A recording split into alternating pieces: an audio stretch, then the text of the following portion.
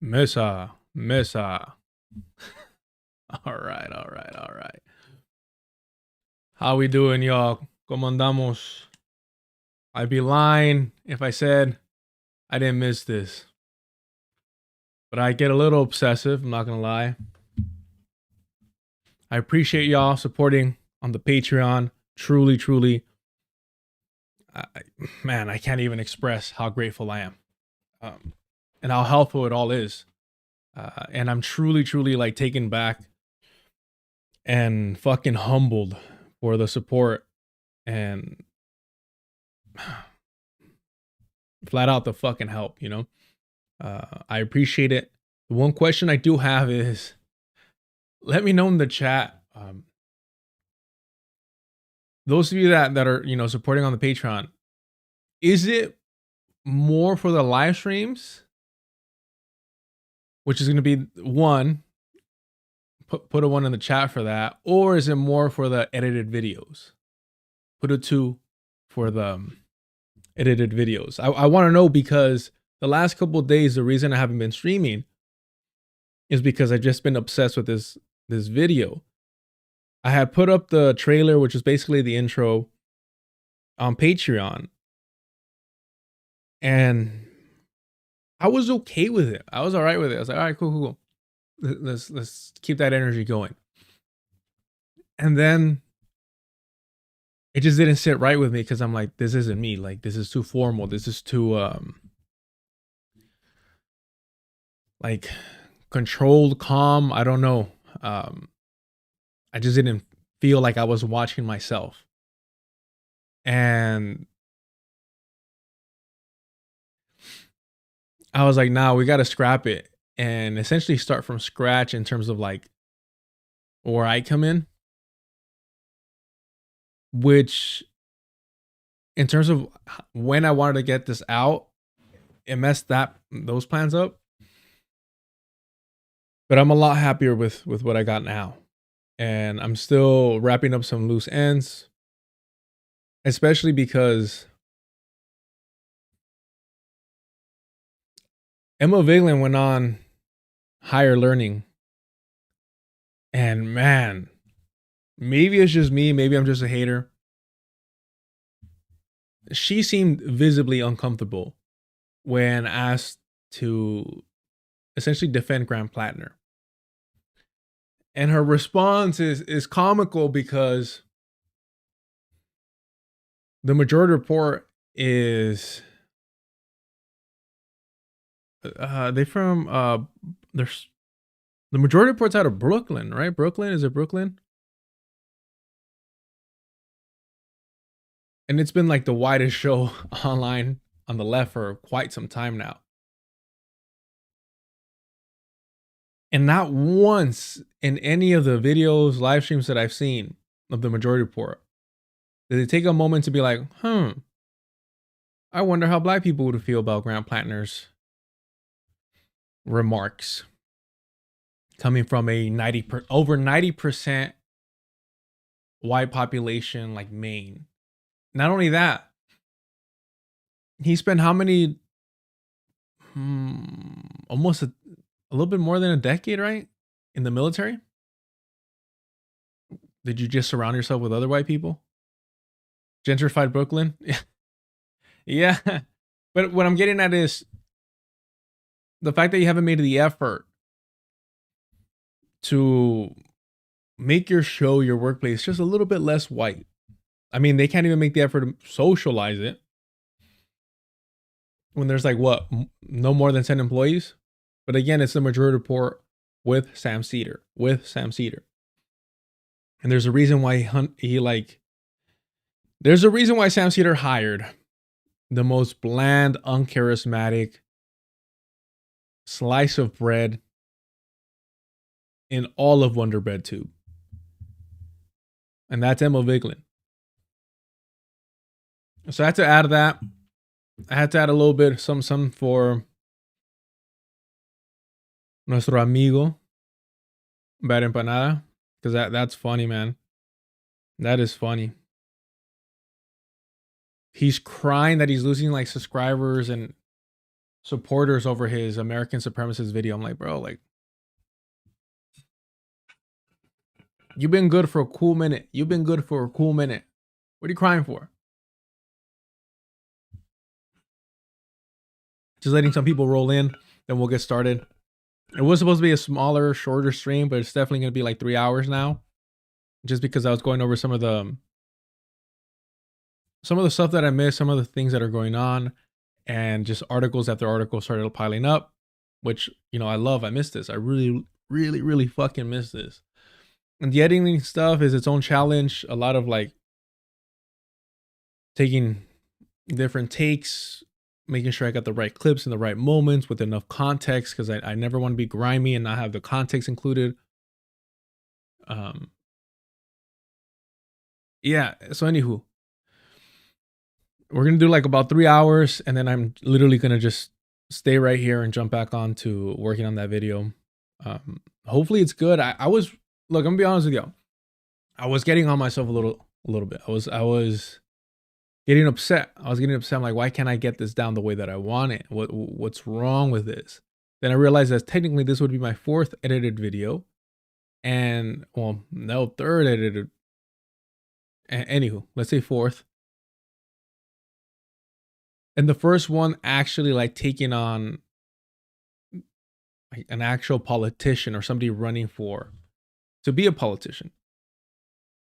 And I was like, all right, I kind of like humbled myself, because a lot of that time, you know, when we're thinking that way of like, I should have this down, I should be doing better, this and that, that's all ego. That's all ego telling you that, you know, you should be better at something when you're just learning how to do it, right? Yes, I've done other edited videos, but never on this topic. And it's just my 4th edited video.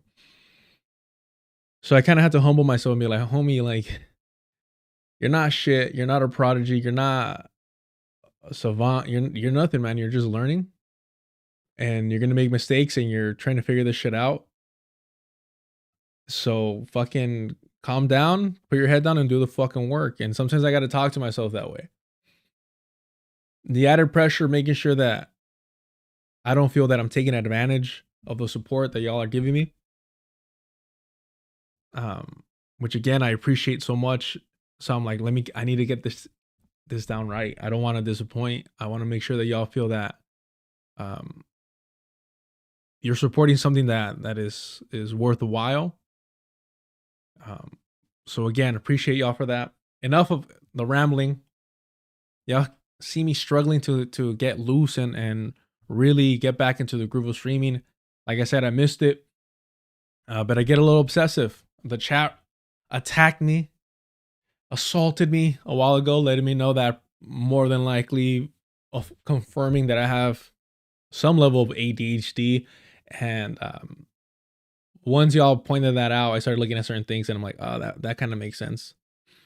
And the obsessiveness, the tunnel vision, the neglect, even, you know, I can't talk about family stuff, but it's really annoying. And shout out to Frankenstein, Guillermo del Toro. Fuck, man, beautiful, beautiful, fucking a masterpiece of a film.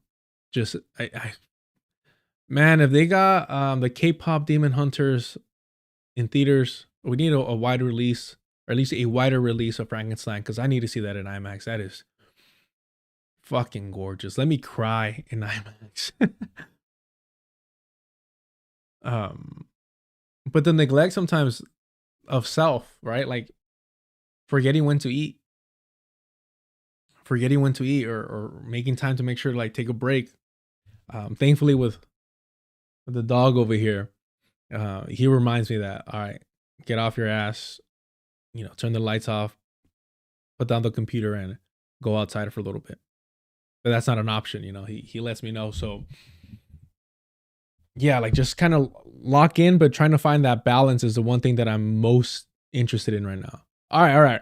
Again, 15 minutes of rambling, just kind of waiting for people, you know, come through, especially because I haven't been streaming the last 2 days. My apologies for that. Believe me, I'll get this locked down. Yeesh.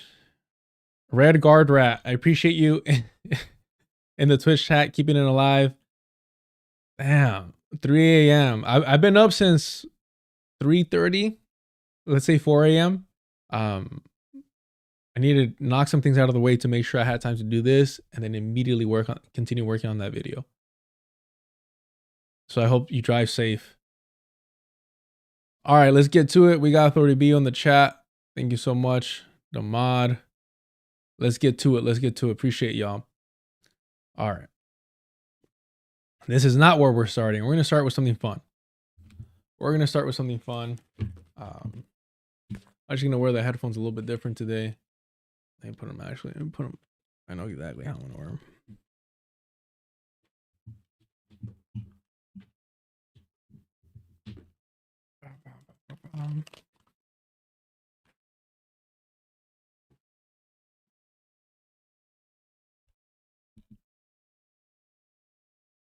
All right, if y'all don't know, I'm not endorsing him 100%, obviously, but Zach Woods, fucking hilarious, very subtle. He was solid in The Office, but I think he was really excelled in Silicon Valley. And then what else did he do? He's done a few other things. But just a little throwback for the Democrats. In light of the Democratic senator. Jesus, sorry, give me a sec. I just destroyed my eardrums. I hardly ever put these on when I'm not streaming. So I have them up all the way so I can just put them to the side and be able to hear it. I just destroyed my eardrums. There's failure to protect Americans' health care. A lot of people are asking, what is this party even good for? I'm here to answer that. They are the party for people like me, the clumsy and the cowardly. If I saw an old lady across the street getting jacked for her medication outside a pharmacy, I would fake a FaceTime call, act like I didn't see, go back to listening to Malcolm Gladwell make up bullshit on a podcast, and run to the nearest bathroom where I would hide out until I was sure it was over. While I was in there, I'd probably have to pee, and then I'd drop my phone in the urinal, and then I would zip my wiener up in my own pants.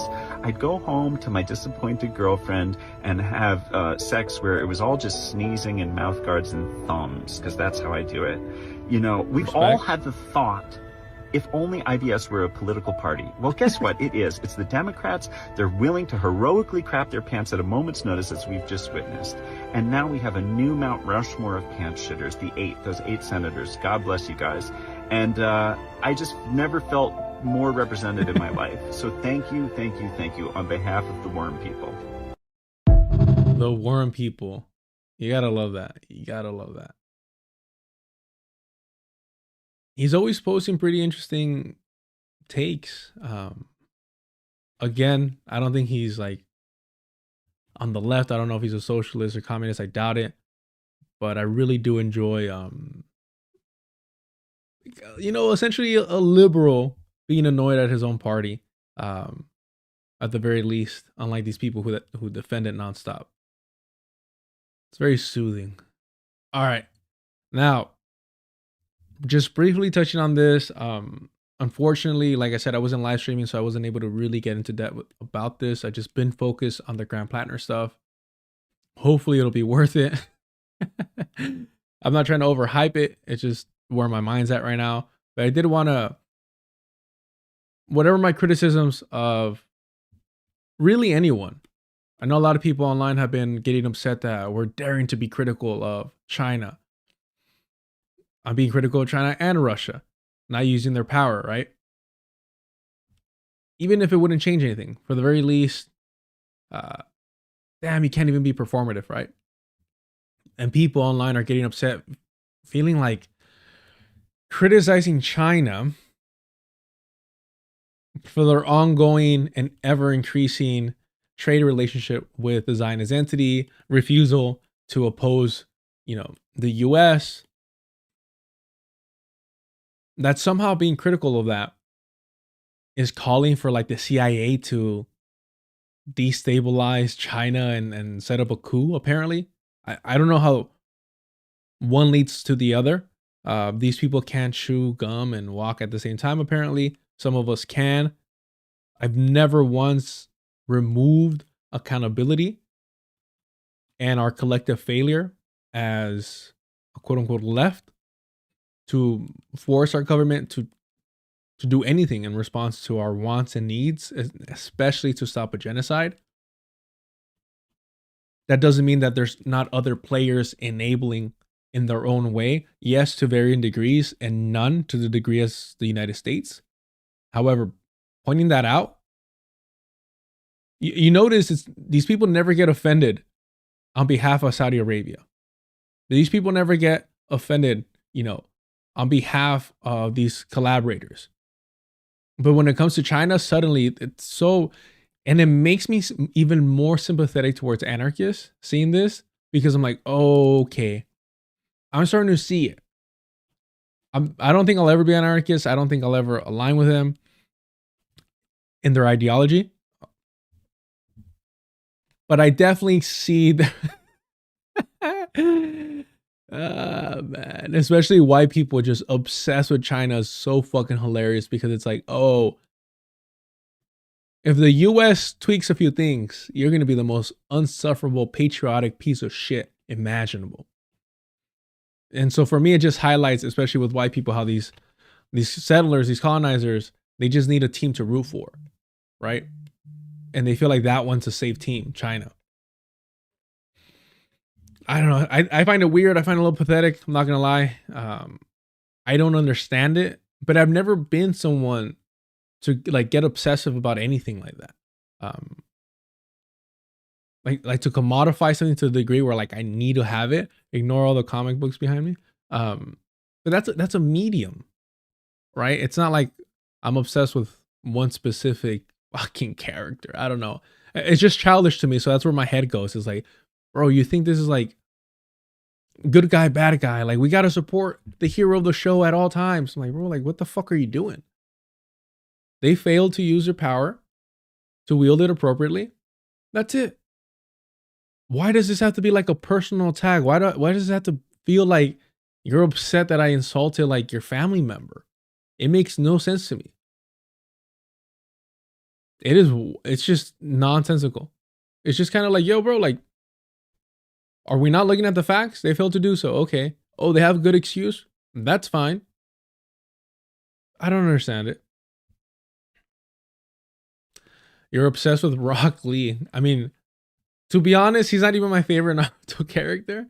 But it's just a good reminder to fucking get busy and do some work.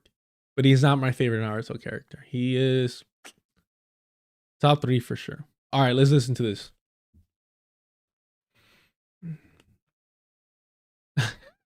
Literally, I voted for Kamala Harris. You got a problem? Access Audio, thank you so much for the super chat. Have you read Charles Mills' The Racial Contract? No. That's interesting. Thank you so much. I'll add that to the list. The Racial Contract. Interesting. Let's see. Yeah, no, to be honest, Yipper, the fact that you should know. Y'all that have been around for a minute should know who my favorite Naruto character is. I'm just saying, you should know. It's not difficult. It's not a difficult guess. All right. Yes. 284, literally 5 countries have that power. But one of them is just a small being. One of them is helpless. One of them is, U.S. rats, U.S., over here, us in the Imperial Core and the belly of the beast, we're bullying them. We're bullying, the Chinese leadership. It's our fault. It's our fault they were forced to do this. Like, bro, like, stop, man. Stop infantilizing anyone, really. It just removes agency from people. And it's low-key, like, that Orientalism that it's just kind of weird. And I've noticed there's been just a lot of fucking white Marxists of whatever fucking flavor. And I'm just like, yo, you guys are low-key kind of fucking pathetic. I had somebody unfollow me over it. And I was like, all right, cool. Like, I thought they were chill, a commie that likes comic books. Dope. Right up my alley. And the slightest pushback, and they got offended. But I really wanted to know, what is it about white leftists that makes them obsessed with China? Because you don't see the same type of support for Cuba. They'll support Cuba, but not to that same fucking degree. Like, it is fucking weird. They're like what is it, weeboos? But instead of Japan, it's for China. It's just fucking Orientalism. It's fucking weird. It's honestly a little creepy. It's a little fucking creepy. I'm not gonna lie to you. I think that's like kind of one of the benefits of being like, you know, culturally, ethnically Mexican, but like my nationality is fucking, I don't know, from the States. Orochimaru and Danzo. That's hilarious. Orochimaru is one of the I think in Naruto and Shippuden, yeah, that's about it though. One of the best villains, no question asked. Danzo, I felt needed more in the series. Danzo needed more in the series for sure.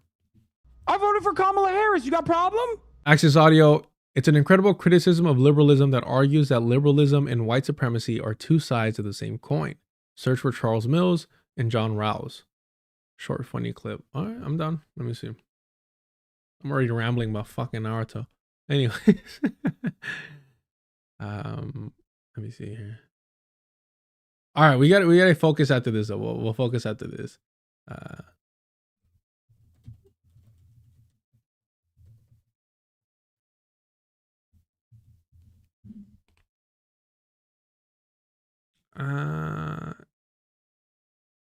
Which one, Access Audio? You said it's a short clip.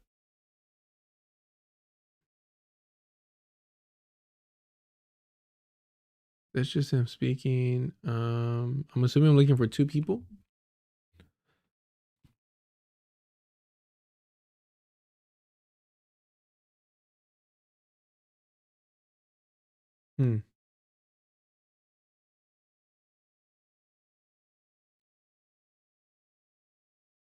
Access Audio, I appreciate the support, and you don't have to send another super chat. If you just want to put in the chat which video it is, like just the title of it, I'll be more than happy to play it.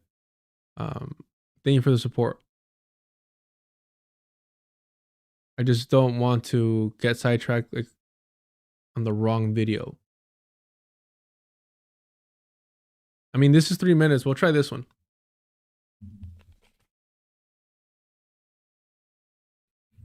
Rawls says we should think of society as a cooperative venture for mutual advantage. No, hold on, let me put it up.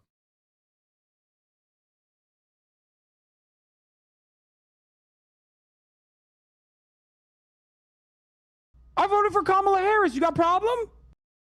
Rawls says we should think of society as a cooperative venture for mutual advantage. Now, it's an ideal, that's great.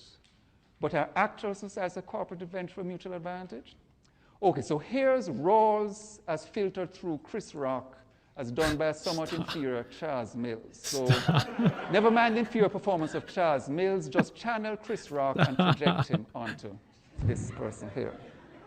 So this is the founding of the United States according to John Rawls, because remember, the United States, well, all societies for Rawls, cooperative venture for, did I get that right, for mutual advantage. Bro's gonna do like some Michael Scott shit. Oh man, Access Audio, thank you so much for the super chat again, and this is a great fucking suggestion already. Okay, so once upon a time there was a big land, found in the United States, remember, and on this land there were three peoples. There were the red peoples, the white peoples, and the black peoples. The red people said, "Oh, white people, we're so glad to have you here." There we were chasing the buffalo across the Great Plains. Got pretty boring after a while, you know. Been there, done that, you know. How many buffalo can you chase, you know? You've seen one buffalo, pretty well seen them all. Now that you're here, we're sure things are going to be different. As a measure of our gratitude that you're here, we're going to give you 98% of this land, you know, because we don't really use it. All this land, all this buffalo, we're going to give you 98% of it. So you might think, well, won't it be a bit crowded for the Western 2%? No, no, no. We will voluntarily undergo a 98% demographic collapse. So that means there's 2% left, so it'll fit well, 2% on 2%.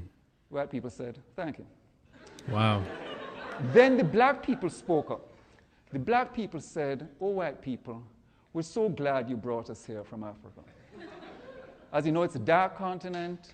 Even when you try to turn on the lights, you can't see anything. Constantly being eaten by, you know, lions, and, you know, let's face it, we don't like to admit it, but each other as well, you know, lots of cannibalism on the dark continent. You grab what you think is a chicken leg, it's actually your cousin, but you eat it anyway. Lots of bad stuff happening there.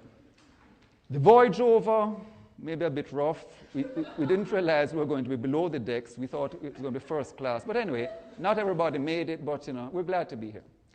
As a sign of our gratitude, you know what we're going to do? You have all this land. We're going to work this land for you for free. You don't have to pay us anything.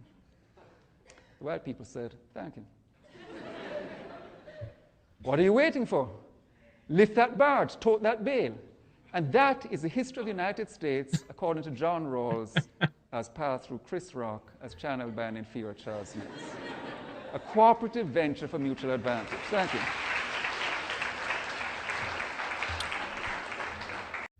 I vaguely do remember the bit that he's referring to. That he's, paying an homage to, I guess you can say. Thank you so much, Access Audio, for that. It's difficult with comedy sometimes because, that shit, duele, but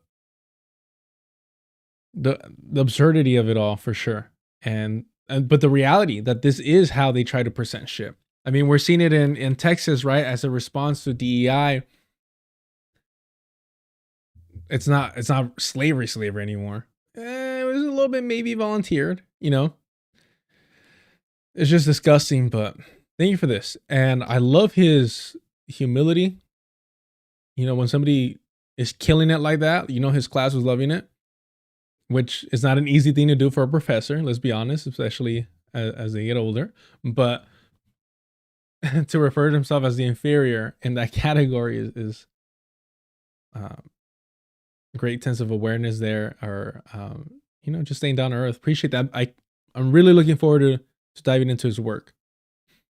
All right, let's refocus. I appreciate y'all.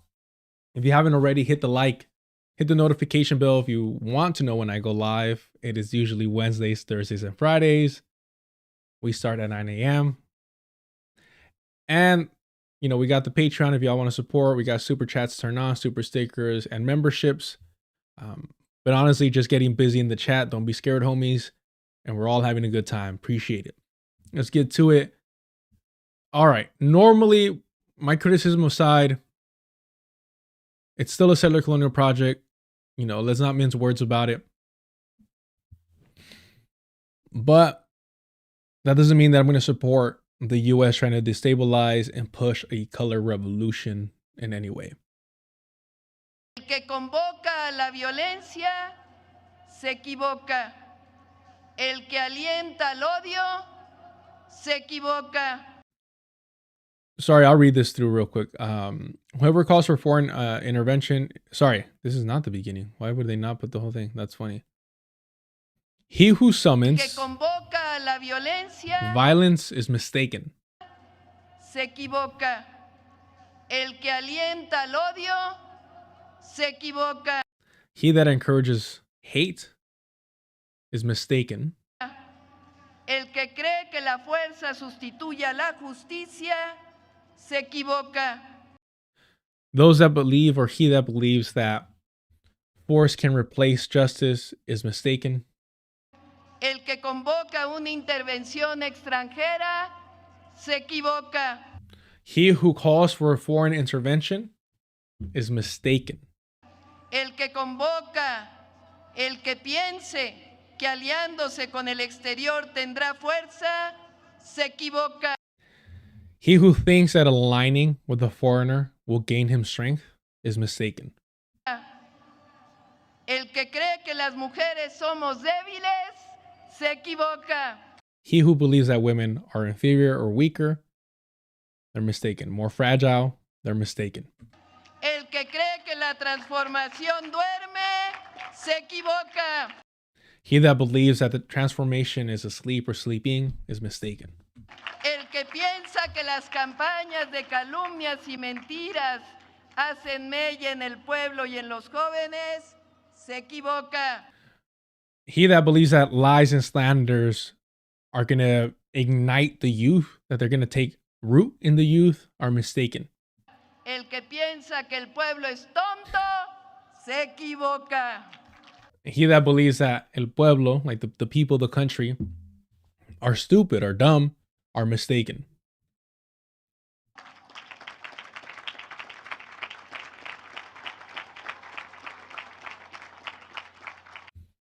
And, you know, normally something like this, I would think is a little cringe. I'm not going to lie. I don't even like using that word, but I would be like, it's a little, I don't know. You know? But this is why she's forced to say this. Look at these fucking people, man.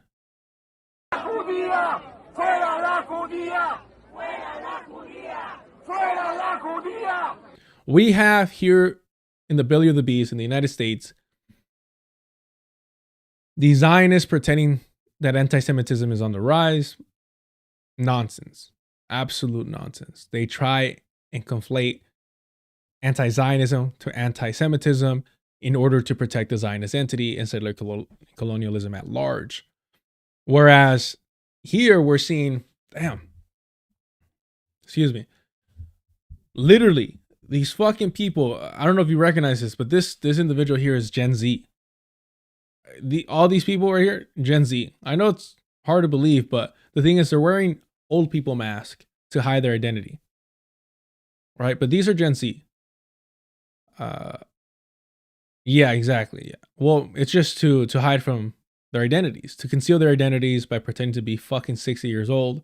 But they're shouting out with the Jewish woman, right? That's what they're shouting, out with the Jewish woman. As anti-Semitic as you can get, legitimate anti-Semitism. And it's fucking disgusting because it's like, to try and paint that the youth, you know, whatever criticism or whatever fault, you know, the younger generations have, at least in terms of being a little bit more accepting, we've seen that change, especially those willing to engage politically. I grew up in the era where it was still like cool to fucking make, you know, homophobic slurs and stuff like that. These are old ass fucking people trying to pretend that they're, you know, that the youth is leading this movement. And they're being straight up like on a microphone, like in a megaphone. Just being anti-Semitic as fuck, unabashedly, unashamed. It is, it's disgusting. It really is. Like, one thing that I highlight, the same way that we say we never have to lie on anyone, we never have to like misinterpret what they're saying. When you're correct, you don't have to bullshit. When we're talking about anti-Semitism, when legitimate anti-Semitism, there's zero tolerance for that shit. Zero tolerance. If you're willing to hate, you know, one group of people based on solely their identity, you're willing to hate any other group when it's fucking convenient and beneficial to you. But yeah, we'll let this play out, unfortunately. ¡Fuera la judía! ¡Fuera la judía! ¡Fuera la judía! ¡Fuera la judía! ¡Fuera la judía! ¡Fuera la judía! ¡Fuera la judía! ¡Fuera la judía! Sheinbaum ni siquiera es mexicana. Llegó aquí a los 6 años. Ella no debería ser nunca presidente. Que todos lo sepan. Esa tipa no es mexicana. No nació aquí. Nació en Bulgaria. Y sus papás igual. ¡Judía! ¡Fuera la judía! And man, it's like,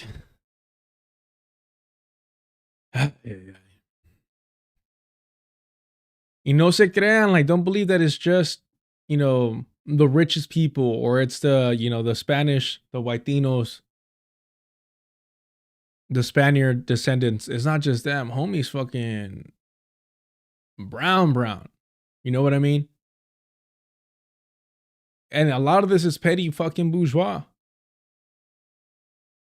I've seen too many videos. I had to like cut it down because I'm like, I got too many videos of people just being fucking disgusting, talking about, you know, poor people don't deserve any help, shit like that. And I've seen firsthand the poverty in Mexico. And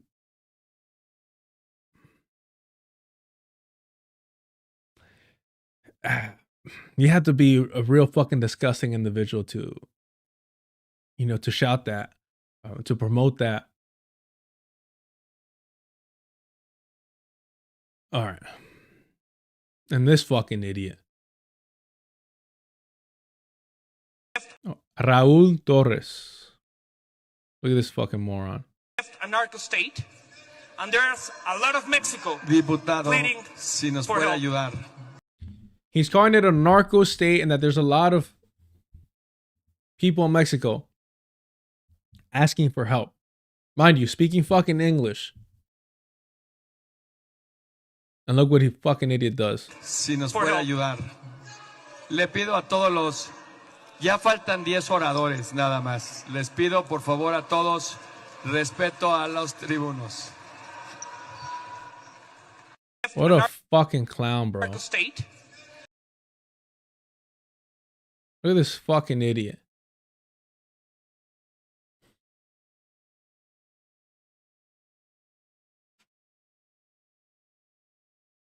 Calling for the U.S. This is what he's doing. He's calling for the U.S. to invade Mexico. Calling for the U.S. to invade Mexico, bro. And promoting the, you know, the propaganda of the narco state. And all. As it... It just infuriates me because people like him won't suffer the consequences. People like him aren't suffering the consequences. They're not. Yeah, Lynn Stacks, let's go with that. Let's pretend that's what he's let's pretend that's what he's doing.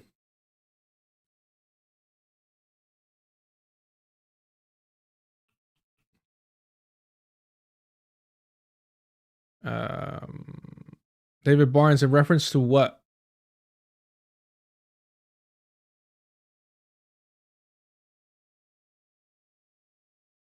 But yeah, this is fucking ridiculous. No, it won't. It won't happen. There's no... That's too close to home. They'll for sure invade and send like Marines and special units, stuff like that, but in all that war they won't engage in. It's too close to home. Venezuela's more likely because there's some distance there to where you could forget about it when it becomes inconvenient. Remove it from the limelight. Whereas when you're talking about the border, nah. David Barnes, I'm genuinely curious on learning more about Hispanics getting so desperately close to whiteness, being I work in a half white, half Hispanic. It's hard to tell the difference sometimes. Excuse me, David Barnes, are you like, you know, in a lot of workplaces, especially if you're like in Southern California or like the Southwest in general, it'll be where the workplaces are brown and white or white and black or very little mix in the sense of like a few brown people or a few black people. So you just have to understand the casta system. That's the issue. The way that the Spanish went about it was a little bit more complex, fucking blowhards compared to the Protestants, the English. They created this whole fucking elaborate caste system to make sure to, you know, divide and conquer and whatnot. And a lot of that remains. So there's a lot of, you know, families that are mixed in varying degrees of colors, right? Of pigmentation. And is that alignment, again, we've been over it, the blanqueamiento, trying to align and gain proximity and acceptance into whiteness.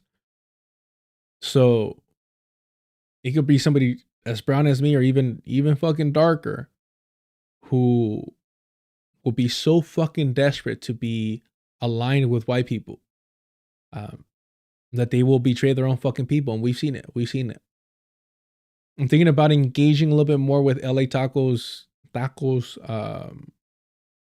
work on here. The reason I've been hesitant to is because I never want to feel like I'm taking shit away from anyone.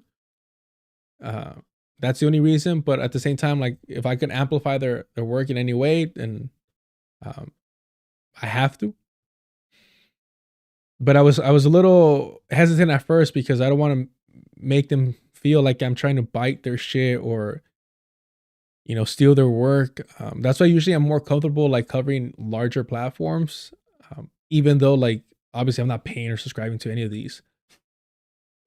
But at the same time, it makes it seem like I'm legitimizing them over anything else, when in reality, it's just kind of like, look, if you're going to criticize my opinions, my take, that's one thing. But if I could make sure that you can't criticize my source because it's some, generally accepted, established media outlet, then fuck it. Let's avoid that. But, yeah, like LA Taco, I've been reading them for a minute, but I definitely want to start putting them on a little bit more. But they just covered how, I'm blanking out on his name, but he got arrested for pulling out a gun and I think shooting at or actually shooting a teenager while drunk. And, the host of those breakdowns, of those rundowns, I should say, said like, yo, I grew up with this fool. I grew up with this guy. I know his family. He's now part of ICE. His father was a gardener, all this shit. And I haven't spoken to him in 20 years, but now finding out that he's bored of ICE is, it's disgusting. And look, you could not be in contact with somebody for like 20 fucking plus years or whatever, but still having those childhood memories with them. Like, actually, let me find this video so y'all can see it. It'll still fucking hurt. It'll still fucking hurt.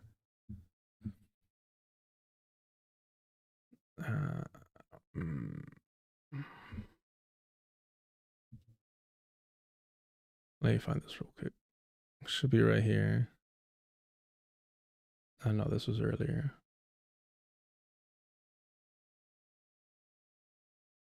Yeah, it's this one. November 17th. We're 165 days now into this siege of LA and surrounding areas. And there still surprises me as to how big of a misunderstanding and lack of understanding there is as to what exactly is happening out here on the streets. Some people think nothing's really going on. Our own mayor is going on national television and telling people that there might be only 2 or 3 raids, that it's not as bad. Since this started, I've had my tamalero get kidnapped, 2 former employees when I was doing gardening get kidnapped, and most recently, I even had a friend I grew up with that ended up becoming a Border Patrol agent just get arrested. Yes, I'm talking about the story we broke here at LA Taco, that Alexis Olivier Ray broke on LA Taco, about Gerardo Rodriguez, or as I used to call him, Lalo. Knew his whole family. His dad was a gardener. He was friends with my dad and my grandpa. I used to play baseball on the streets with him. Now, how somebody like that grows up to be a Border Patrol agent, I'm still trying to figure that out.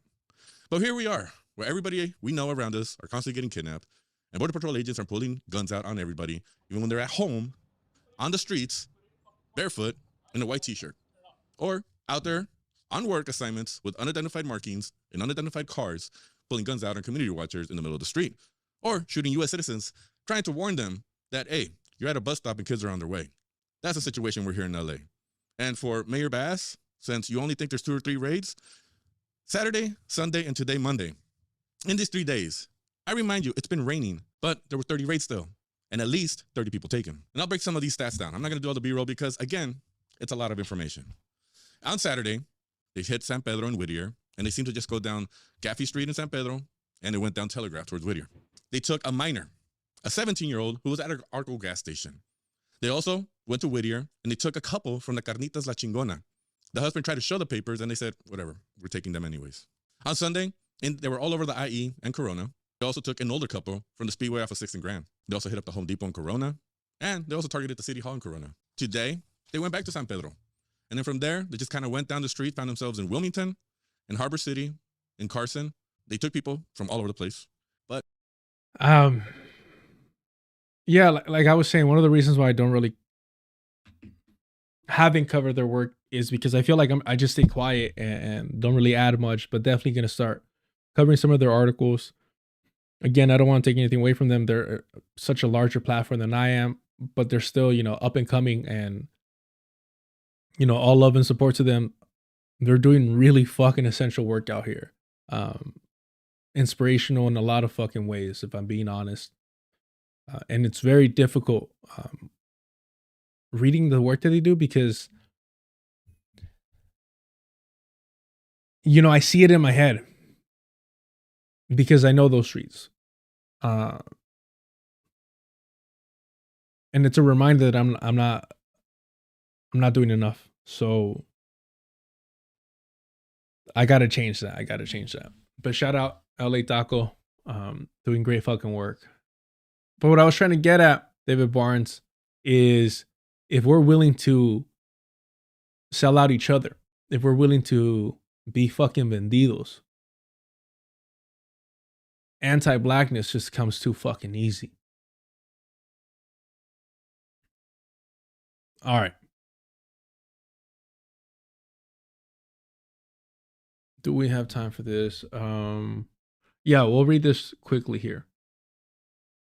And again, I'm sorry. A little bit of it's going to be missing, but that's only because, or maybe, yeah, see. The way that the archive works, it's a screenshot, so you can't actually change, from my understanding, like the size of it. Well, maybe if I, hold on, let me try this. Let me try this real quick. Because I always prefer if y'all can read this. Let me see. Yeah, it's fine. But then it's going to be a whole fucking thing.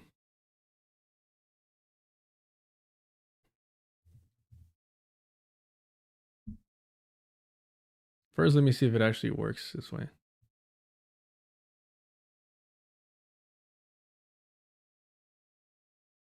Oh, it kind of does. Let's see. Okay. It does. It does. Maybe, perhaps. Let's find out.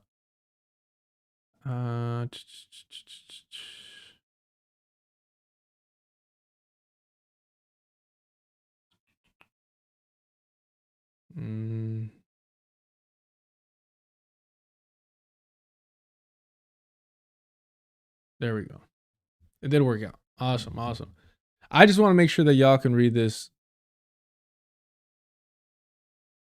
That way that, you know, we can all pretend that we're learning together.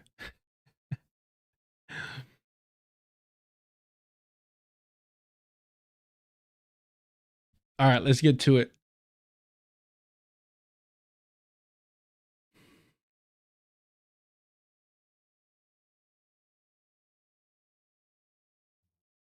Yeah, Colombiano, LA Tacos is, like I said, like really fucking reliable.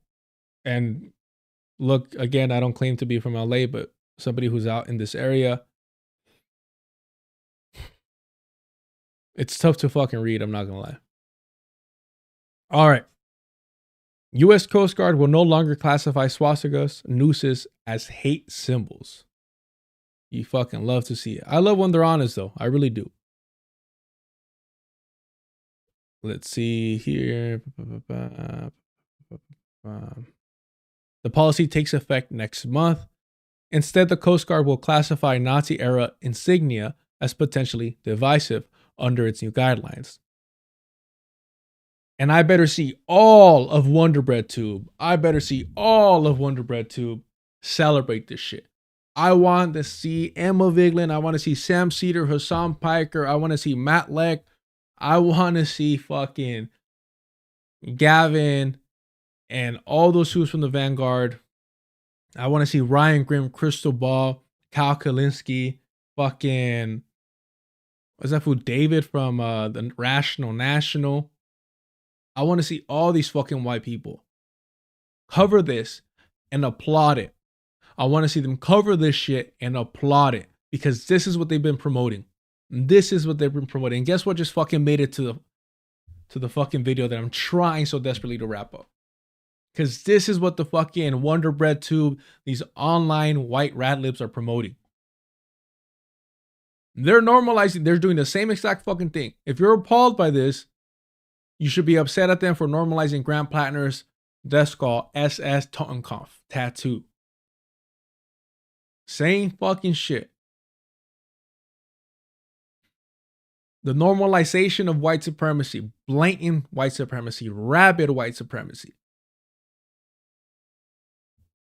Instead, the Coast Guard will classify the Nazi-era insignia as potentially divisive under its new guidelines. The policy, set to take effect December 15th, similarly downgraded the classification of nooses and the Confederate flag, though display of the latter remains banned, according to the documents reviewed by the Washington Post.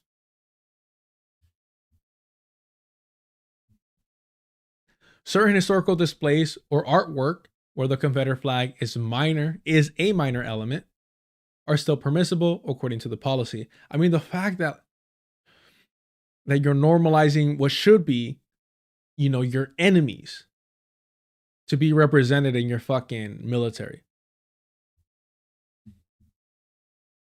Though the Coast Guard is not part of the Defense Department, the service has been reworking its policies to align with the Trump administration, changing the tolerances for hazing and harassment within the U.S. military. In September, Defense Secretary Pete Hegseth directed a review and overhaul of those policies, calling the military's existing standards overly broad and saying they jeopardize troops' combat readiness.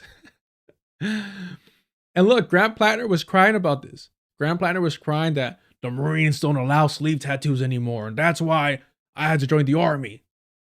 All right, bro. All I heard was you couldn't join the Marines because of your tattoos. Which one specifically? I guess we'll fucking never know.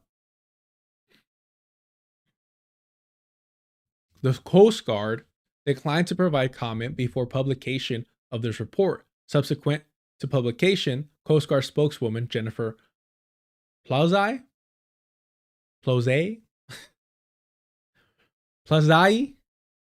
said by phone that the service disagreed with the Post reporting, but intended to look into the policy changes. Quote, "We will be reviewing the language." In a statement attributed to Kevin Londe, the service's acting commandant,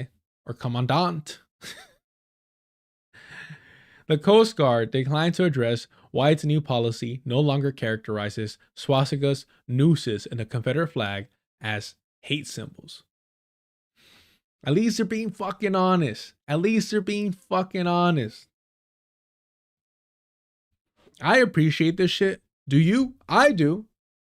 Can Wonder Bread 2 stand by this just as proudly, just as staunch, just as firm as they do for Grant Plattner? I fucking doubt it. Because it's inconsistency, it's double fucking standards through and through. It's whatever benefits them. So whatever is blue is A-okay to them, including a fucking genocide.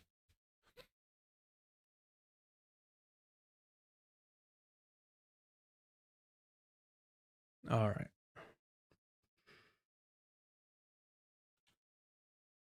Londe affirmed that such symbols and other extremist or racist imagery violate our core values and are treated with the seriousness they warrant under current policy. Later Thursday, Londe sent the entire Coast Guard an email calling the symbols prohibited, but the new policy was worded different. The new policy was worded left open the possibility that they could be displayed without removal. His email said that the updated guidelines are meant to streamline administrative requirements. Quote, "We will continue to protect our people and create a safe, respectful, and professional workplace for all." Now we can all be Grant Plattners at the Coast Guard. Eesh. Man. All right. Oh, there's more. Okay, these are the actual excerpts. Potentially divisive symbols and flags include, but are not limited to, the following: a noose, a swastika, and any symbols or flags co-opted or adopted by hate-based groups as representation of supremacy, racial or religious intolerance, or other bias. Holy shit.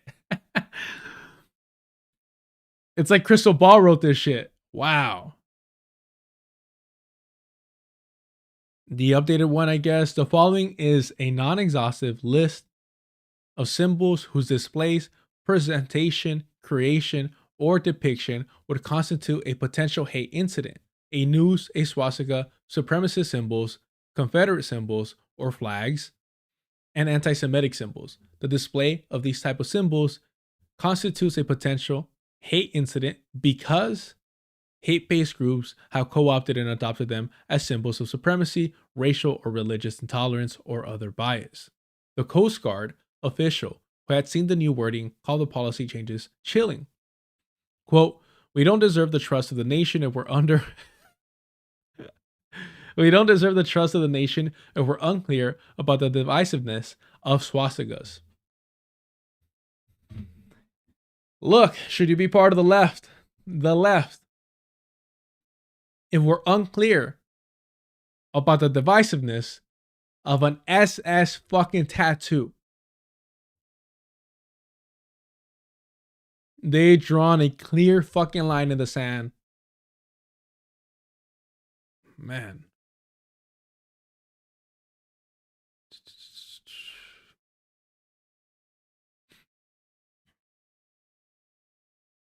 Where are we at?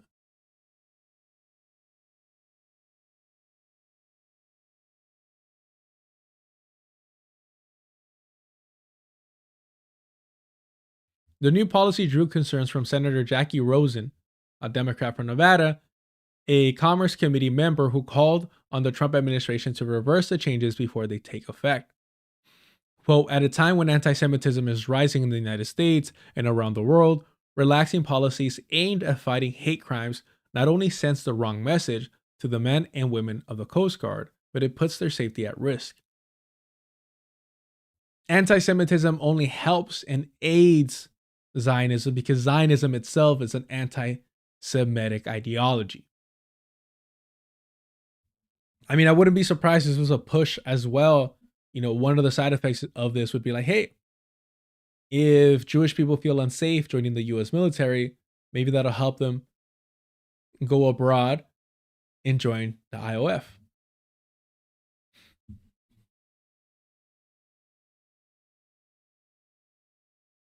In Germany, public display of certain Nazi emblems, such as a swastika, is illegal and can be punished with a fine or imprisonment of up to 3 years. Exceptions are made if the symbols are used for educational, artistic, scientific, or journalistic purposes.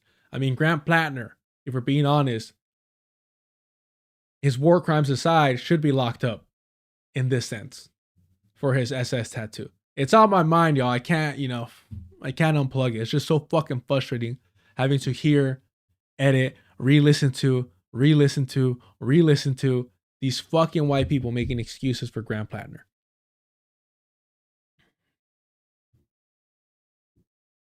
Where are we at? Rosen noted that the wording in the new Coast Guard policy could allow for horrifically hateful symbols like swastikas and nooses to be inexplicably permitted to be displayed. The new guidance says that if a potential divisive symbol is reported, supervisors should inquire about it. After consulting their legal office, they may order the symbol's removal, but there's no further guidance requiring that it be taken down. And again, the moment, really in any organization, but the moment that you're pointed out as a snitch, as a rat, you know, you're going to get a lot of backlash. I mean, just, you know. The new Coast Guard policy also limits the amount of time that service members have to formally report the display of a noose or swastika. They're shortening the window, which could be enormously problematic for personnel at sea.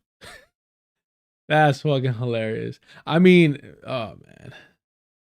Like the Navy, Coast Guard members can deploy for months at a time. The new policy gives them 45 days to report an incident, whereas the previous policy did not have a deadline other than the advice that the Coast Guard members who see a potential hate incident should immediately report it to a member higher in their chain of command.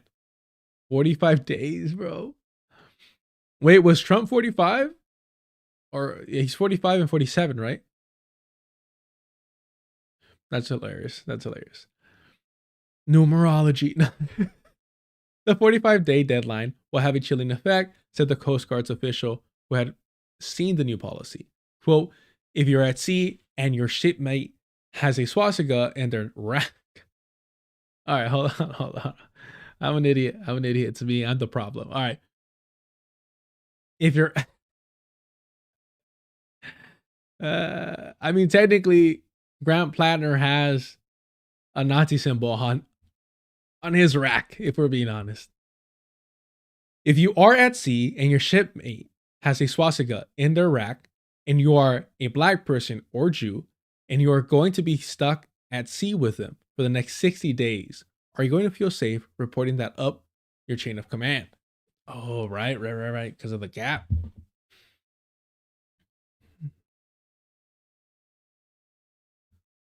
There is no context. Yeah, there is no context aside from the educational or historical in which a swastika is not a hate symbol. It is an emblem that has no place in the US Coast Guard or anywhere else. I mean, I wish they had the same fucking energy for all Nazi fucking symbols. The decision to weaken the standards is an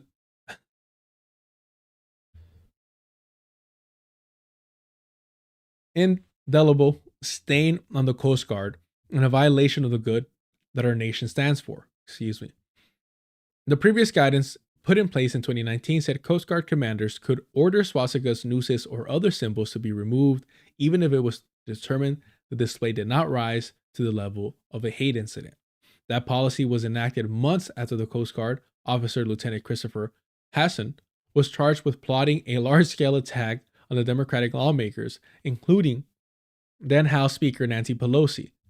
In securing his conviction, prosecutors cited evidence in his case showing Hasson to be an avowed white nationalist. Over the past several years, each of the other military services has reworked its policies on extremism within the ranks. That was a response directed by the Biden administration to the January 6, 2021 attack on the U.S. Capitol by Trump supporters angry that he lost the re-election bid. Hundreds of military veterans were implicated. As a surprise to no one, hundreds of military veterans were implicated in the Capitol riot, and subsequent law enforcement investigations found numerous ties between those veterans and the extremist groups such as the Proud Boys, those convicted of crimes associated with their participation in the Capitol attacks, were pardoned by Trump shortly after he took office this year. The Pentagon, where Hasich has argued that prior administration's focus on racial diversity has harmed military recruiting, referred questions to the Coast Guard's policy to DHS, which did not respond to a request for comment before publication. In a statement sent to the Post after publication, DHS spokeswoman Tricia McLaughlin called the story fake crap. Well, there you go. It's just fake crap. Oh, that's so funny. You guys didn't tell me that I should have double checked. I'm sorry. My apologies. Yeah, I fucked it up, huh? I pulled up the PDF so we could all read along, and I still fucked it up. I'm rusty. I'm telling you, I'm rusty. It's been 2 days. It's been a week. It's been over a week. I'm fucking rusty, y'all. But I appreciate y'all being here. But look at that. Love to see it. Wonder Bread Tube loves to see it. Sam Cedar, Emma Viglin, fucking Zach and Gavin from the Vanguard, Cristobal and Cal Kalinske are having fucking wine and cheese crackers in celebration of this. A glorious fucking day in Wonder Bread Tube. All right. AJ, no. I gotta burn the laptop now. I appreciate y'all for sticking around through that. All right, let's get to not to the main topic, but to the nitty gritty over here. I had to cover this because I've been fucking sounding the horn on this for quite some time, and she's doing it again, y'all. She's doing it again. This is a great photo, though. I will admit, the colors in the background really help out. This is a very fucking awesome photo. The hands, everything in this photo fucking works. Really inspirational stuff. Exclusive, AOC says Jeffries' primary challenge, not a good idea. Representative Alejandra Ocasio-Cortez signaled in an interview with Axios on Monday that she would not support New York Councilmember Chet Osei in a primary challenge against House Minority Leader Hakeem Jeffries. Ocasio-Cortez is one of the several high-profile progressives distancing from Osei's potential run, arguing that it is a distraction from New York City Mayor-elect Zohran Mamdani's victory. Look, distraction can very easily, be put as riding the coattails of in a positive sense. So I don't like this whole distraction bullshit. What I will say, and I think to this, maybe to the surprise of some of you, if you're not following me on Twitter, deculturation on everything. I understand, absolutely understand why DSA as a party, as an organization, however they identify, I understand if they choose not to endorse Osei, because he has talked shit about DSA. He was involved with them, then, left. And now all of a sudden wants to be part of DSA after Mamdani's victory. Mamdani had already distanced himself prior to even winning, shortly before winning. But nonetheless, I'm assuming because Osei let him know, like, hey, this was his plan. If you are a political organization, you should not be endorsing people who you haven't vetted, who have not demonstrated themselves to be loyal to your party, to your organization. I think that is reasonable. And whatever disagreements I have and criticisms I have of DSA, I'm not going to, bullshit you and say, no, they should endorse him and they should support him in his challenging Hakeem Jeffries. Will he be better than Hakeem Jeffries if he were to win? I don't know. I generally don't know. It's easy to say nobody can be worse than Hakeem Jeffries. Sure they can. Yeah. And somebody like Osei, who already has a suspicious track record of not supporting the more, left-leaning politicians and lying, and as well as claiming to be DSA, but then barely is DSA, was DSA, all this kind of weird shit around it. I understand why a party or an organization would say, hey, we don't really want to fuck with you like that. You're too inconsistent. There's too many red flags or what have you. I understand that. In fact, I'm sympathetic to it. I don't think they should. I don't think they should endorse him. Because let's say they do endorse him. Let's say he magically does win. Who's to say that he's not going to sell out even harder than we've seen Mamdani sell out? Who's to say that he's not going to sell out even harder than we've seen Alejandro Ocasio-Cortez sell out? Who's to say that he's not going to be worse than Hakeem Jeffries? We don't fucking know, because this guy is just playing fast and loose with what he's representing, his allegiances, and who he claims to be.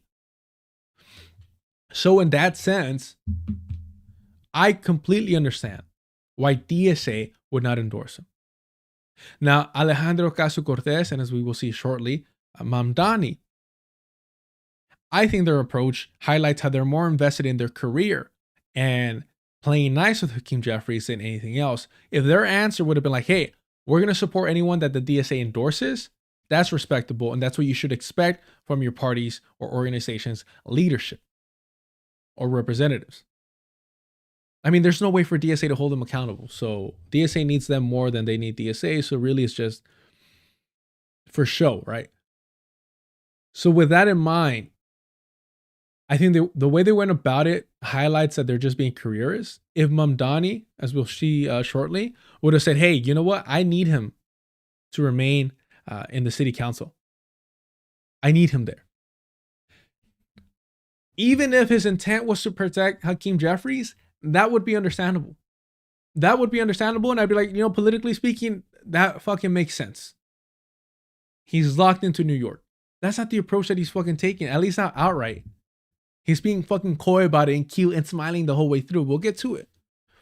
But AOC has no fucking excuse for her approach to this, saying now is not the time. That's just fucking stupid. That just highlights what you're truly interested in, which is your own fucking career ambitions. Let's see. Progressive Change Campaign Committee head Adam Green told Politico it is not the right moment to launch a primary challenge against Hakeem Jeffries. Also, if you come for the king,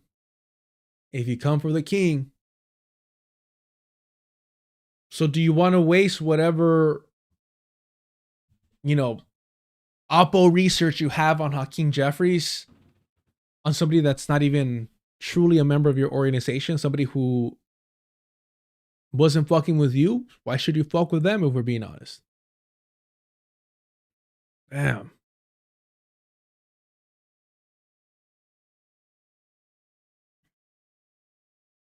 All right, we'll get to the Mamdani part shortly. And this was the...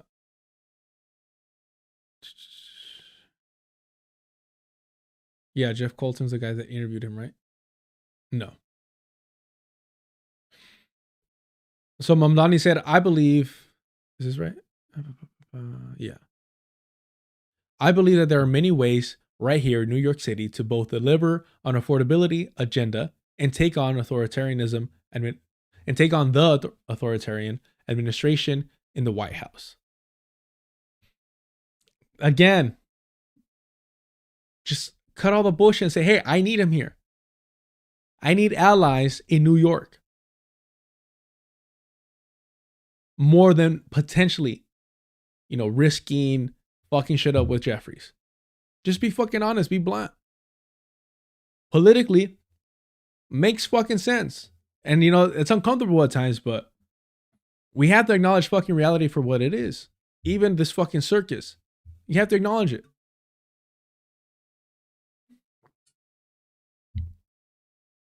Do I want Hakeem Jeffries out of there? Yeah. Is it going to be a fucking life-changing shit for whoever replaces him? No, not really.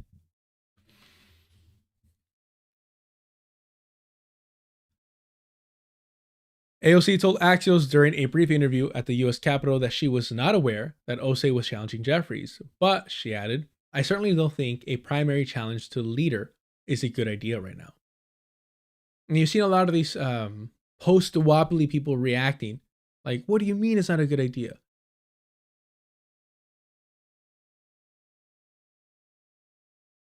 Again, as a DSA member, as a DSA fucking political leader, the approach should be, hey, DSA hasn't endorsed him. I don't think they should because he's in consistency with his allegiance to the DSA. But if they choose to endorse him, I have to endorse him. It's that fucking simple. But Mamdani has used his position now to apply some pressure to the DSA. I don't think the DSA should endorse Osei. I think they should be smart and choose somebody who is reliable and consistent, because even then you're seeing with Mamdani, they'll bend the fucking knee to the establishment. To be honest, this should prove to Osei that this shit is simply rot. I think Osei is I'll be honest with you, I think Osei's a little fucking sketchy himself.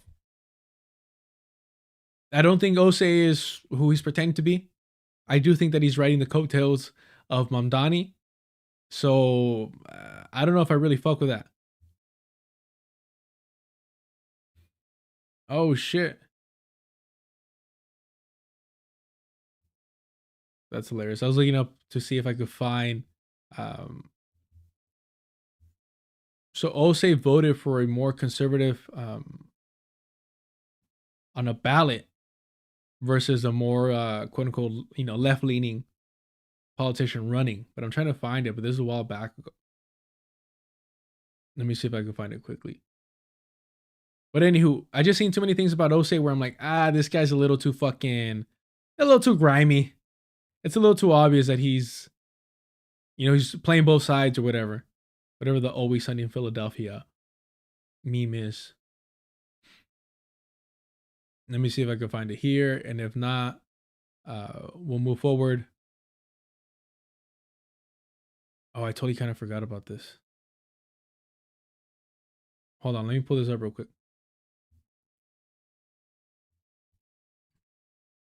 None other than our favorite, the other fucking sellout, Mehdi Hassan. We'll listen to this while I look up the Osei bit. Keeping on NYPD Commissioner Jessica Tisch. Many of your critics on the left say that keeping Tisch would be a continuation of the status quo here in New York City. She's against bail reform. She's spoken out against pro-Palestine protesters. She's even worked in the intelligence division that constructed a surveillance system for Muslims in New York. What do you say to your supporters who are a little bit disillusioned on this one appointment and say, come on, Zoran, why would you keep her on?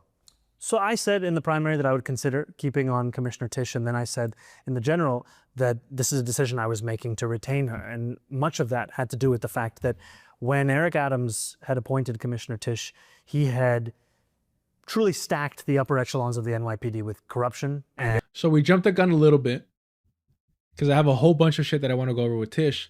But just to clarify where we're at with Ose, and I'll get back to this. It should be right here. And I'll pull it up right now. I appreciate the patience, y'all. And just little shit like this where I'm like, what? Like, what are you doing, bro? Left-wing congressional hopeful Che Ose has spoken about how voting for Bernie Sanders in the 2016 presidential primary was a formative experience for him. There's just one problem. Ose wasn't even registered to vote in the presidential primary. You get what I'm saying? It's like dumb shit like this. Like, why are you doing this, bro? Like, why are you doing this? It makes absolutely no fucking sense. Man. Like, for whose fucking benefit? His fucking career, that's about it. Just for fucking him.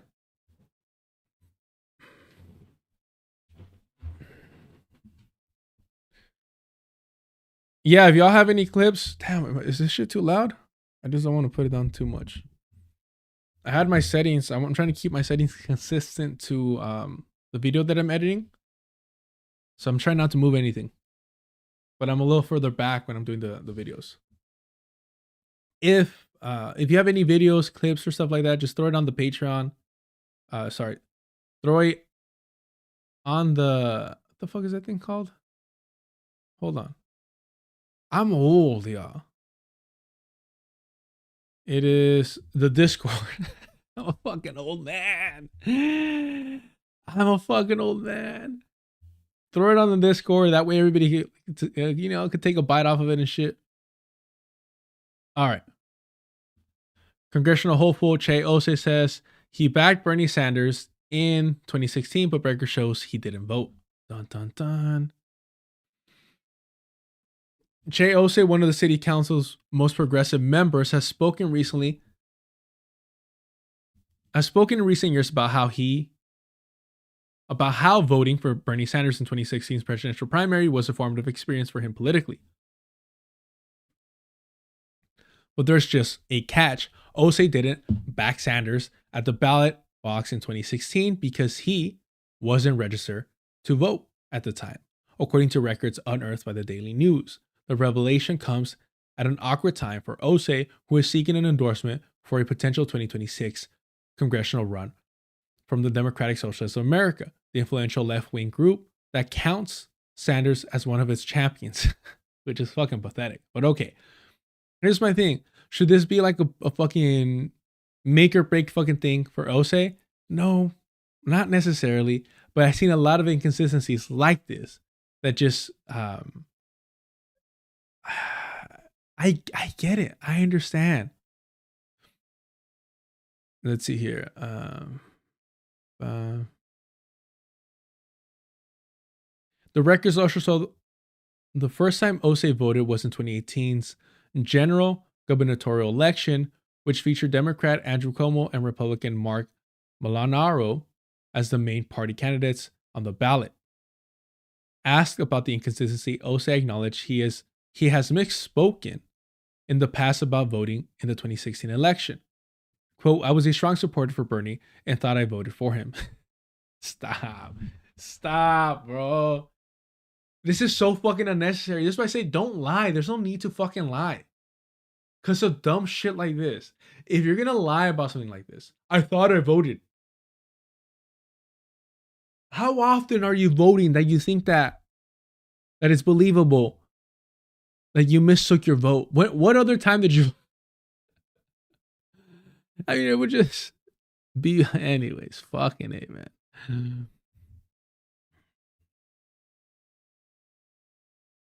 Let's see. Noting he turned 18 in March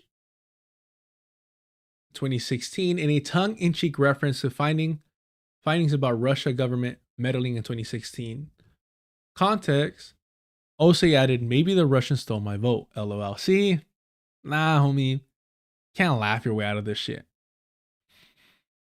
Anywho. See, right here. Where are we at?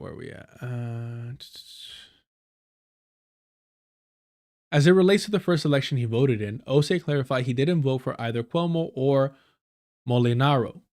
Rather, he said he wrote in left-wing actress Cynthia Nixon's name on his general election ballot. Osei, who signed up as a due-paying member of the DSA over the summer after Mamdani's mayoral primary victory, is positioning himself as an unapologetic socialist in seeking to challenge Jeffries. I don't know, man.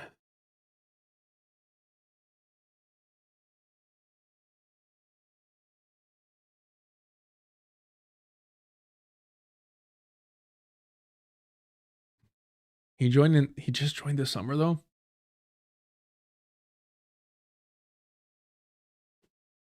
I mean, look, all I'm saying is,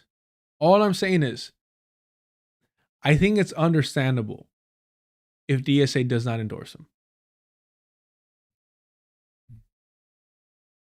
I don't think it's understandable for Mamdani and Alejandro Ocasio-Cortez to essentially be saying they're not going to endorse him even if DSA does. I don't think that's a crazy position for me to take, but hey. All right. And again, this isn't saying that Hakeem Jeffries is better or that I want him to remain in office. No. I'm just saying in a practical sense, I understand why DSA might, be a little hesitant. I get it. Yeah, Lynn Sachs, that's the problem. He does seem a little shady. And the issue is, like, even when you have somebody like Mamdani who starts off so well, and then you see them just, we're going to go through the nosedive. It's like, well, at least you tried to pretend that you were this fucking guy. You were beating your chest. We liked the beat. And then you soften up at the end. All right. But to start off already kind of being like, needlessly lying like that, it's just weird to me. And please remember, Alejandra Ocasio-Cortez promised the Democratic Party that if she won the Oversight Committee chair, that she would stop endorsing any competitors, anyone challenging incumbent Democratic Party members. That's over here. Yes. Before the vote, when Ocasio-Cortez was making her pitch to the steering panel, she was questioned about her past positions when she boosted primary challengers to sitting House members. She signaled to lawmakers that she might no longer back Democratic challengers to her colleagues. There you go. According to 3 people familiar with the situation, granted anonymity to discuss private conversations, Ocasio-Cortez came to Congress by successfully primarying a Democratic leader and has also backed challenges to other sitting lawmakers since then. Current Oversight Ranking Member, Representative Jamie Raskin, set off the contested race after he launched a bid to become the top Judiciary Committee Democrat. Democrats are looking to use the Oversight Committee as a foil to President-elect Donald Trump's administration in the next Congress. And again, this is back in, at the end of 2024. December 16th. Man. But you see the pattern. And all I'm saying is, like, bro, like, just have a better fucking excuse. Have a better fucking angle. And look, DSA, you can't control these motherfuckers. This is what happens when you push not the fucking party, but figures. You can't control them. They're fucking rock stars. You lost. And you're not the fucking label. You can't fucking take it, to their knees or anything like that. If you're going to continue doing this, save face, and tell them, hey, tell us who you want us to endorse. Tell us if you're not comfortable with this endorsement, and we'll hold back. Save fucking face. Pretend that you have a fucking spine. Pretend that you have some type of fucking control over AOC, over Mamdani. You fucking don't. But pretend. Make your fucking members feel like they actually matter. Like their vote makes a fucking difference. Like they're actually being represented in the DSA. Just, is that too much to ask? Make them feel nice. Nah, honesty is always the best policy. And if they do endorse him, credit to them. And if AOC and the Mamdani don't endorse him, what does DSA do then? Do they gain our respect? Can they hold Mamdani and AOC accountable in any regard? Do they admonish them? Do they wag their finger? Do they pull their fucking endorsement? What do you do in that situation? How do you hold the line? How do you hold the line? I don't know.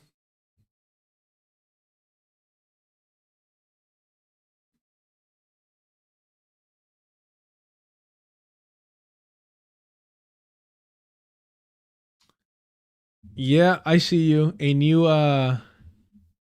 Plasticida, I think. Look, I get it. It's easy to say, well, that's not who DSA is. Like, I get that whole angle. My thing is,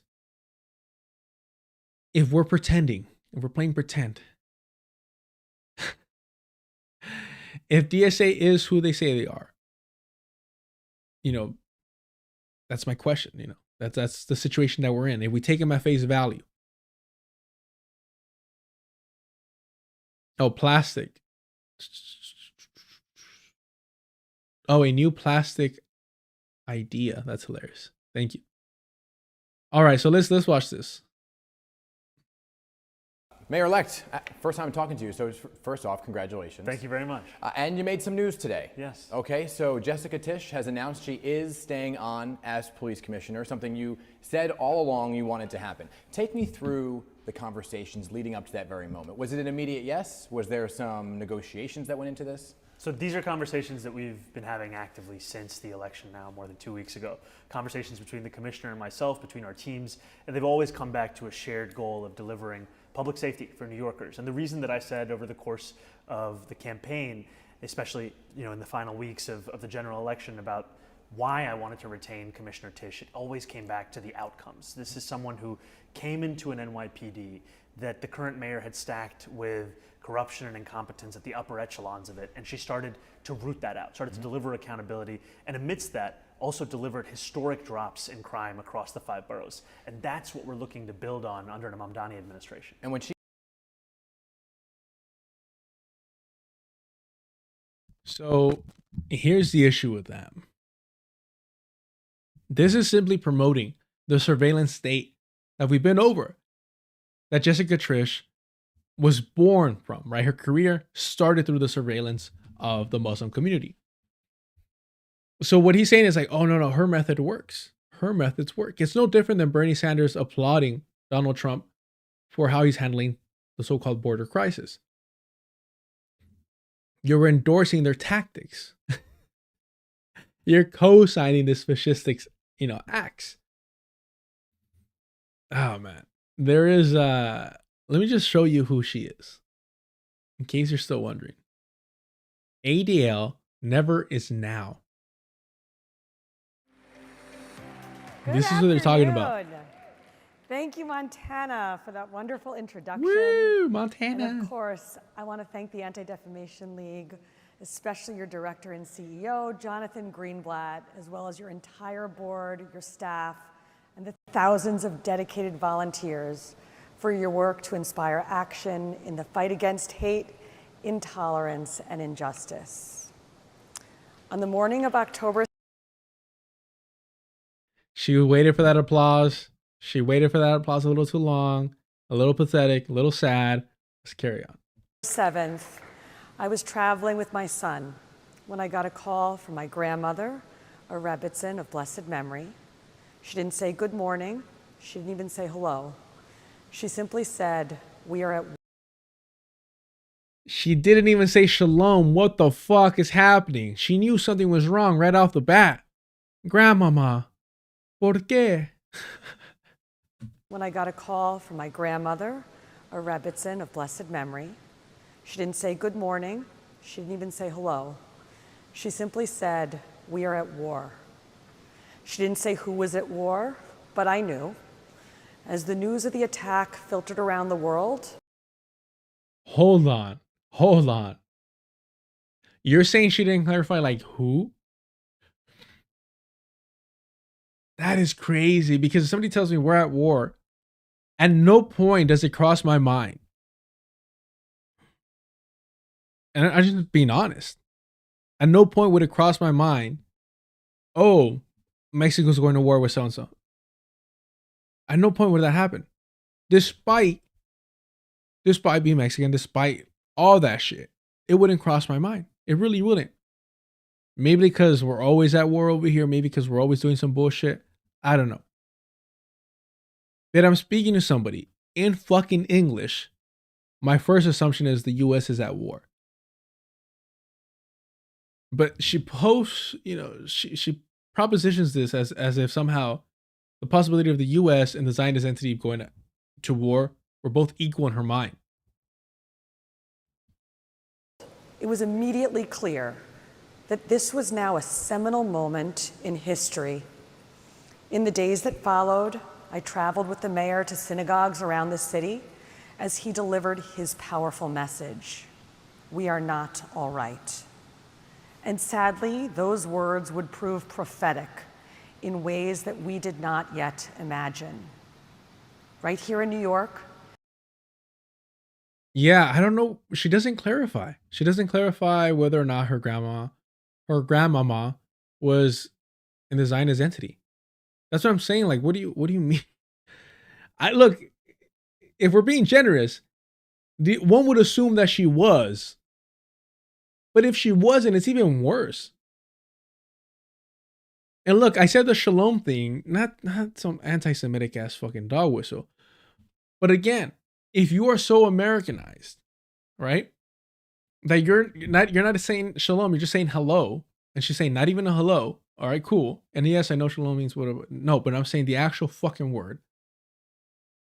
Like normally you would, answer or and hear a hello.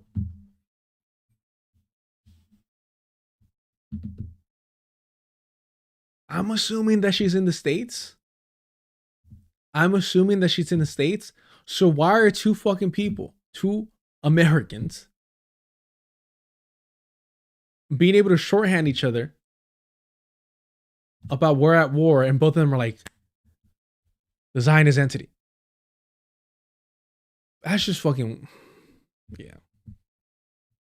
The city with the largest Jewish population outside of Israel anywhere in the world, anti-Jewish hate was on full display. As a Jewish mother and daughter, born and raised in this city, it was chilling to see the symbols of anti-Semitism plastered to walls, displayed at rallies, and painted on subway cars. It was so open, so shameless, so empowered. And it shook the foundations of what we thought being Jewish in New York City meant. Bro, at least we don't have to worry about her having a political career. At least we don't have to worry about her having a political career. Like running for, nah. This made me sleepy. Like this makes me want to drink some fucking coffee. This is fucking god awful. She was like, in the trains, in the tree, in a box. Like, what the fuck are you? Man. Look, I'm not saying the fit is bad. I'm just saying like it's too fucking rigid for this. There was fear, there was anger, there was helplessness. And let's be honest, there still is.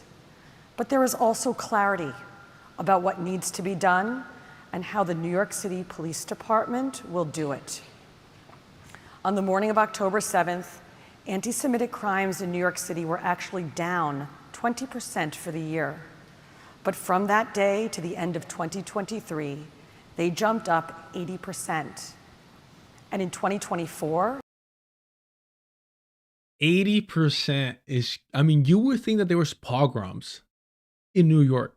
You would think that there was fucking pogroms happening in fucking New York with the way they talk about it. Anti-Zionism is not anti-Semitism. This is fucking ridiculous. This is who Mamdani is keeping. This is who Mamdani is keeping and praising. Not just keeping her around, praising her. They rose another 7% and represented 54% of all hate crimes reported in this city. In the past 17 months, we've dealt with thousands of anti-Israel protests across the 5 boroughs. Many of the college campus protests were especially despicable. Especially despicable.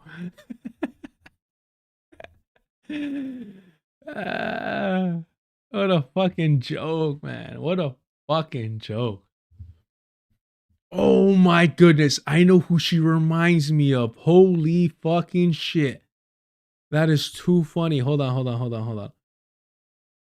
Okay. Chat, if you could beat me to it. Who does she look like? It is a movie character. Let's see here. Let's see if I can find it. You're on the clock, chat. It's a race. Let's see here.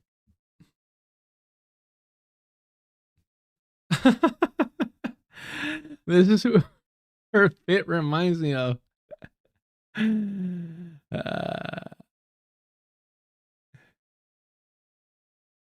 Shit. Oh man. The lady that's so low. Let me move this over here and make sure everything's safe to show.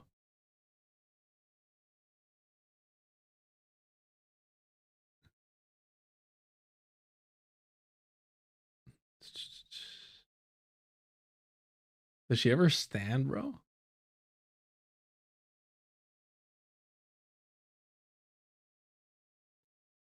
Oh yeah. This is it. Is this it? Yeah, Dr. Evil's one of like his henchmen. Doesn't it?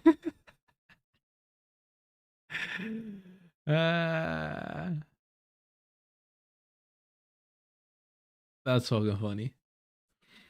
All right. And no disrespect to the actors there. With open, blatant displays of intolerance. Jewish students were harassed and intimidated and threatened. Buildings were ransacked, and campus life was completely upended. And in many cases, the protesters' target was not and is not Israeli policy or geopolitics or even the horrors of war, but the Jewish people themselves. I mean, it's so ridiculous how she mentions all this shit. No, it's not the way that the Zionist entity operates. No, it's not the war crimes that it's committing. No. It's the fact that they're simply Jewish. Naming all the fucking atrocities, all the fucking horrific shit that they're committing. And they're like, but guess what? It's none of that. It's just purely anti-Semitism. God damn. She does look like she could be one of Trump's kids. For sure looks like one of Trump's kids. I voted for Kamala Harris. You got a problem? George, thank you for the super chat. I always tell people you want to know how Mamdani will be as the mayor of New York. Just look at the past year and a half of Brandon Johnson's mayorship in Chicago. Ooh, okay. Is that somebody we got to keep an eye on now too? So I was talking to CJ. So I'm going to be totally biased on the consciously CJ debate. But I was talking to CJ. And, you know, we're talking about the title. He liked the title that I had for this episode. For the stream. And for this episode, I'm going to get fucking syndicated, y'all.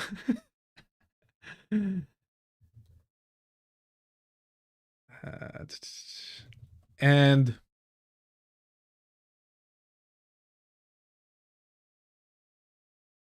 he has a great fucking look. He has look. I've always wanted gray hair. Right, I can't grow a fucking beard to save my life. What like the well, let me be appropriate, but the gray on the beard is I thought it always looked fucking cool.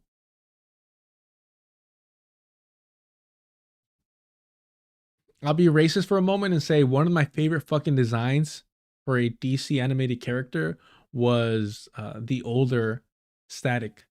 The older Static is so fucking cool. Let me see if I could find it. That was the Justice League episode, right?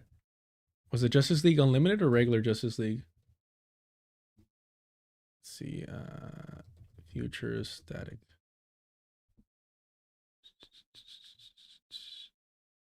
Oh, here it is. Oh, you're gonna make me like go through it? Come on.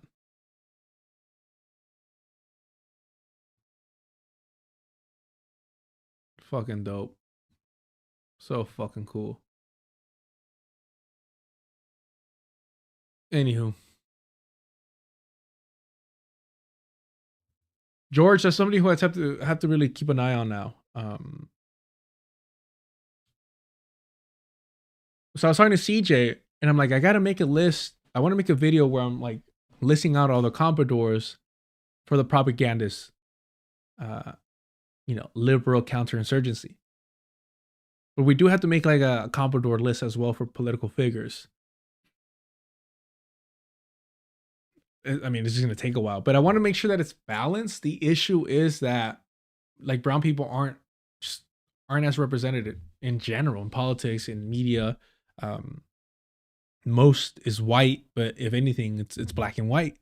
I'm not here crying that we don't have enough fucking sellouts. Believe me, I just want to make sure that's somewhat balanced. Oh, he claimed to be a socialist also, George? That's fucking hilarious. Hey, by the way, I just noticed, fuck my dyslexia. It's not even George, or did you change your, why have I been calling you? It's fucking Geo. Have I always been butchering it? God damn, my dyslexia. I just fucking, it's not even dyslexia, it's just fucking illiteracy. Thanks for putting up with me. Because now I'm seeing this Geo74. God damn, bro. I'm fucking helpless. I'm a lost fucking cause.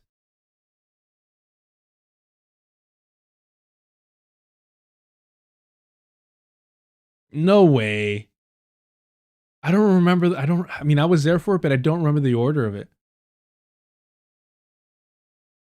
Anthro Noir? I think older Static was first introduced in Static Shock / Batman Beyond crossover episode, Future Shock. Oh, older Static. Oh, okay. I thought you meant Static in general. Okay. All right. Let's get back to, oh no, but also, yeah, definitely. I don't know if you've seen, let's see,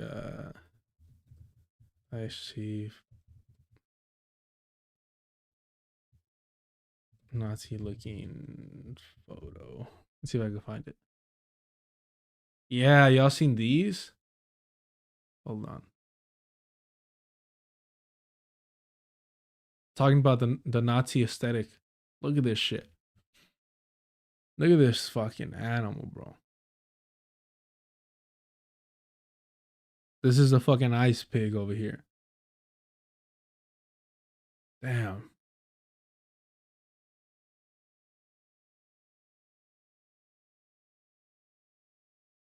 Mandela effect. He was George. It was George. I changed it. Oh my goodness. I'm telling you, like, look, as I get older, I can't ignore some of my fucking, like, a lot of my problems. Doc Doom sounding like Daffy Duck from the Grinch. I can't ignore a lot of my issues. And so I'm like, holy fuck, was I reading it wrong the entire time? This is the head of the fucking of Ice. Let me make sure, because it's this photo's from Reddit, so I want to make sure it's not. That's funny. It's Gregory Bovino. Gregory Bovino.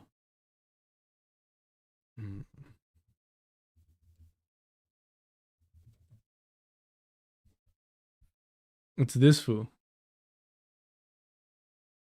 Look at this. Fuck that shit, bro. Nah, dog. Nah. Look, I can't say, you know. I mean, this is like some movie ass shit where you're like, wait, why didn't you? Anywho, all the signs were there. Why didn't you? And then it's just like, what do you mean? We weren't aware. We weren't ready for the future.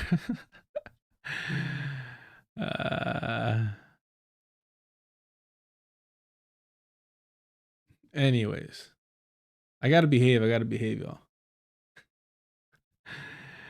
How did you not know he was a bad guy? Like, what the fuck? Her too, bro. They're going for it. The aesthetic is all there. I want to be very clear. I speak on behalf of the women and men of the NYPD when Hold on. I gotta go back. And threatened. Buildings were ransacked, and campus life was completely upended. Completely upended. And in many cases, the protesters' target was not and is not Israeli policy or geopolitics or even the horrors of war, but the Jewish people themselves. You know what pro-Palestinian protesters, anti-genocide protesters never bring up? Zionist policy. They never bring up geopolitics of the region of West Asia. They never talk about war crimes. They never do any of that shit. No, it's just pure fucking K words. It's just pure fucking hatred. It's just pure anti-Semitism. The fuck are you talking about? And it's so fucking pathetic too, because the way that like Zionist critical Jewish voices have been promoted to the forefront, to the limelight, given the mic. Ah, man. And still, it's not enough, you know? The ISF in Chicago was a massive photo op. Yeah, I have seen that as well. I seen that where they ended up like just, I don't even think they took a single person, right? It was just a pure fucking flex. It was just pure, we can fucking do this. We're gonna do this. We're gonna terrorize black people. Yeah, if I'm remembering that correctly, I don't think they even got a single fucking person from that the apartment raids, right? Yeah.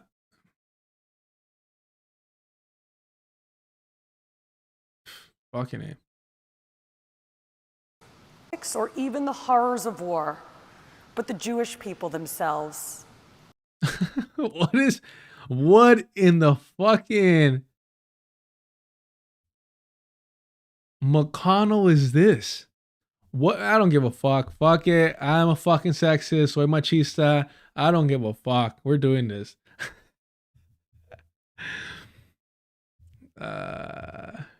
What in the McConnell is going on, bro? What the fuck is happening here?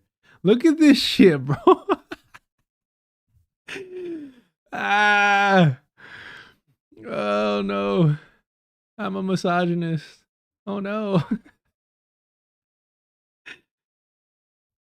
Bro, McConnell, your wife's got some fucking questions for you, homie. What have you been up to, dog?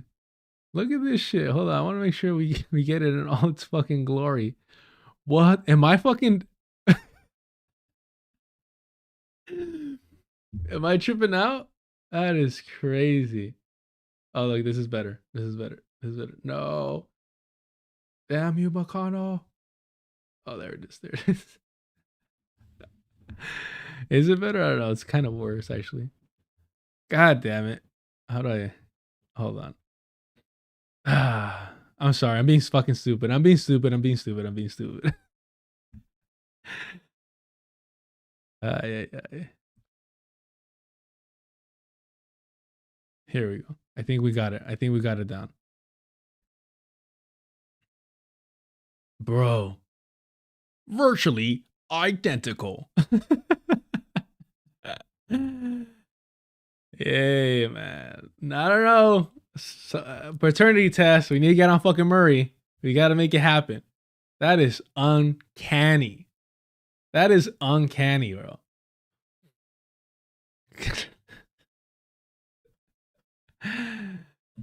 Or even the horrors of war, but the Jewish people themselves. I want to be very clear. I speak on behalf of the women and men of the NYPD when I say much of this rhetoric is vile.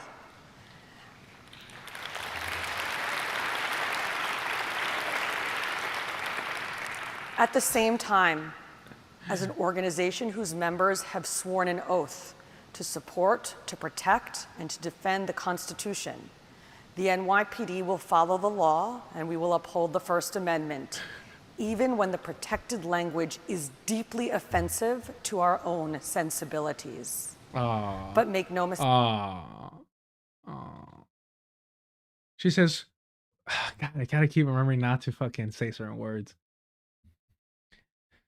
I got one more month. One more month. Look, there's always a chance, and I'm not. Let's be honest. Let's be real fucking honest. As the channel grows, the likelihood that somebody's gonna fucking report me and get a fucking strike is gonna rise. Rise. So I gotta be careful early on, at least. Mistake. Anyone who commits a crime will be David. Again, arrested. They will be held accountable, and our city will not go backwards, not on my watch.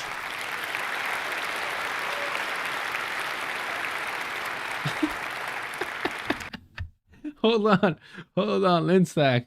Hold on.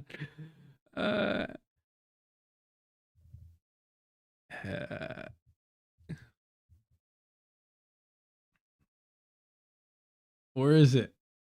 I can't play it, but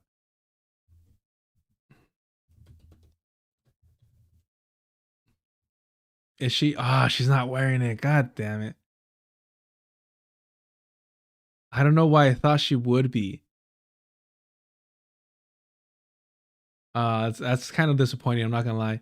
This racist ass scene from Forrest Gump. I don't know why I thought that Jenny was wearing, but she's a hippie. But I don't know why she was. I thought in my head that she was wearing, like she was like dressed to the nines. Anywho, yeah, fascist matrix. Yep. Since October 7th, officers from the NYPD's Intelligence and Counterterrorism Bureau have made thousands of visits to sensitive locations citywide, like synagogues and Jewish schools. They have conducted thousands of canine, bomb, and radiation sweeps. They've for nothing, for absolutely nothing, just wasting fucking time and resources. Gotta love it. Also disrupted significant threats. Take, for instance, a Canadian ISIS supporter who was arrested by the Joint Terrorism Task Force for plotting to attack a Brooklyn synagogue on the first anniversary of October 7th. And just 2 weeks ago, I gave the order to shut down the Lincoln Tunnel during rush hour to apprehend a Utah man who had threatened a synagogue in Manhattan. Officers were able to identify, track, and arrest him within hours of his initial threats. Obviously, bro, imagine how pissed off you're fucking late to work. You're late to work and they close down the fucking tunnel.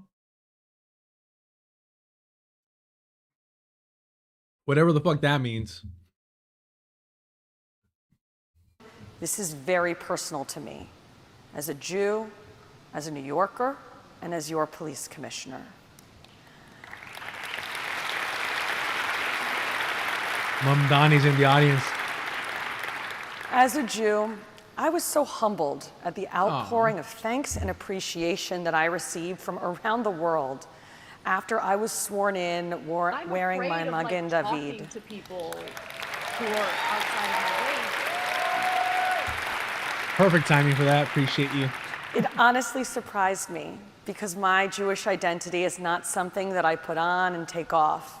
It's not an affect, nor is it a political statement. It is who I am and who I will always be. And as your police commissioner, I promise that the NYPD will continue to combat anti-Semitism no matter where the threats originate, and our hate crimes task force will remain on the front lines of this fight. And we at the NYPD have the backing of everyday New Yorkers who know that the most diverse city on the planet must be and will be a place where everyone can live and work and worship free from fear.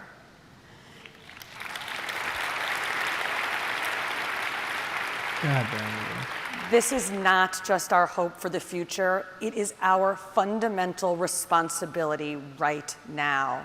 So thank you again to the ADL for the opportunity to address this important summit, and to everyone who stands against prejudice and hate. And thank you all for your continued support of the women and the men of the New York City Police Department. Thank you. Woo! Can we get a standing ovation, chat? Oh, that was beautiful. Honestly, moving. I haven't seen a speech to that degree. And I want to say Obama. Obama was probably the last time that I heard like an orator have such a mastery of the, not just English language, but of the crowd. It was, you know, all hate aside, all anti-Zionism aside, I think she should be a fuck commissioner. You know, she needs to be like at NYU, like teaching public speaking. Holy shit. She looks like Lisa Kudrow on the 57th season of Friends. 57th season of Friends is crazy. Hey, if it was up to white people, they'd fucking dig up fucking, what's his name, Michael Perry, and make him do a couple more seasons. But yeah, I could definitely see it. It's the turtliness. It's the turtliness for sure. She says she's agreed to stay on. Just help me understand that. Is she staying on for the full term? Is this a transitional period? What's it looking like time-wise? The decisions I've made with personnel, whether it be with the commissioner, whether it be my chief of staff, my first deputy mayor, these are people that I am choosing to be a part of my administration. I'm not choosing to do so with an end date in mind. So, you know, obviously the choice, I'm hearing you listen very carefully on what you're unified on, but there are some disagreements that have been widely reported on. You and I have discussed them many times, right? So I want to go through a couple of them. Please. She openly has said she wants more police officers, and there is this whole talk right now that there could be a mass resignation once you take office. Have you discussed the number of officers? I know you say you want to stay the same, but if you lose some and she wants to bring on more, are you open to that? You know, I've said time and again that the amount that we had budgeted through the course of this campaign, that's the amount that we need in New York City. It's not, look, it's like fuck defund the police. We don't even talk about abolish the police. That's not even a topic of conversation. It's maintain the police, Mamdani. That should have been his fucking slogan. Maintain the police. Prevent turnover was a little too wordy, but maintain the police, just right. And frankly, the issue that we're facing is not the question of how many more officers we'll hire, but as you've said, how many officers we'll be able to keep. Because through the course of this last year, we've seen that the NYPD has a retention crisis, and it's a retention crisis, bro. He's calling pigs. Anywho, again, man, there's pigs leaving the farm, and this was upset, and he told us he was a fucking vegan. a crisis that when you ask rank and file officers, I guess that would make sense. Well, it depends what kind of farm is it, you know. All right. It has less to do with the question of who the mayor is and more to do with the amount of work they're being asked to do. These are officers who signed up to do the work of policing. and yet they're often being asked to do the work of the mental health crisis or the work of the homelessness crisis. I mean, in a year alone, the NYPD will respond to 200,000 mental health calls. And so that's why, in addition to retaining Commissioner Tisch and building out an NYPD that is delivering public safety in the manner that we've seen under her, we're also going to be creating a Department of Community Safety that will be tasked with the mental health crisis, tasked with homelessness, tasked with a lot of the things that right now officers are being asked to do, because you can't separate the fact that in 2020, the police response time was less than 11 minutes. Today, it's closer to 16 minutes. A lot of this is because of everything we're asking them to do. So how do you retain the officers? If you're not going to increase the numbers, how do you retain them? Do you pay them more? I think the key thing here is do you pay them more is fucking crazy, bro. make sure they have a quality of life where they can actually do the work we're asking them to do. That means that you have the Department of Community Safety taking on mental health crisis, taking on homelessness. When you talk to officers, especially around the question of forced overtime, what happens is you have an officer who's told they have a few days off, they plan with their family for that time, and at the last minute they're told, take the first day, keep the third day, but you're gonna come back on the second day. Obviously that means that nothing can go forward as they hoped. A lot of that has Fuck their plans, bro. Fuck their vacations, dog. God damn. The way that they're fucking coddled is so fucking unbearable. Oh, man. has to do with the fact that we're asking those officers to do the work that could be done elsewhere. The police commissioner has also said that she wants the authority to discipline officers. You've said you want to pass that off now to the Civilian Complaint Review Board. What was that conversation with the police commissioner? Is she going to have final say for disciplinary action? So when I've been speaking to the commissioner, but also when I've been speaking to New Yorkers, I speak about outcomes. And we talked about with the NYPD, safety and justice is what we have to deliver, but also accountability. And right now, what we see is that the CCRB has to deal with questions of petty politics and budget battles. You know, in 2024, under this current mayor, the CCRB had to drop at least 700 cases due to a lack of funding. And so what I've said, whether it be to the commissioner or to the people of the city, is that I'm going to put an end to that by fully funding the CCRB so that no longer are we having to question whether we can follow through on a case because we don't have the requisite amount of money. So who has the final say? Under the city charter right now, that's the commissioner. The question is, can the CCRB even follow through on the complaints? I'm going to make it my job to follow through on that by fully funding it. But for the time being, she will have final say for disciplinary action until you figure out the funding issue. Yes, that's within the city charter, and the funding issue has to do with whether the CCRB can actually take up the cases. And I want to say on the disagreements, just because I think it's so... Hold on. I forgot to pull this up. I think I forgot to pull this up. Let me make sure I have it. Yeah, okay. Hold on, y'all. My apologies. I thought I had this queued up, but it's not. It should be literally right here, and it's not. My apologies. Again, y'all see why I was unable to stream the last couple of days while working on the video? Is in my head, I'm like, I'm only going to stream 3 hours. We haven't even started the consciously CJ debate. And we're gonna fucking do it. I made that fucking thumbnail. I showed it to CJ. He dug it. So no, we're fucking doing it today. But I hope you understand why I was like, just like, fuck, if I stream, I know I'm gonna be like a little burnt out to do this video. Now, mind you, I'm at the point, 10 minutes of the video are done. They're sealed, done. I'm happy with it. I have other stuff that I've had, but it's just about reshooting a lot of shit. To make sure that it's like with me, what the fuck, like, who y'all fucking are helping out, supporting and subscribing and watching, like, fuck it, like, I'm a fucking asshole, I'm a fucking, a little fucking, something ain't quite right. Let me just show that in these edited videos, fuck it. Because, before, like, if I start laughing, like, I would cut that shit out and get serious. Bien stoic, según. I'm not fucking stoic for shit, bro. I'm an emotional fucking wreck. All right, so this is what they're referring to.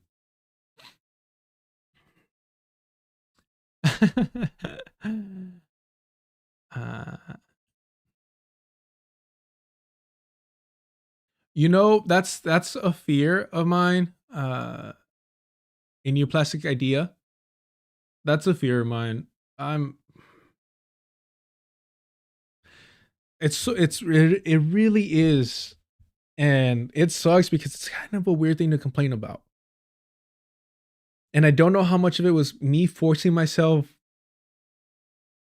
to do the video originally in a style that is just not me, that was making it such a drag and such a chore that I felt myself like dragging my feet to do it, procrastinating. And I'm like, bro, what the fuck's wrong with me? Like, I want to do this. I want to do a good job. I want to put this out there. I want to move on to the next project. I want to get the ball rolling, all this stuff.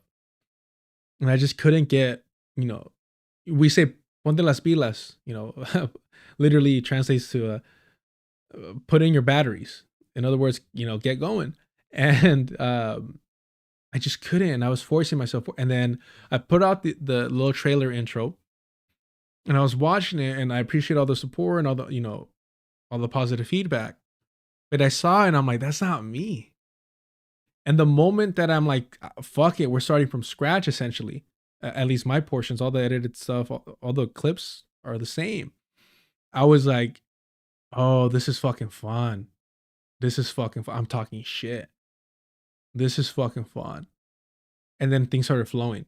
So, but the hardest part has been just redoing the intro. Because it is kind of more of like, this is Grand Planner. This is what he's doing. Which you could get anywhere. But it's the breakdown of the white supremacist left, the Majority Report, the Vanguard, the Hassan Pikers. That shit is what interests me. Of breaking down the propagandists. And who, yes, they're the white supremacist left, but also they're the RadLIb counterinsurgents propagandist. So yeah. But in the sense of like, there's certain things that I know for sure means that I probably do have some type of like ADHD or whatever, but I do like having like these random ass fucking ideas be inspired out of almost seemingly unrelated things. Sometimes when I come up with like the stories that I want to cover for the streams, sometimes I don't think they have any like any through line. And then I'll start streaming and I'll be like, oh shit, this is kind of flowing. Today I had woken up early enough I made sure that it flowed. Dude, Latinos are going to lean into white supremacist left thinking if not called out. Yeah. Yep. Bro, again, Emma Vigeland went on Higher Learning, and Vance said that his favorite shows are The Majority Report and Vanguard. And I'm like, okay, Vance. All right, now I see why you're getting the push. Now we're seeing it. All right, cool. Okay. So this is what they're referring to in the Mamdani. The question just asked Mamdani. Tish refuses to fire officer who killed driver despite judge's finding. The family of Alan Feliz said that Jessica Tish allegiance is to violent, unaccountable cops who terrorize our community. Police Commissioner Tish rejected the recommendations of an administrative judge and said on Thursday that a lieutenant who fatally shot a man during a confrontation that began after a seatbelt stop should not be fired. In her decision, Commissioner Tish said Lieutenant Jonathan Rivera shot a man, Alan Feliz, because he believed Mr. Feliz was about to run over Edward Barrett, a police officer who was present during the traffic stop in 2019 in the Bronx. Commissioner Tish, who has the final say over discipline, said her decision relied in large part on a report from the state attorney general, Letitia James, who declined to prosecute Lieutenant Rivera in 2020. The police commissioner and all the fucking libs were worshiping Letitia James.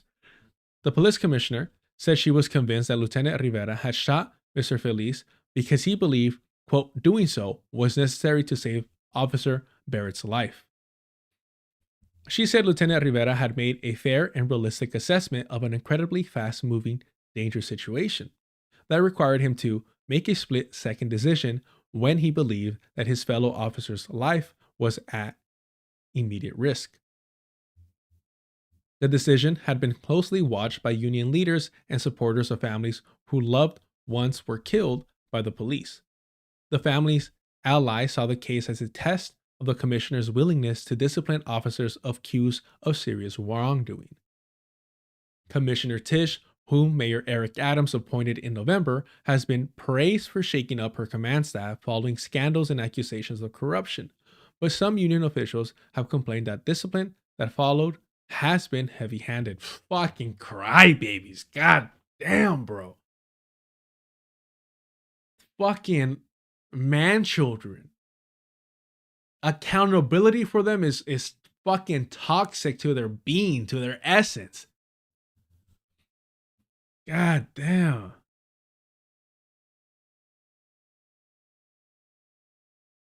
In a statement, Mr. Felice's family said members were furious and devastated by Commissioner Tisch's outrageous, cowardly, and shameful decision. 100%. Tisch has made one thing unmistakably clear.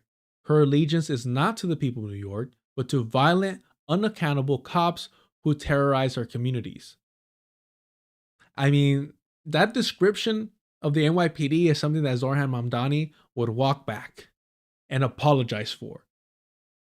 It's not very New York of you. Lieutenant Rivera has 3 substantiated complaints, including for abuse of authority. Union leaders said the decision sent a message about the fast and agonizing choices officers have to make about use of deadly force. Lieutenant Rivera, a sergeant at the time of the shooting, quote, had to take immediate action in a millisecond and undoubtedly saved both his life and the life of his partner. Now his life too? Now also his life. Wow, okay. And the life of every New Yorker. What the fuck? And if you think about it, New York is basically the heart of America. So you save every American from being ran over in that very millisecond. God damn, bro.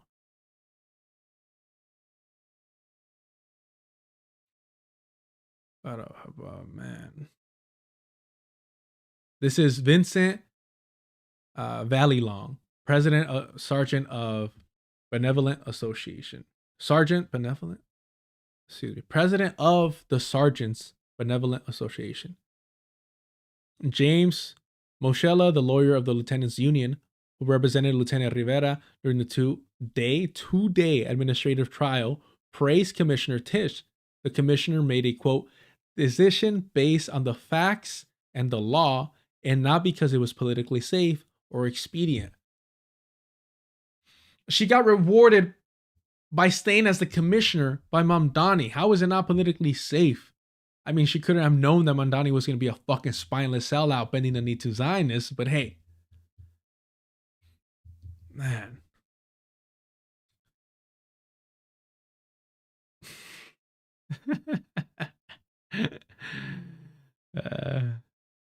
I'll have you know, I was on the call sheet for The Sopranos. I turned it down. I felt that the way that it represented Italian Americans was in poor taste. I didn't like that. Those people have been through enough with the god-awful Godfather movies that it's just propaganda, anti-Italian propaganda.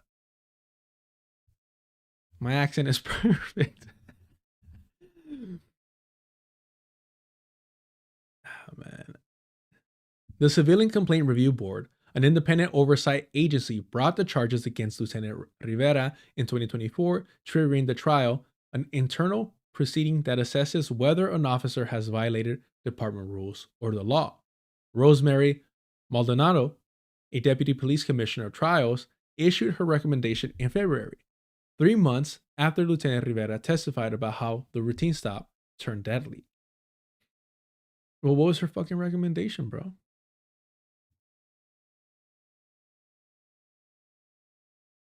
Oh, tala. Oh, here it is. NYPD officer who fatally shot driver should be I voted fired. for Kamala Harris. You got problem? Access Audio, thank you so much for the super chat. Where do we find the Discord link? Once you subscribe to what did I put it to the liberal Patreon level, it'll be there. So it's for Patreon members, $5 and up. I told y'all I get uncomfortable asking people at Subway, to make me a sub. I'll be like, let me get back there. I'll do it. Don't worry. Take a break. You're good. I get uncomfortable with that shit. But I just looked at other people's Patreons and I kind of went off of that to see what was appropriate. The one thing that I went out of my way to change was to make sure that the Patreon tiers weren't creepy or glorifying. Like some people, there's no point of naming names, or like friend, bestie, best friend for life. I'm like, that is so weird or parasocial.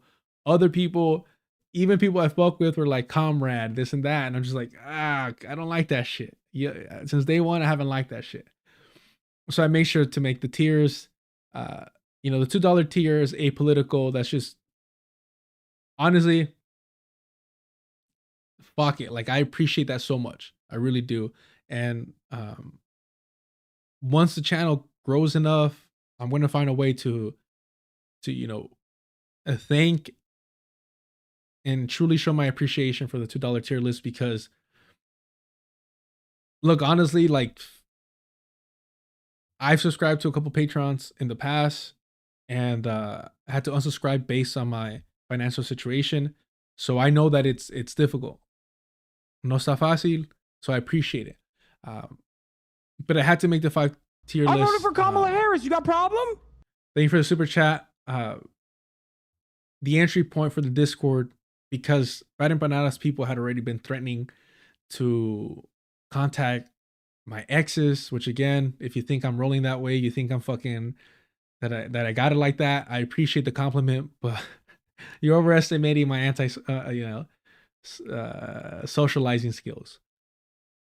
But I'm like, if these fools are gonna be creepy, which they are, on the Discord, I gotta make it at least $5,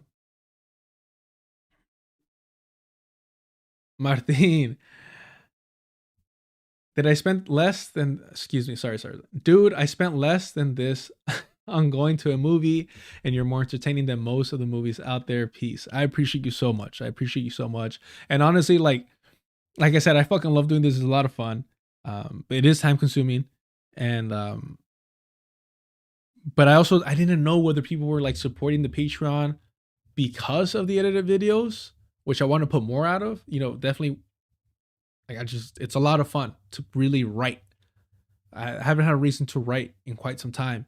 And even though I'm trying to do things off the dome and just kind of freestyle even the edited videos, I've tried doing that, and I realized, like, I could be better, I could be tighter, I could change certain words, and so I end up writing anyways. And so I'm writing this shit down, which makes it less of an excuse if it doesn't come out good, if I'm being honest. But thank you so much, for the super chat and for the support on Patreon. I truly, truly appreciate it. I'm still trying to get comfortable with it. But yeah, so to answer your question, shorthand is the Discord, Patreon members, $5 and up. Honestly, at least check it out just to look at the name of the tiers. I think I did a pretty good job of that. Because at first, pulling back the curtains, before I announced the Patreon, they were aguas frescas. I couldn't think of anything creative. So I'm like, fuck it. The tiers are going to be fucking Jamaica, Tamarindo, horchata, like in different orders. But I'm like, come on. We could do better. We could be more creative than that.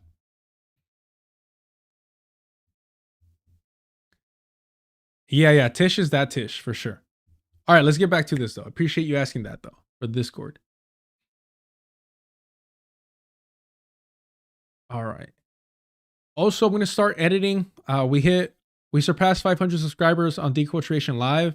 If you haven't subscribed there, please subscribe. Deculturation Live. That's where all the live streams remain. I'm going to start editing the live streams to put them as independent videos. For those of you that don't want to stick around for the, now going to be like 3+ hours. All right, let's get to it. Where are we at?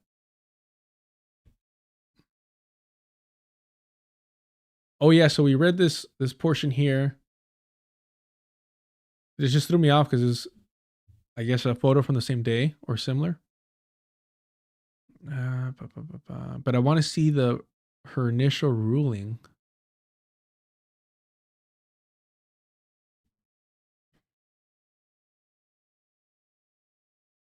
Whoa. Hold on. I want to read this.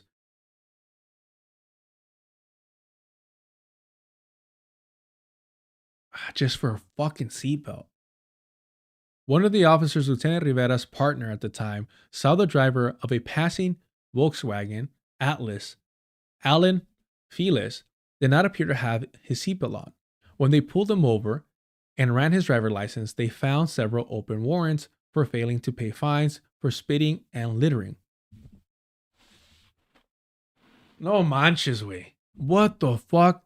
They moved to pat him down.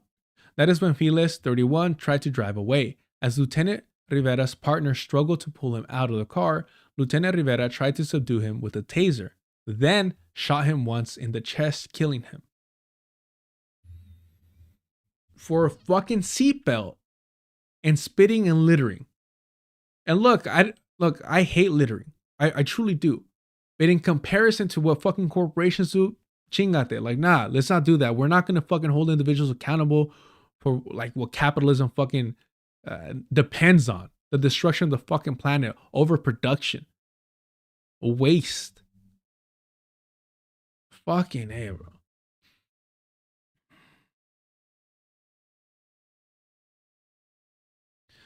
Lieutenant Rivera argued that he believed that the lives of his fellow officers were at risk, but Rosemary Maldonado, Deputy Police Commissioner of Trials, who oversees disciplinary hearings, said she did not believe him when he testified during an internal trial last November. She concluded that he had tailored his comments on the stand to play down his culpability, which undermined his credibility, according to a draft of the report, which was handed down last Friday and obtained by the New York Times.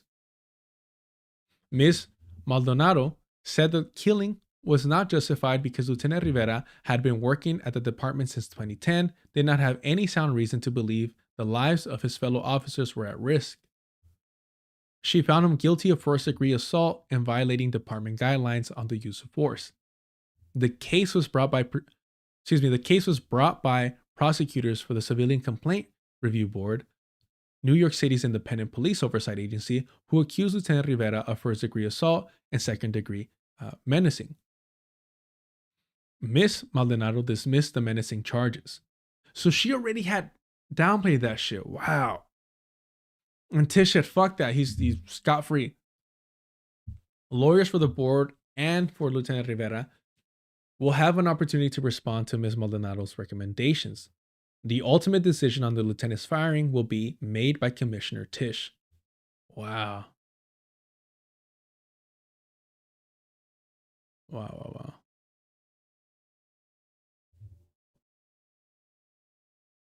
The last time a police department officer was recommended for termination was in the case of Danielle Pateleo, whose chokehold led to Eric Gardner's death in 2014. That recommendation was also handed down by Ms. Maldonado. The police commissioner at the time, James P. O'Neill, dismissed Mr. Patelado's in August 2019, 5 years after Mr. Gardner's dying words, "I can't breathe," helped to galvanize the Black Lives Matter protests that led to changes in policing practices in New York and around the country. Fuck, man. The way that all this shit just bleeds into each other. God damn. Let me take these off. Fuck.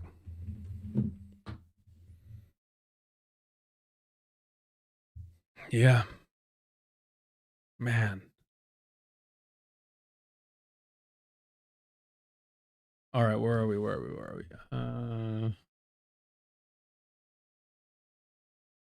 Okay, so here's a switch up here. On October 17, 2019, Lieutenant Rivera, Officer Barrett, and a third officer were patrolling near Woodlawn Cemetery in the Bronx when they saw that Mr. Felis, who was driving a Volkswagen, did not appear to have a seatbelt on. Mr. Felix, 31, who was on federal probation for drug-related charges and had cocaine and methamphetamine in his pocket, gave the officers his brother's driver's license, and the police realized his brother had outstanding warrants. Also, the warrants for spitting and littering were of his brother. When the officer moved to pat down Mr. Felix, he tried to drive away, and Officer Barrett tried to pull him out of the car. Lieutenant Rivera shot him with a taser, then lunged into the Volkswagen and threatened to shoot him. When the car lurched forward, Lieutenant Rivera shot Mr. Felix once in the chest, killing him. During the administrative trial, Lieutenant Rivera said that he believed Mr. Felix had been about to run over Officer Barrett. Quote, "I fear the worst," he testified. Commissioner Maldonado said Lieutenant Rivera had tailored his testimony to play down his culpability. She also said that he had failed to confirm that Officer Barrett, who had gotten away from the car before the shooting, was really in danger. Yeah, it doesn't matter whether it's for fucking littering or whether he was on parole. They still fucking, executed him. When he posed absolutely no fucking threat. Fleeing. When someone is fleeing from you, they're not posing a threat to you.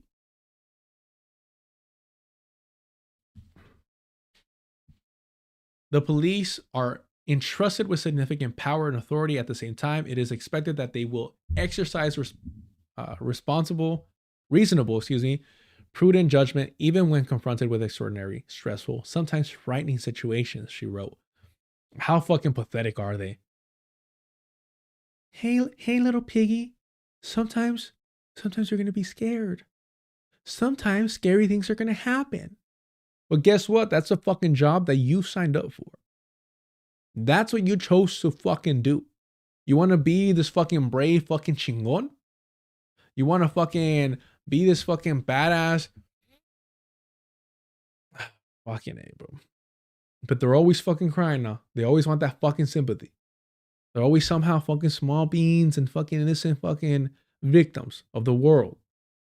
And they're the ones with the loaded fucking weapon.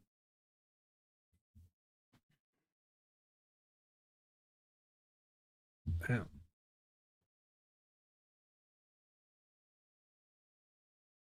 Let's see here though. Commissioner Tisch acknowledged that Lieutenant Rivera put himself at a tactical disadvantage by going into the car. That cannot preclude him from acting to save another officer's life, she wrote. Since 2013, when a review board began prosecuting cases, there have been 267 guilty verdicts. A commissioner has sided with the administrative judge in 90% of those decisions, according to the board's records. In a statement Thursday, Jonathan Darsh, executive director of the board, said that the agency would file a response. Quote, "We are hopeful that we will be able to persuade the commissioner to uphold Deputy Commissioner Maldonado's finding."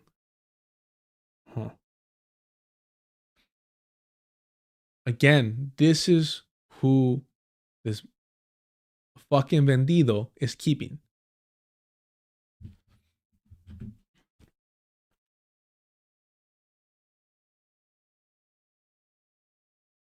Yes, that's within the city charter, and the funding issue has to do with whether the CCRB can actually. So what I've said, whether it be to the commissioner or to the people of the city, is that I sound a little too fast, huh? He's a quick talker. Let's slow it down. Normal is fine.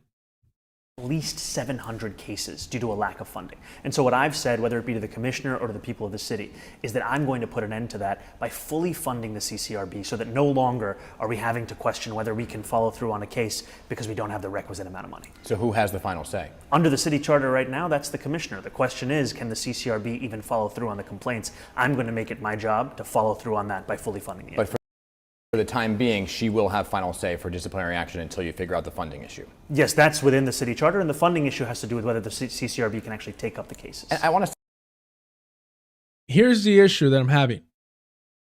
He does a great job at not answering questions. He does a really fucking great job at not answering questions. Hold on. I feel like my laptop might be fucking overheating. What don't I need on right now? Fuck. I'm gonna have to turn on the fucking AC. This shit's fucking hot as fuck. Give me 1 second, y'all. Give me 1 sec. Actually, if I turn this off, We're still good there. Okay. Give me 1 second. It's California cold out here. Not gonna lie, it's California cold. It's been raining for a couple days. So I took off the AC. And this was a giant baby, a fucking husky that I can't handle the cold. But I gotta turn on the AC because, yeah, my laptop's heating up.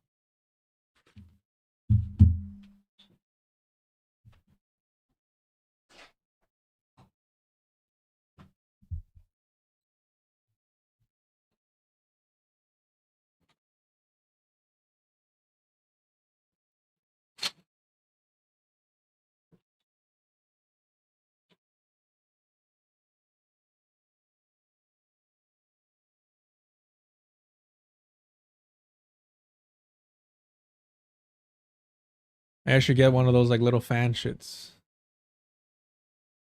Oh, you want the hoodie? Oh yeah. She's nice, huh? Man, but I got a story about that one that I can't share.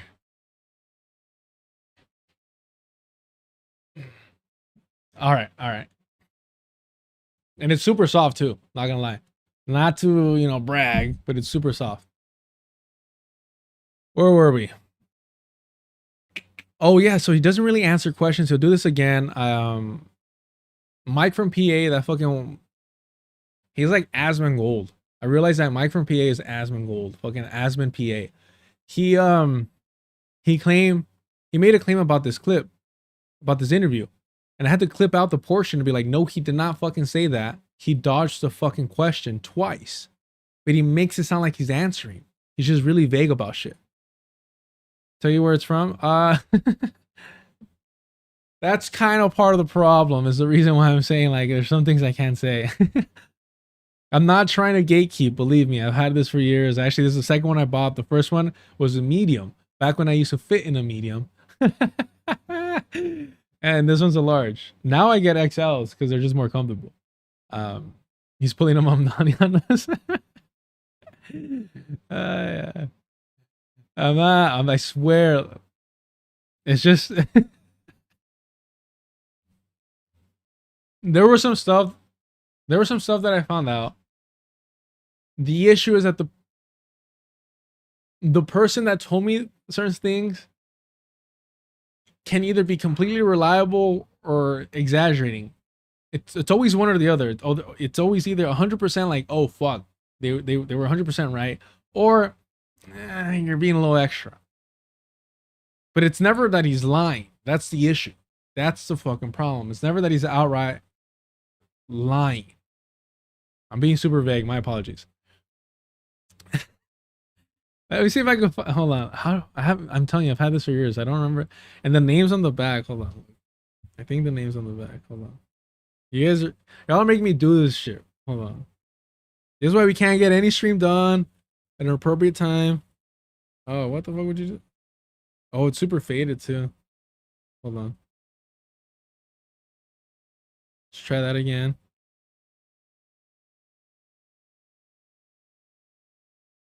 Totally not awkward. Let's see if it's not too faded.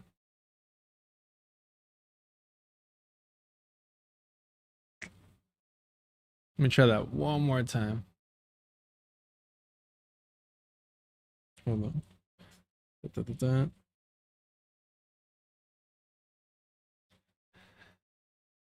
It was right there for a second.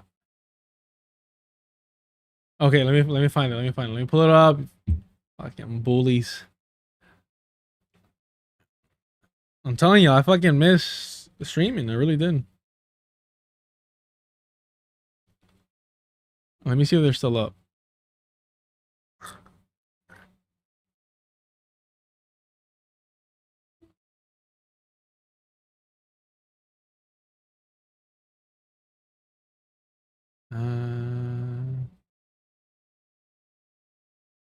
Make sure it's the right page. All right, here it is. You know what? Fuck it. Fuck Rick. Fuck the colonized buffalo. Let's not believe what. I just can't believe him now. I can't believe him. This is where I got it. Here it is. That shit's clean. I'm not gatekeeping. I'm not a fucking hater, but this is nice. I should probably like restock this, but I'm out in California. This doesn't really get cold. But I love the black one. The red one's cool too, but I don't know. Red and yellow for me always remind me of fucking McDonald's. I don't get anything white because, although this is clean as fuck too, I'm not gonna lie. Just you gotta be so careful with it. I don't. Yeah. But here you go. I'll put the fucking link in the chat. Look, he got mad that I turned on the AC. Fuck, he's a husky, bro. There. Fuck all you. That was a little bit of that was a little mission right there. That was a little mission, not gonna lie. A little bit of a mission right there.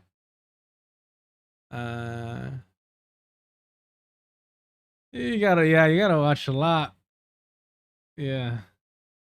The ketchup and mustard special. Yeah, Martin, yeah. You gotta fuck that. This is why one of the many reasons, one of the few reasons why I grow out my hair and why I prefer wearing glasses. Like, people don't hit you up when they think, oh, it is rockero. Oh, this guy's into rock. They don't pay no attention to me. Got the glasses on, got the whole, they're like, fucking nerd, People leave you alone. People leave you alone for the most part. All right.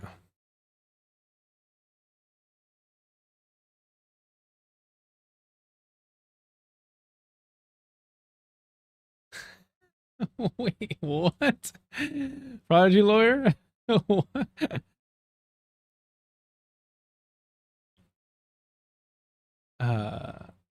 This is not a pure breed, if that's what you're referring to. This mud is not a pure breed, let me tell you that. At least I don't think he is.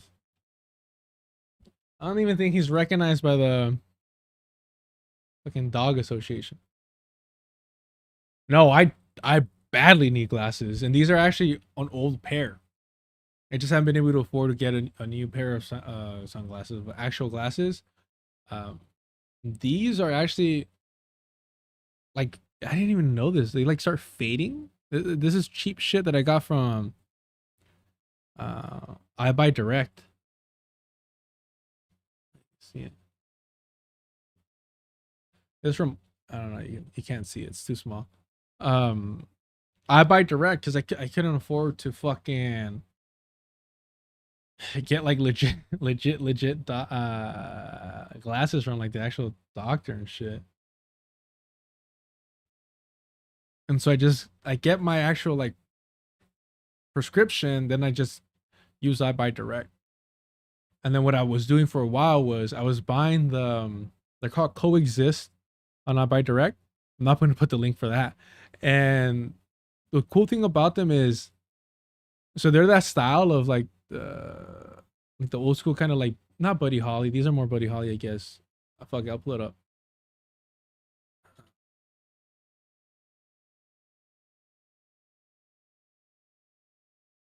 So they're these, right? So they're these, and they're just $26 for the frame. My prescription is so fucking high that it's a lot more than that. And I have astigmatism, so it's bad, right? So what I ended up doing is I only bought one of these pairs with the actual prescription. And because they're cheap frames, when they would break, I would just buy for $26 the frames and remove the actual lenses myself.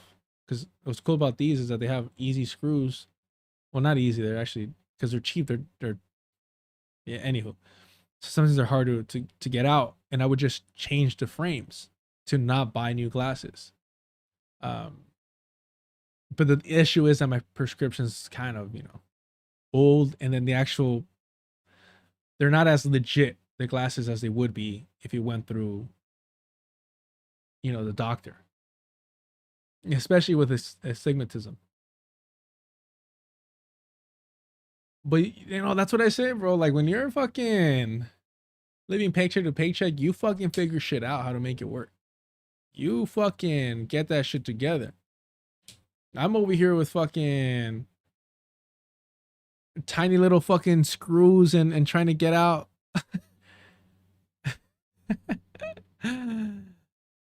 No, they're both. They're both, but one is drastically worse than the other. For sure, for sure.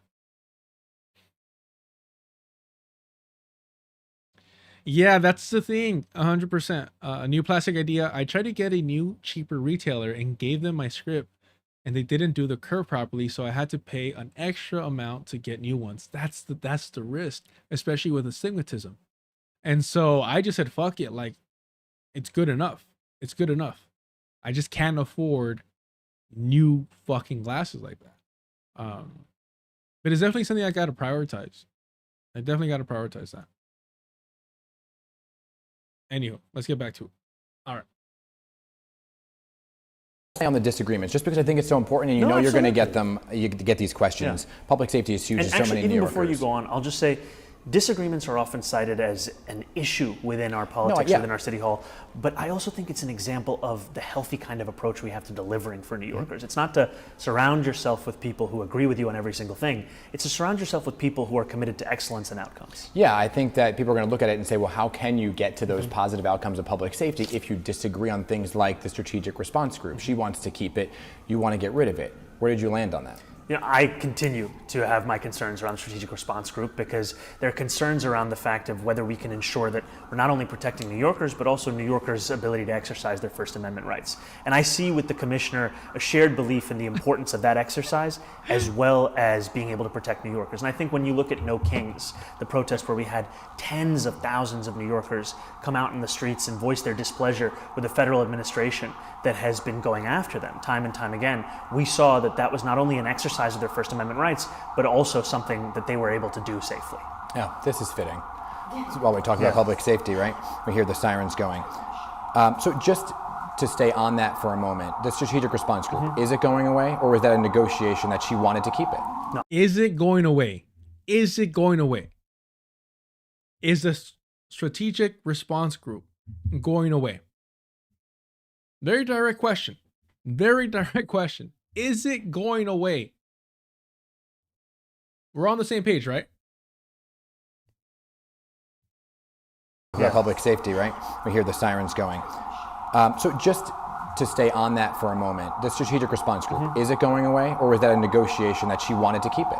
No, I've made clear my concerns. I don't think that the NYPD strategic response group should be how we respond to protests, and that's something that we'll be following through. So it's going away. That's his fucking answer. His fucking answer was, I've made it clear. I don't think that they should be responding to protests. Okay, that's cool. You don't think they should? Are they going away though? You see what I'm saying? Like, bro, so fucking Weasley. Was that a negotiation that she wanted to keep it? No, I've made clear my concerns. I don't think that the NYPD strategic response group should be how we respond to protests, and that's something that we'll be following through. So it's going. That we'll be following through on. All right, cool. He didn't follow through on it. Okay, so again, follow-up question. So it's going away. We're going to have a different response, one that actually fulfills the objectives that we're talking about. We're going to have a different response. We're going to rebrand. What the fuck is happening, bro? He's not as good as he thinks he is, but it's good enough. Look at this. So just to stay on that for a moment, the strategic response group, is it going away, or was that a negotiation that she wanted to keep it? No, I've made clear my concerns. I don't think that the NYPD strategic response group should be how we respond to protests, and that's something that we'll be following through. So it's going away. We're going to have a different response, one that actually fulfills the objectives that we're talking about. A lot can be said about how Eric Adams handled the NYPD, and Keyshawn Sewell was his first pick for police commissioner, and she left saying, well, I couldn't run the department how I wanted to. How do you plan to run the NYPD? Is it going to be fully her department? Are you hands-on approach? How did you leave that meeting and that agreement on who's going to run the day-to-day? Frankly, the agreement and the meeting that I had with the commissioner is akin to the meetings and the agreements that I have with anyone that I'll be hiring, which is that I'm hiring to do their job. They could be a Zionist and it's perfectly fine. They should do their job. I should not be the one doing it. If that was the case, then I would simply be handling every single aspect of city business.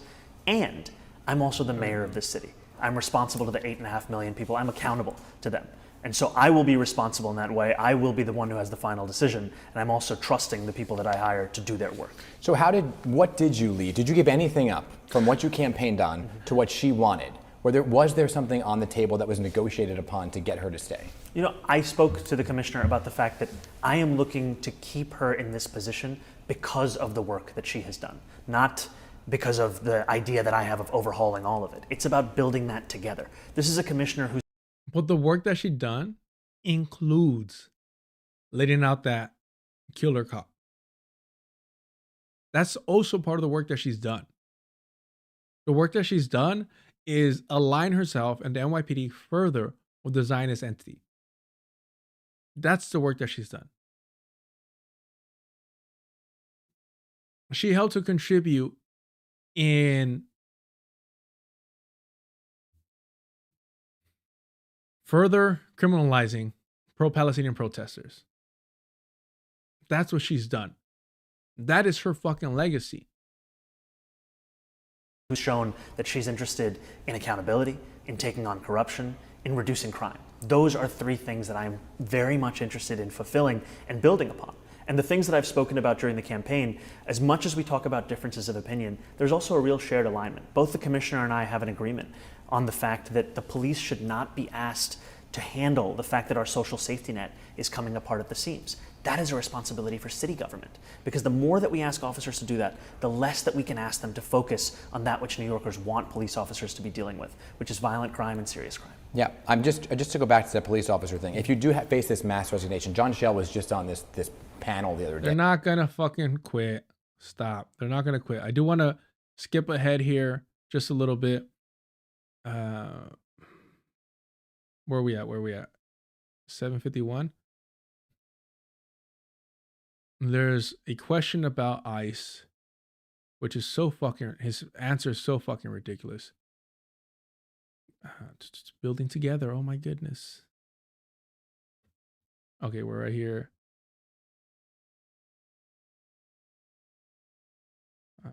Okay, here we go.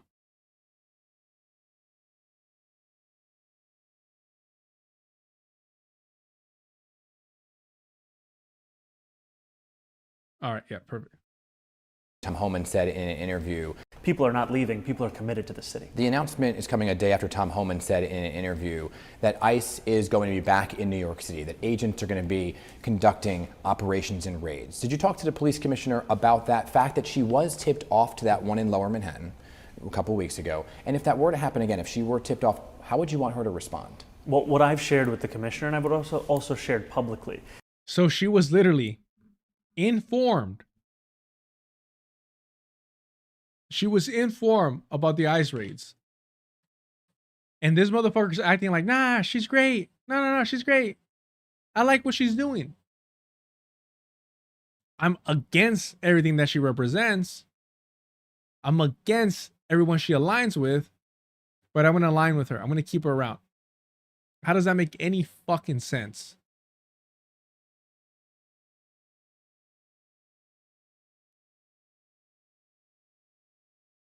Is the fact that we can never go back to the days where Eric Adams would go on national television and open the door to the NYPD handling civil immigration enforcement. That can never even be entertained. The other day, I was speaking with a New Yorker who broke into tears as she told me about her aunt who had been visited by ICE at their home, at the school, at so many places of how she engaged with the world around her as a New Yorker. People are living in fear. And what we will ensure is the NYPD will be delivering public safety, not assisting ICE in their attempts to fulfill the administration's goal of creating the single largest deportation force in American history. So if she is... So again, the question is, how the fuck are you going to check her? How are you going to hold her accountable? How are you going to stop her from aligning with ICE again? Is tipped off like she was. What do you want her to do? In the single largest deportation force in American history. So if she is tipped off like she was, what do you want her to do? I want her to ensure that no officers are assisting with the actions of ICE. And what you did see play out a couple weeks ago, what is your response to Tom Homan, who yesterday said, we'll be back? Yeah, I will tell Tom Homan what I will tell anyone who asks, which is the fact that I am looking forward to representing the entirety of this city. And this city is also an immigrant city. It's a city that's proud of its immigrants' heritage. It's proud of the fact that so many from across the world find their home in this city. And we will protect those New Yorkers as we protect every New Yorker. You've really hit the ground running from the moment you won and to January 1st. It's all right. I think that's solid right there. I'm sure there's more, but kind of over it. Not gonna lie. Do we read?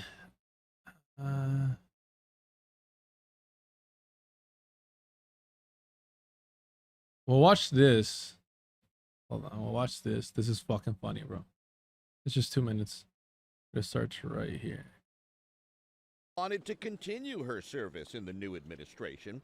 Now we're here to visit the memorial and honor the legacy of service that so many of our officers have left, and I'm sure there will be plenty of time to discuss all of that, but I really want to leave politics out of today's discussion. The commissioner and I share a belief in the fact that in order for police officers to be able to do their jobs, we also need to create a Department of Community Safety.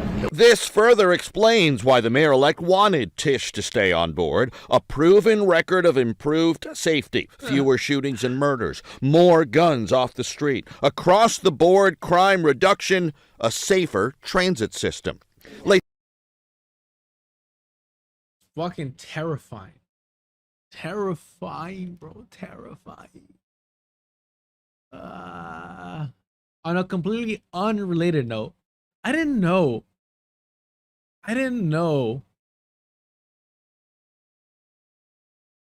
Completely unrelated.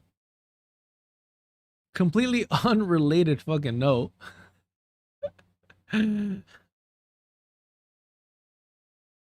you know who directed this one?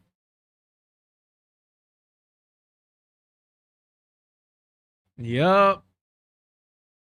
Completely unrelated to the previous story we just saw.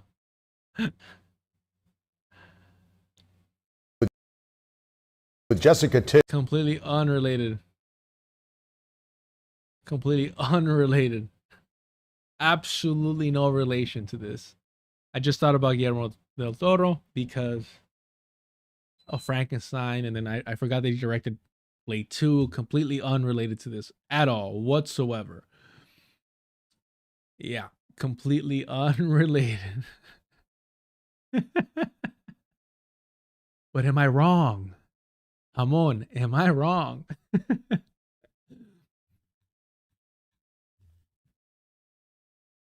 Okay. We don't have time to read this. I'll drop it on the chat. I recommend reading it yourself. We just don't have time.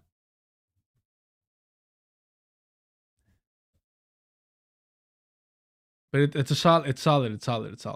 There's a bunch of other shit that we didn't get to, but we need to do the CJ consciously debate. We have to, and that's at least going to be an hour. That's at least going to be an hour. Let me slow it down because these dudes are fucking spitting. All right. No, they both talk pretty quick. I have timestamps that I'm gonna go over.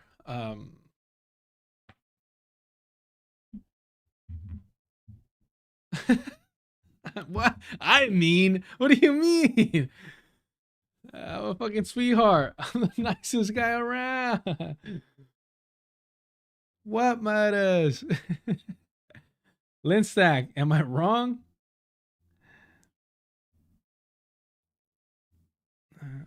We're gonna start. Okay, this is a prelude. I just want y'all to see this. There's a little teaser, so y'all stick around. All right. It ain't convenient, bro. It ain't convenient. So I want to wrap this up. I wanted to wrap this up at 12. I wanted to do 3 hours and be out and get started working on the video. We're gonna do another hour, so I'm gonna finish at 1. I'm gonna get lunch, come back, and fucking try to at least wrap up another. You know, I'm hoping it goes quicker the second half of the video, but we'll see. So just so y'all stick around with me for another hour, check out this little bit, and then we'll start from the beginning after this. People like seeing these previews, so why not? Why not? ¿Por qué no? ¿Por qué no? Let me make sure everything's lined up, though. Oh, if you haven't already, please, please, please subscribe to IMCJ2. And we're not going to go over the entirety of it, so I will drop the link to this later so you can go ahead and give CJ some views. There are some spicy moments in this. It gets petty. It gets petty. And we're not going to go over the entire... I mean, you have to watch the entire thing because it's ridiculous how childish consciously acts while also simultaneously trying to big brother CJ. Because CJ is fairly young, which only makes all this more impressive. All right, let's get to it.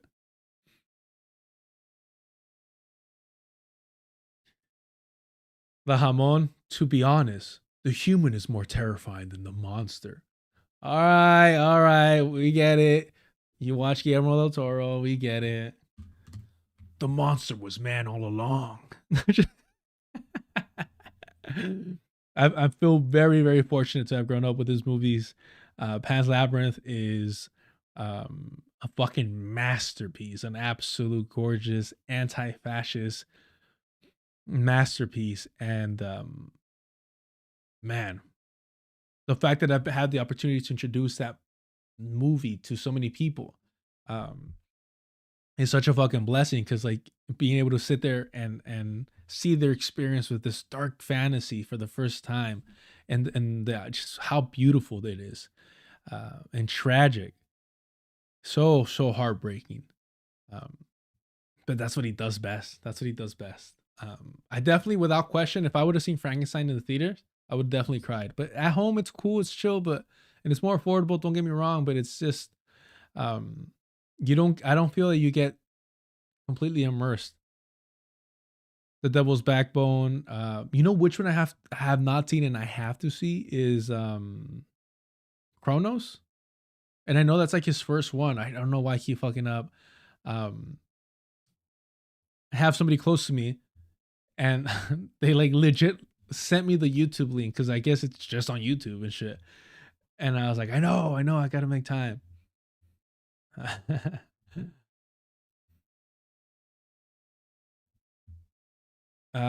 Rouse. It's as close to a perfect film as you can get. Pan's Labyrinth is up there with, I would put it, I get it. He's a Mexican director. I understand. It's an anti-fascist movie. I get why I would be biased. I've been thinking this since like I was a kid. What year did that come out? I don't know if I watched it in the theaters. I don't know. It came out in 2006. Fucking gorgeous. Came out in 2006.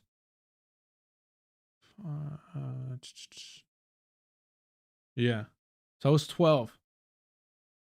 And it was just like, what the fuck is this? Like, what are we watching? Terrifying. And the amount of times that I've rewatched this, and it's not like an easy watch in the sense of like, it's not going to make you feel good afterwards. You know what I mean? Like, it's moving. It's a moving fucking film. All his movies are, or at least all the ones I've seen. I mean, fuck, even Hellboy has those moments. Ron Perlman absolutely kills it. The whole cast does. Another movie of his that I love to introduce people is The Shape of Water. The Shape of Water is awesome. For a while, whenever I would talk about it, people would think I was talking about the Lady in the Lake or some shit like that. Anywho. Somebody mentioned something about... Yeah, it's super depressing. All his movies are somewhat depressing. Kronos' Boss, I have to watch it then. I'm going to try my best to watch it.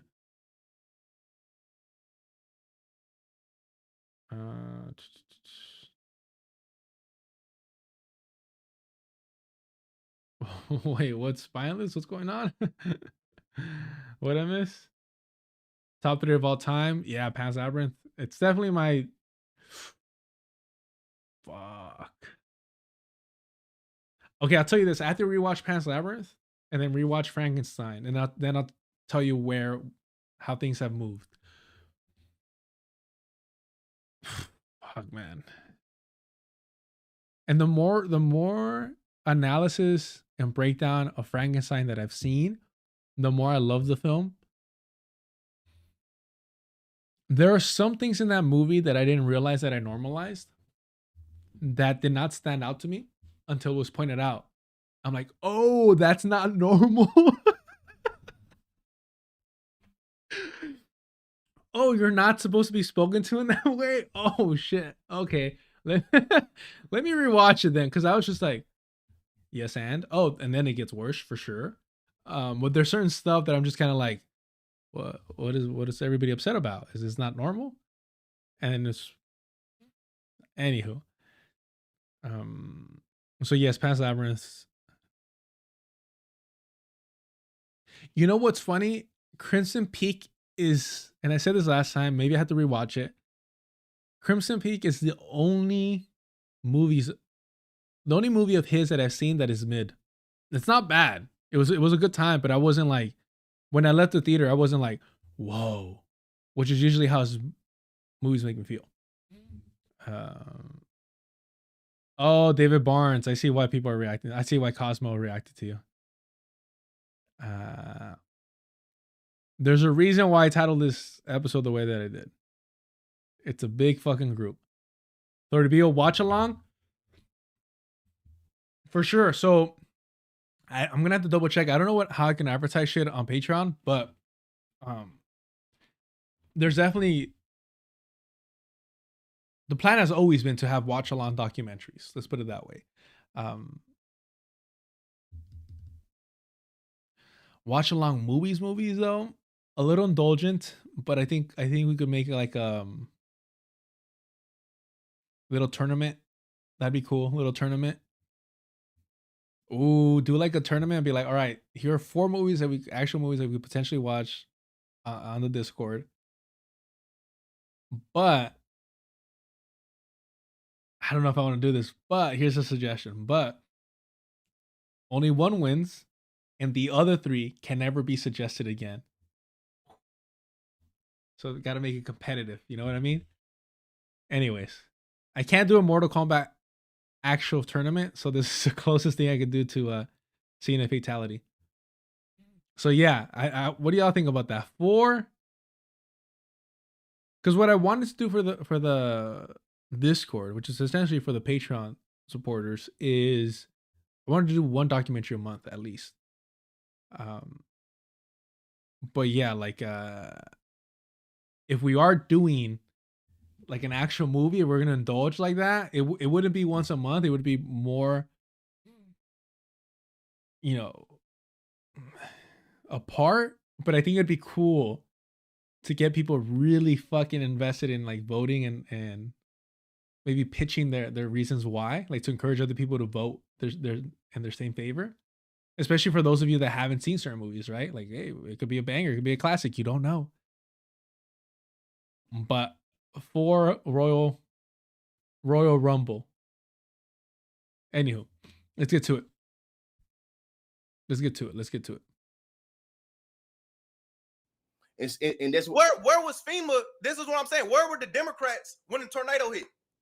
Where were the Democrats? No, nowhere. I got a better question. Where was I? This was me and you in line. That's the reason why I'm like, bro. The reason why a bunch of established Democrats hate me is because when they talk about fascism, they get mad at me pointing out, you only cared about fascism when Republicans was in office. You only, I literally they don't like me because I point out. I'm asking you this. People was already like, you and like Joe job. Biden, like I'm just curious. Like I'm seriously curious. Curious. Do you and Joe Biden have beef? Yes. So why were you smiling with him so intently? Ooh. I was smiling for a picture. Why did you urge people to vote for him? I was going to vote for him to make sure Donald Trump. Why did you have how were you even able to get the private? Hey, did you see the Rolling Stone article of me saying? It don't matter to me. I'm asking you about something else. I'm telling you the reason. What did Joe Biden end up doing at the end of the day though? Not get made it where he had to move out the way. Hey, that Rolling Stone. He didn't move out the way. Why didn't you consciously? Why don't you continue to support Joe Biden? Shit, because he is Zionist. Oh, so damn, that's cool. Hey, when did Joe Biden said if Israel didn't exist, we would have to invent an Israel? So I don't think that was during his presidency. In fact, let's look it up. Fuck it. If Israel didn't exist, where is it? C-SPAN in Espanol. June 5th, 1986. As most of us do, Israel in this body, for apologizing for our support for Israel. There's no apology to be made. None. It is the best $3 billion investment we make. Were there not an Israel, the United States of America would have to invent an Israel to protect her interest in the region. The United States would have to go out and invent an Israel. At least he's honest. I am with my colleagues who are on the floor in the Foreign Relations Committee, and we worry at length about NATO. And we worry about the eastern flank of NATO, Greece and Turkey, and how important it is. They pale by comparison. May I have one more minute, I ask my colleague? The senator's time has... One more minute to fucking grovel for the Zionist entity. 86. Wow. Look, I'll be straight up. I voted for Joe Biden. Yeah, I voted for Joe Biden. Because I felt guilty for not voting in the Hillary Trump election. Be straight up. I felt bad. I felt guilty. I felt responsible, culpable, whatever you want to call it. Also, and I don't think we'll, again, please watch this in his entirety. Give CJ the love and support. Subscribe to his channel. Watch the video. Hit the like over there as well. I don't think we're going to have time to go over this part. But consciously makes the argument about judges, which is what Dr. Greg Carr made and was one of the three factors that convinced me to vote for Joe Biden. The other being the hope that AOC, this is why I'm always, willing to go after her, that AOC would keep the same fucking energy, do the same fucking photo op in the ICE concentration camps in the border, and get Joe Biden to actually do something positive for people looking, for refuge. Did that happen? Nope. Nope. Whatever guilt I had for the first Trump administration, now I carry the fucking guilt of voting for a genocidal fucking monster. Won't be doing that fucking mistake again. Won't be doing that fucking mistake again. And again, not that it means much, not that it matters, this and that. You know what? It's still here. It's still here. It's still on the fucking shoulders. And that might be fucking egotistical of me. That might be whatever, but it's still, it bothers me. Shit eats me up.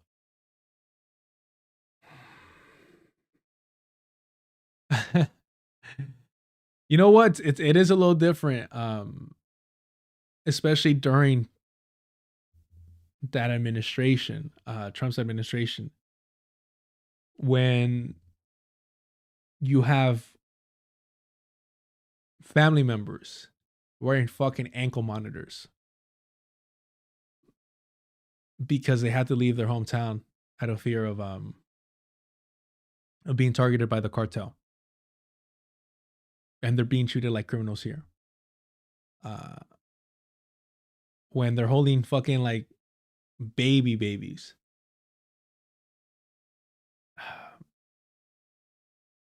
This actually seeing it is fucking different. But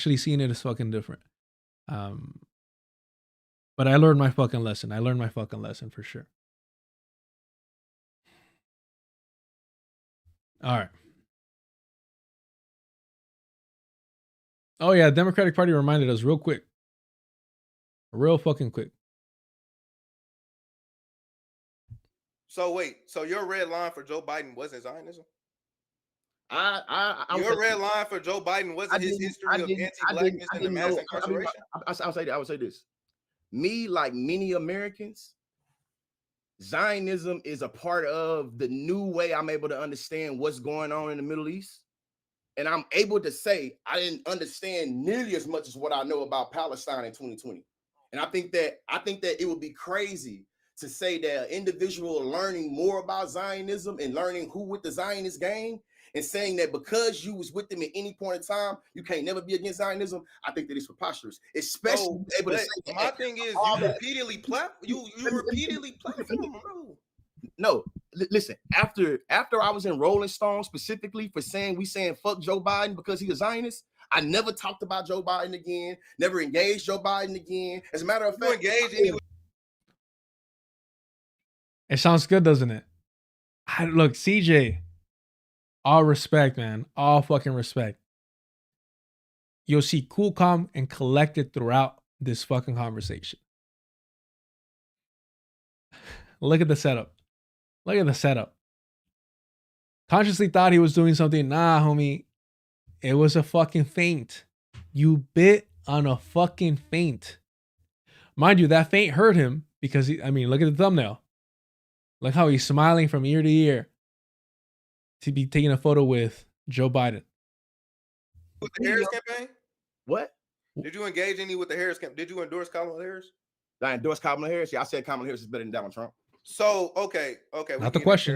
That. Yeah, not the question. So, what is the difference between it? Do you recognize Kamala Harris as an extension of the Biden campaign or the Biden administration? Yes. This I'm gonna ask you this. I'm gonna ask all of the liberals. This is the reason why. This is the reason why I got into it with all the liberals is that they were mad at me that I pointed out. The reason why this woman lost in many instances is because she continued a lot of those unpopular positions.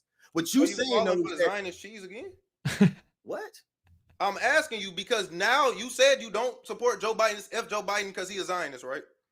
Why would you then go to an extension of his administration who said out of her own mouth, I'm not doing anything different than Joe Biden? Hey, politics is about going from policy to policy. You are able to different policies that she have from him. Literally the worst person to make that argument with is Kamala Harris. The worst fucking person to make that argument with, because you get away with that one. You get, hey, you know what? I really locked in onto this one policy, and for me that outweighs this and that, whatever. That could go through. But bro, the person that said, I can't think of any differences. I can't think of something I would have done differently than Joe Biden. Running Joe Biden's campaign, get the fuck out of here. Lanzinator 4734. I see you in the chat. Y'all are trying to fuck with me, huh? Like just the Mandela effect. Earlier I was like, who's Gio? I knew a George. I knew a Jorge once. Lancinator, nice to see you though. Appreciate you. But yeah, Kamala Harris, worst fucking person to try and run this play with. Like just stupid, bro. From policy to policy. You are able to different policies that she have from him. What I'm telling you is that from the entirety of when the campaign started to when the campaign happened, I'm saying every instance. We needed weapons embargo. I'm saying though. She's actually on some policy. She's actually worse than Trump. On the border policy, she said she was gonna have thousands more border cops. She said that she went back on fracking, which is harmful for the environment. She said she was going to fund cop cities in excess of millions of dollars. All right. That is just a preview of what we're going to get into. That is just a preview of what we're getting into. I was not exaggerating. When I said that.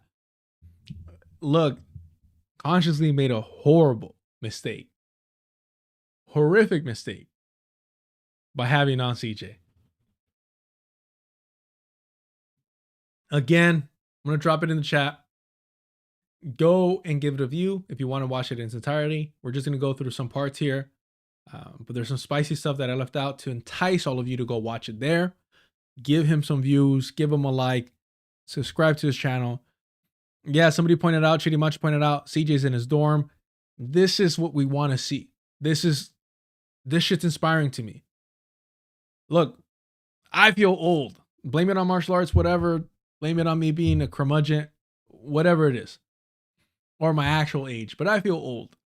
And seeing young people like CJ be so far ahead of who I am now, what I'm doing today, is so fucking inspiration, like just so inspirational, and so grateful, you know, that yeah, he squared up with Consciously, and hopefully, you know, the clips, this video, it continues to spread, because we had to combat the Hassan Pikers, we had to combat the Consciously, we had to combat the Sam Cedars, we had to combat the Vanguards, we had to combat the Crystal Balls, the Cal Kalinskis, we had to combat these fucking people, because their role is to be counterinsurgent propagandists.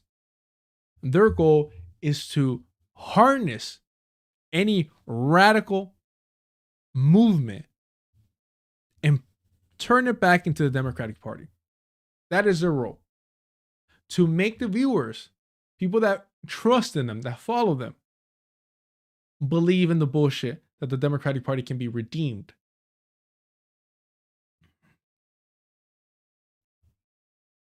No, Consciously did not delete it. He unlisted. I unlist my videos all the time. They're not deleted. They're just unlisted. Was it a coward move of him to unlist it? Yes, if he doesn't edit out that part and put it up as a separate video. If that's what he normally does. I voted for Kamala Harris. Thank you so much, Young Walker, for the super chat. I don't take logic much to expose. Yeah, it don't take logic much to expose these DNC ops. So when I was talking to Jared from Millennials Are Kidding Capitalism, that was my whole point of why I kept saying, like, Dr. Ball just asks very simple questions to Norm Finkelstein. Because when somebody's being a little bit of a fraud and the little bit's carrying a lot there, it doesn't take much. It doesn't take much pressure for them to fold. All right.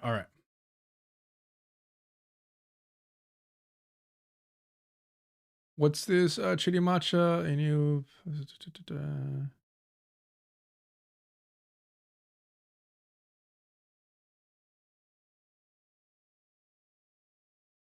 All right, let's get back to it. So that was a little teaser of where this goes.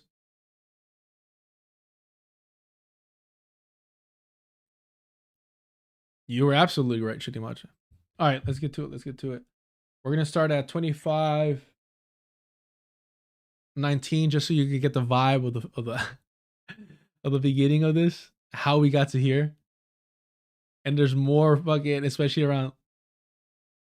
Well, I won't tell you what areas get spicy, but there's some areas where I'm just like, holy shit, bro. Like, I don't know, man. Yeah, this is fine. I'll let you start, man. I'll let you start on where the indictment comes from. You seen my content, you know, and you made some criticisms and critiques. You know, this is where this dialogue starts. This dialogue starts with a consciously criticism, consciously critique. So I'm gonna give you the floor where you able to, you know, really articulate specifically what I don't even call it a beef, what your indictment was towards what I do in my content, and then we can start from there. Yeah, so I'll say this. It most definitely from my end had to, like, it went way further. You know what I'm saying? Because I felt disrespected, but I'll get into that later. So we can start this all with Jasmine. Look.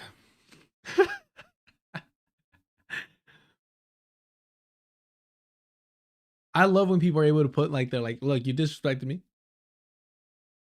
Well, we'll get to it. We'll get to it. Right now, there's the first things first, the criticism, the matter at hand, and we'll get to the personal shit later. I like that. You're prioritizing not your feelings, not your emotions, not your ego, but the subject. I appreciate that. And again, for somebody who's supposed to be the younger person in this interaction, right? And by younger, it's usually the stigma of being immature, of being childish, of being not being able to control your emotions, right? We see none of that from CJ. Jasmine Crockett, the Jasmine Crockett interview. Our views on electoralism may be very different. You know what I'm saying? You may have faith in the system, in the electoral processes of the settler colony. I do not. So this is where the differential in our politics starts. So when I hear the phrase, what can I do to restore faith back in the Democratic Party, the same Democratic Party that is a white supremacist institution. And this is why I took issue in which you're trying to compare me to the Democratic Party. What can I do to restore faith back in the Democratic Party, the same Democratic Party that is a white supremacist institution? And this is why I took issue in which you're trying to compare me to the Democratic Party or Jasmine Crockett by saying you go to a white supremacist institution, you do all this, you do all of that, and you have an iPhone and an app, and it's like it's the same old argument that I used to use during the Red Scare. You know what I'm saying? And even today, how do you critique society yet you live in it? Yeah, when I heard about that, I'm like, oh, that is so childish. That is so fucking childish. Again, watch this in its entirety. I'm purposefully not watching the entire thing. We'll see. Maybe there's a part in here that sneaks in about how petty Consciously is. Again, doing a deep dive onto CJ, not his ideas, not his positions. Soccer gets brought up. I'm horrible at soccer, so I can't even fucking offer CJ a game of soccer, but it's just weird fucking petty shit like that. But the actual subject is Consciously had an interview with Crockett, and we've been over Jasmine Crockett here. And the concern was from CJ was that Consciously basically said, all right, like, what can you do so that people can trust the Democratic Party again? And CJ's question is like, why the fuck would you want people to go back into the Democratic Party's arms? Why would you encourage that? What is your goal in wanting that? Why even ask that? It makes no sense. I mean, we all understand that is preposterous when we're talking about the Republican Party, right? To ask that of a Republican would be just completely, everyone would recognize it as stupid.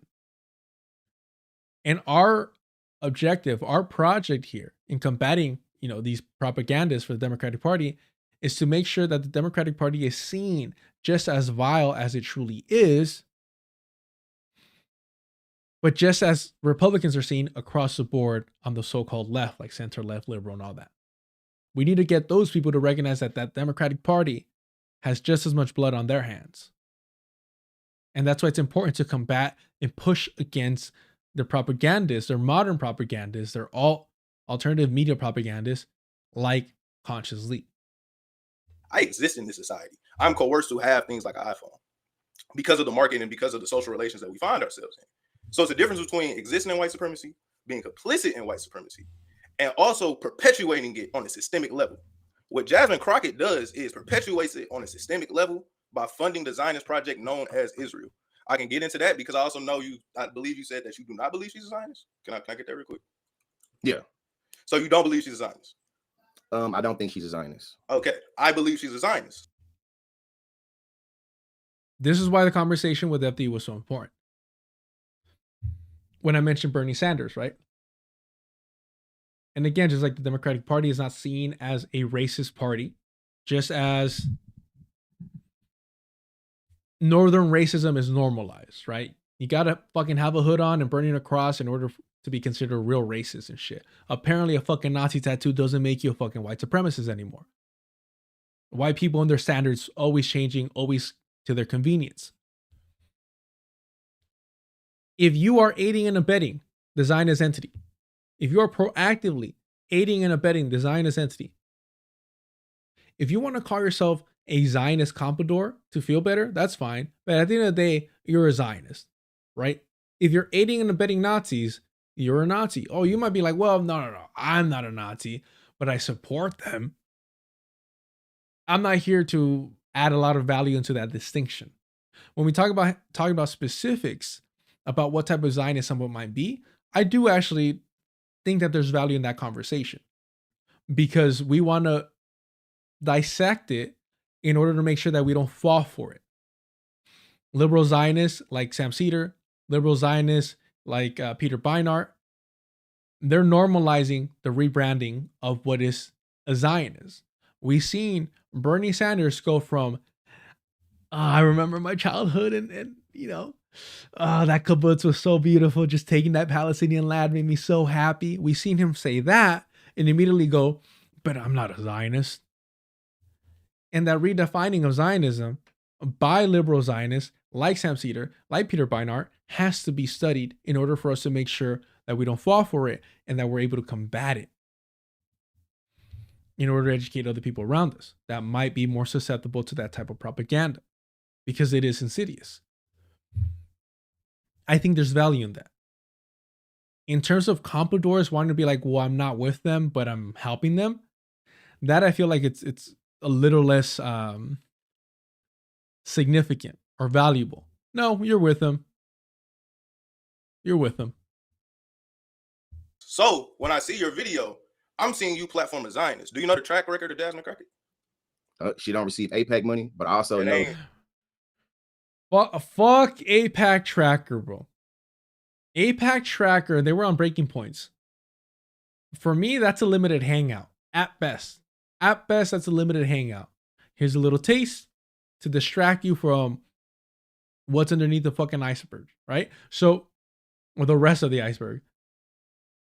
That's a limited hangout at best. To me, AIPAC Tracker has been for a long time. It's felt like controlled opposition. It's felt like controlled opposition because AIPAC, just like apartheid, is not the real issue.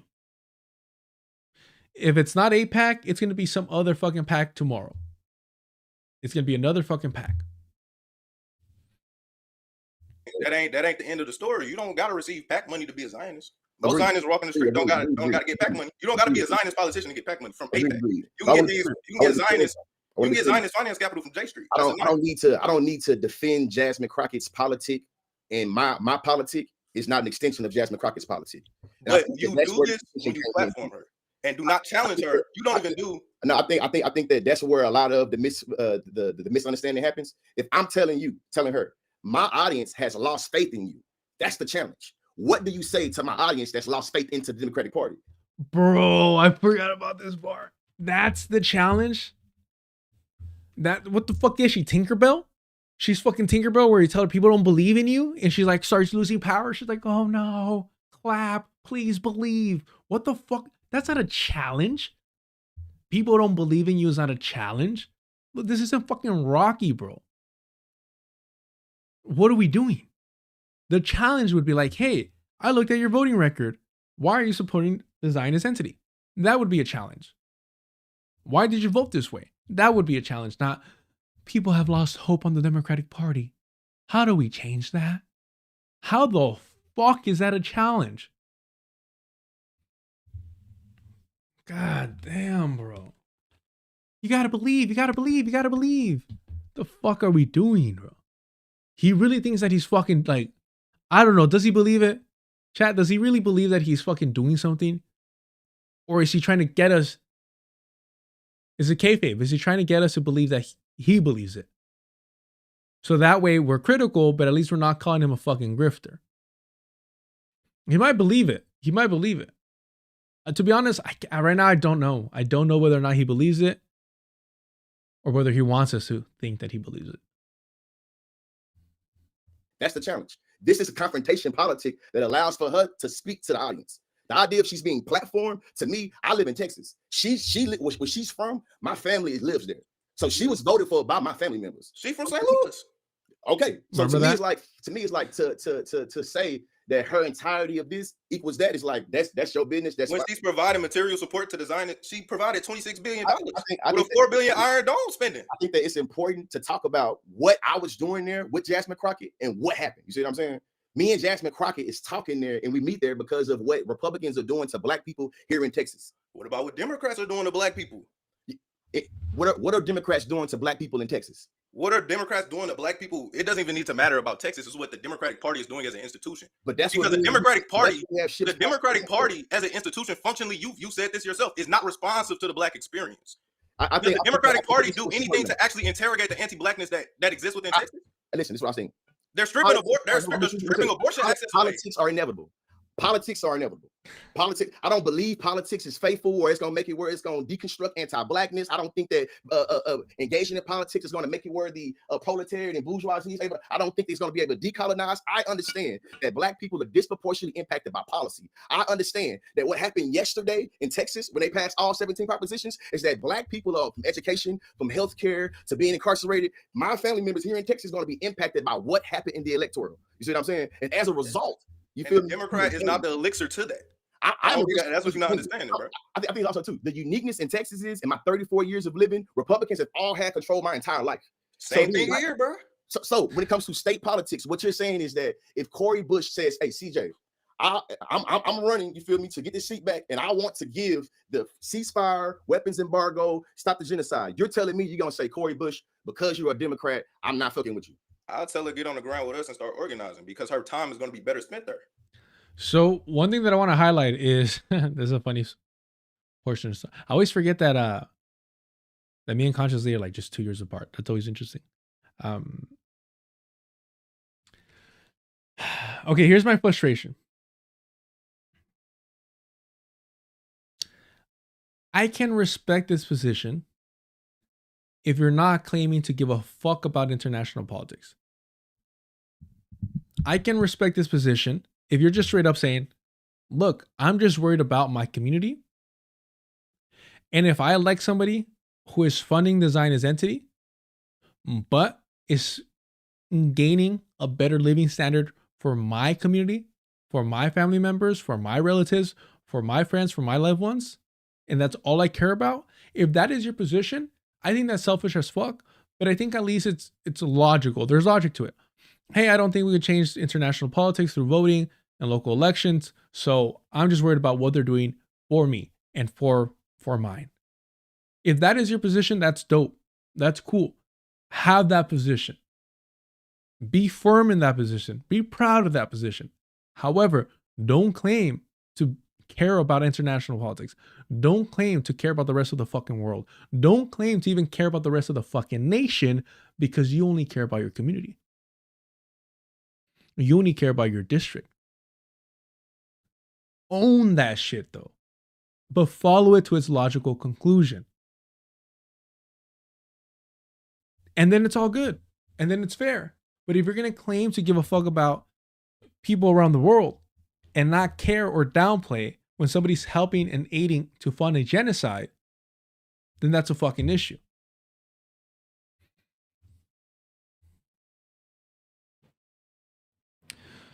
Linsack, what does CJ think he's arguing for here? Democratic Party over independent third party? CJ is more, I don't want to mislabel him or categorize him incorrectly. More of independence movement, like in an actual independence, you know.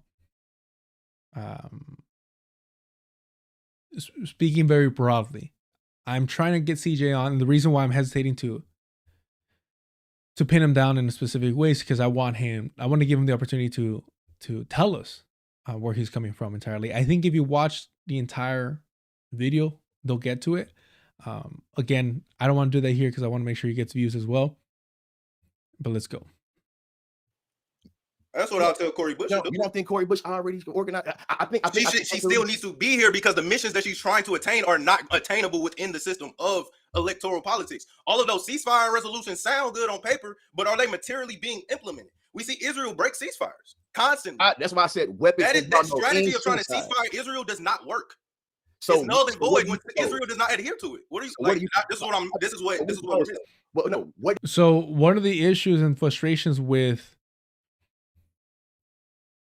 RadLibs who try to downplay people to their left, one of the frustrating parts is they want to claim that we're like delusional, living in a fantasy world. They want to claim all this shit, while at the same time thinking that the US will ever pass an arms embargo.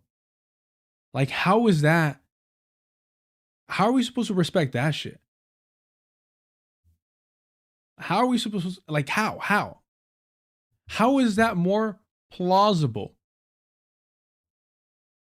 than anything else that we're fucking pushing for, that we're fighting for, that we're organizing for. How?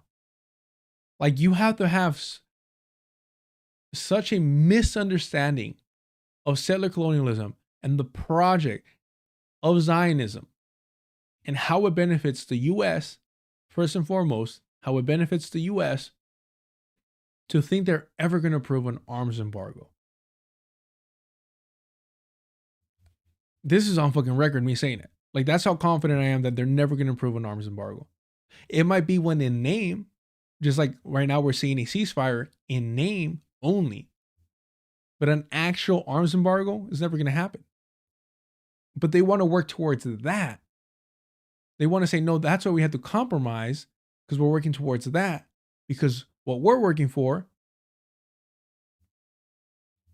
is nonsense. It's not reality. So what do you propose we do in terms of getting Israel to stop killing Palestinians? What do you propose as a strategy?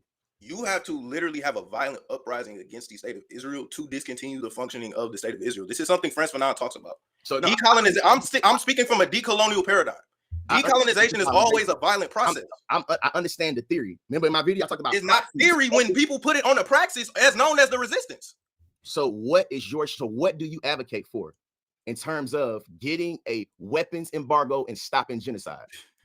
I'm just trying to be clear. I'm going to be able to do that. What I'm trying to tell you. So we should Can I just talk? What I'm going to tell you is you don't even have to necessarily hear my steps. We're live on YouTube, bro.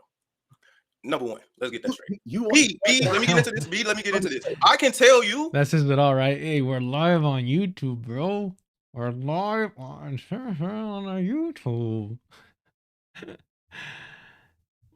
Why the conduit of American electoral politics, the same America that is a parent company of Israel, the same America that has shipped trillions of dollars over there, the same America that has mercenaries in the Zionist state that murder Palestinian children. You have American capitalism. Listen, everything right now, property is from American imperialism. Right now, you're preaching to the choir. American imperialism. I'm telling you why. At your university, at my university, in the Democratic Party, and Republican Party, and local politics, and state politics, and federal politics. So, in what world do you think that you are able to be outside of imperialism? In what world do you think you're able to be outside of the civil society or be outside of the colony? Because I think we found a new one that's no longer imperial. I think the issue here is that Consciously is frustrated because he's like, well, you're talking about fantasy. You're talking about something that isn't real. Whereas CJ is like, no, we had to build that. We had to organize for that because within this paradigm, the structures that are set up, there is no way to succeed, to go down the path, to achieve the goals that you're advocating for, that Consciously is advocating for. There is no path there. There is no way. There is no there. It's a fucking illusion at best. At best, it's an illusion. So in order to actually obtain those goals, you have to start organizing independently. You have to start preparing to be your own fucking people, like your own fucking group, instead of depending on the settler colonial project. So it does require you to, quote unquote, and my apologies, but like, I won't use that. I won't use it just in case. I won't use. I could think of something better. I should be able to think of something better, a better example. But you essentially have to get off the fucking chessboard. You had to get out of the chessboard. You have to stop playing their fucking game. Because the moment that you engage in their game, you're already limiting yourself to what your reality can be and what you can achieve. And you're just playing along. The moment that you're like, no, fuck that, we have to do our own thing, then the reality of being able to stop a genocide becomes possible. I'll give you an example completely unrelated to us and nothing I would ever advocate for. The Palestinian resistance forces knew that the only way to stop the settler colonial Zionist project is not through the voting booth. It's not through compromising with Zionist political parties, but through armed struggle. You can resist the system while being within it. I think that's what you're foundationally misunderstanding. Nah, I think what you're misunderstanding is you believe you have the privilege to go into your nice university and learn all the amazing theories. Bro, black people are losing access to higher education. Let me finish. I'm a nigga from the north Frank side. Woodison is a professor at that university. Frank Woodison is a professor at university. The Marxist scholars that you like are professors at that university. What you're telling me is because they sit at a university that's on a settler colony, they go to a publication that's ran by a settler colony. You saying that what they produce is bad? I did say you're making a lot of ad hominems and logical leaps. I'm asking you a question. I'm asking you a no. question. Right now, I think you. I can understand. Let me explain. Ay, ay, ay. Ay, ay, ay. You hear this? You hear this nonsense? Yes, this is the equivalent of iPhone. Checkmate. That's the equivalent of iPhone. God damn.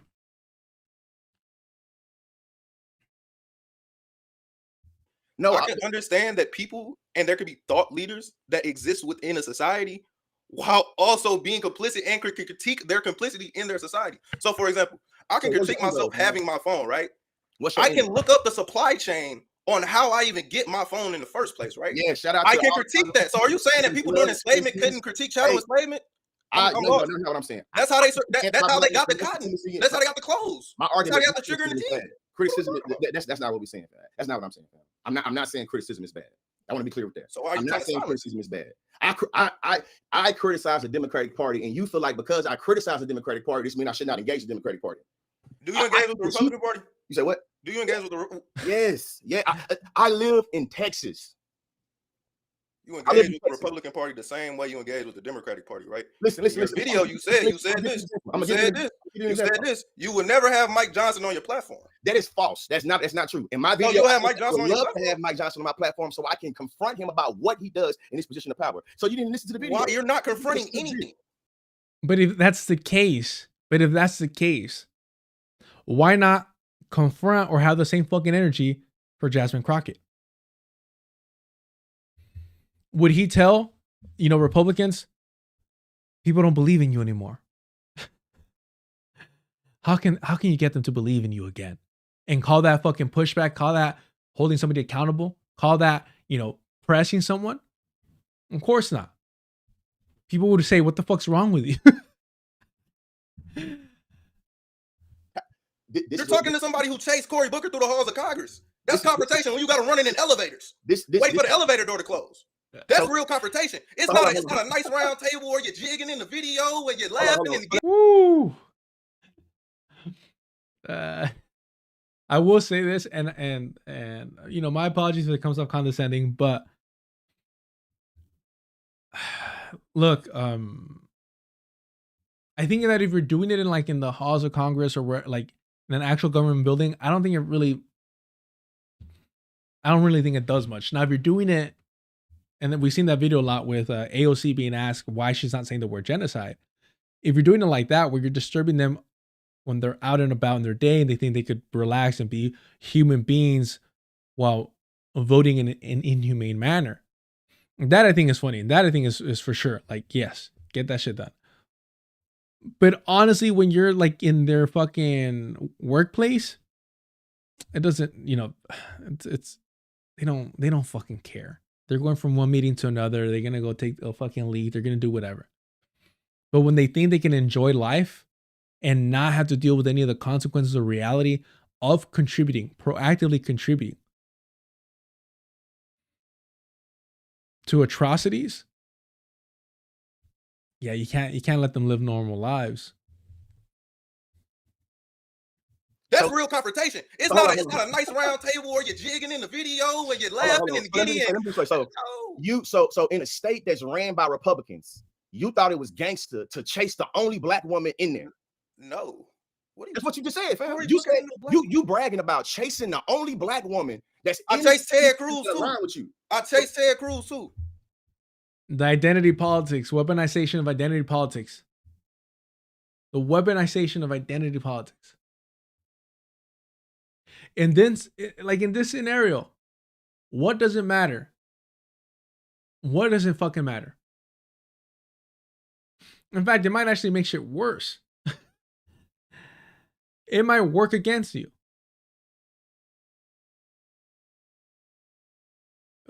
To me, that's fucking gross, because taking this approach is aiding and abetting white supremacists when they want to claim that identity politics is this and that. When you use it in this manner, you're proving them correct. When you're using it without integrity, without self-respect, when you're using it to try and, malign someone and stigmatize them and smear them, it's just fucking weird and selfish as fuck. Hold on, yeah. I think this food needs to go outside. He's being like super. The one thing that I do love, like I mentioned before, I never really wanted a husky, but one of the things that I do really love about this fool over here is sometimes he looks like a bat and it makes me laugh. Let me see if I can find it. Yeah, I'll play this over here to defeat you. Let me let this fool out and then I'll be right back. First, a lot of the time, they kind of get acclimated to, and to a lot of people who are, I also think it plays a specific role for liberals, because I think if you grow up liberal and then you get introduced to people who are like to the left of you in the Democratic Party, and you're like, oh, like these people actually have a critique of capitalism, and I would say it's a critique that is not actually anti-capitalist, but it's a kind of, we need to rein in the oligarchy and corporations and all of this stuff. But that becomes kind of like as far as you go, and also because of what you're talking about in terms of how they just really won't engage with people to their left or even talk about people to their left, which I actually think also is the reason Jared Ball has often brought up that like none of these people will talk about political prisoners. Right. And I think that the reason that they won't talk about political prisoners is because most political prisoners are significantly to their left. Right. It's not like it could be the, oh, this is adventurism, blah, blah, blah. But I don't actually think it's that. I think it's that they know that if they brought some of these people on or had conversations with them, it would introduce them, people to politics that are, very different actually than the ones that they have, and so. All right, let me pull up the video. And we're gonna work a little bit backwards the way that I have them lined up to highlight that he's been fairly consistent with the Zionism. All right, is this the first one, the Axios one? This is the most recent one, yeah. Hundreds of thousands, millions of dollars to defeat you. And in some cases, they've been successful. Your family has faced anti-Semitism in its history. Your father fled Poland in the 1920s, violent anti-Semitism. Your uncle was in a ghetto and was killed by the Nazis. I'm curious how that family history has shaped your views of Israel. Well, let me add something to it. When I was a kid, I was in Israel for, I can't remember, 3 or 4 months, worked on several kibbutzim. I was very impressed. So was very excited at the formation when I was a kid, the formation of the state of Israel. More than aware of the Holocaust, and which took people in my own family, and the horrible anti-Semitism that existed then exists today in America. So I'm proudly Jewish, but that does not mean in any way, shape, we're going to or have to form talk about that I will anti-Semitism. support a right-wing extremist government in Israel that is doing horrific things to the Palestinian people. Would you consider yourself a Zionist? No, not within the terms of what Zionism means, no. You talked about anti-Semitism in this. And I felt a little crazy when I was first going after Sam Cedar for his attempt to redefine what anti-Zionism means. I'm like, damn, am I really doing too much? Like, what's going on? But I'm like, no, like it starts somewhere. This redefining of words is part of the process. And now you have a lifelong Zionist who, I don't know, am I tripping, or did you see his smile when he started talking about the kibbutzim? Oh yeah. Like No. That was genuine. And honestly, like there's a similar thing within Chomsky in one of his, it's an interview, and people bring it up sometimes of, you know, him actually talking about how his vision of socialism is based on the time that he spent on the kibbutz, right? And you know, yeah. So one of the people that I'm pretty sure they still have me blocked, the Vanguard, these two white dudes from like the yo, I found the perfect fucking clip for these fucking animals.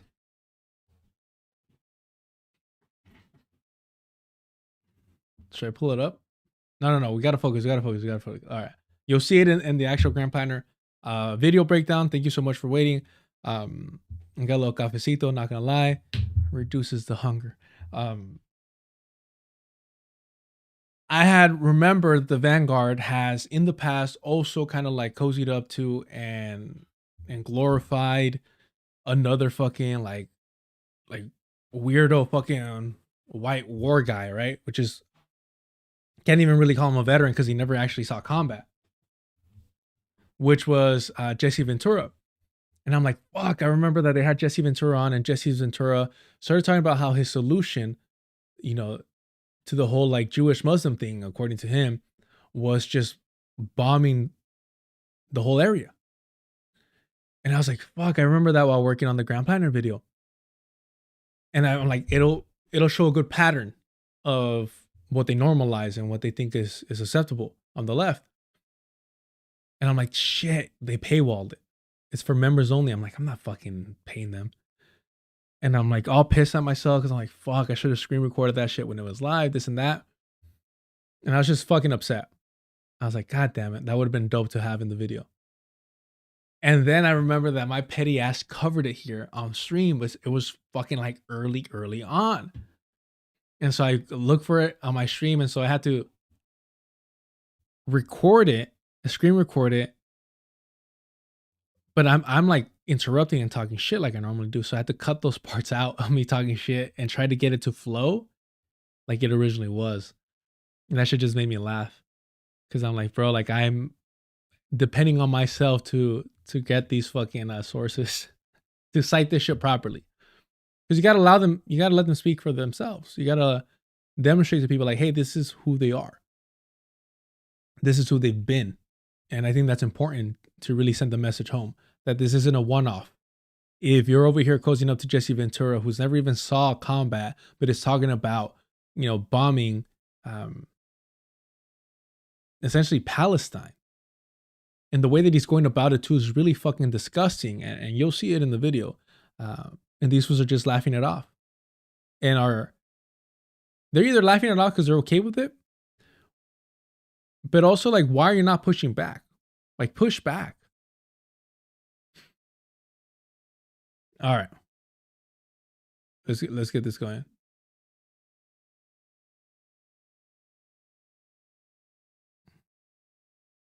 True. A new plastic idea. Are you just more busy in the chat today? Or I forget. I don't know if you heard my stomach growl. Am I just not remembering things? But you've been busy on the chat. I appreciate it. Redefining words is also what cults do. I don't necessarily like comparing them, but it's the reconstruction of reality that is necessary. That's why so many Zionists are so unaware of history. Yeah, but also the ones that are aware of it are fucking proud of it. But yeah.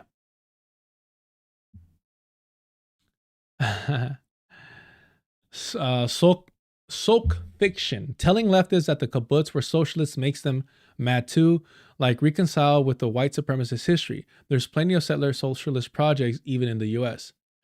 Yeah, no. And I think that's the point that I was trying to make is like, if you're calling this socialist, then you have to call fucking like Jamestown socialist because everyone was technically working on it. Now, I don't think that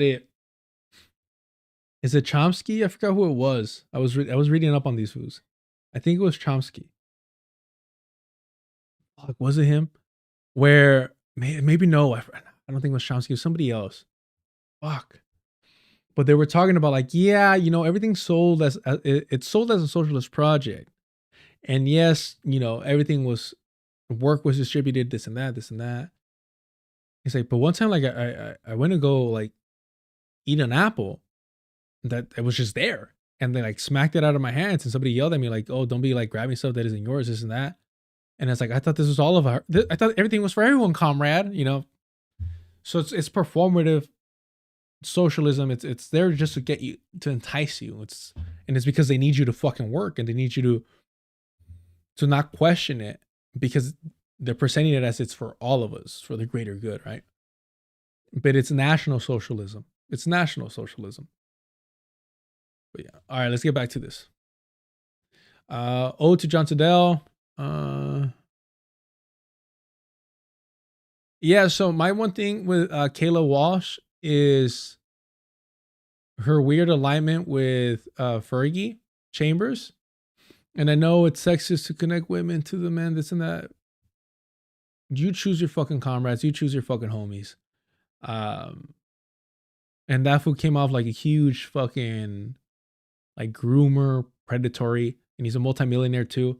And I remember calling that shit out, and I ended up getting blocked by her because I was like, "Hey, bro, like, you're young, you're getting in this organizing space.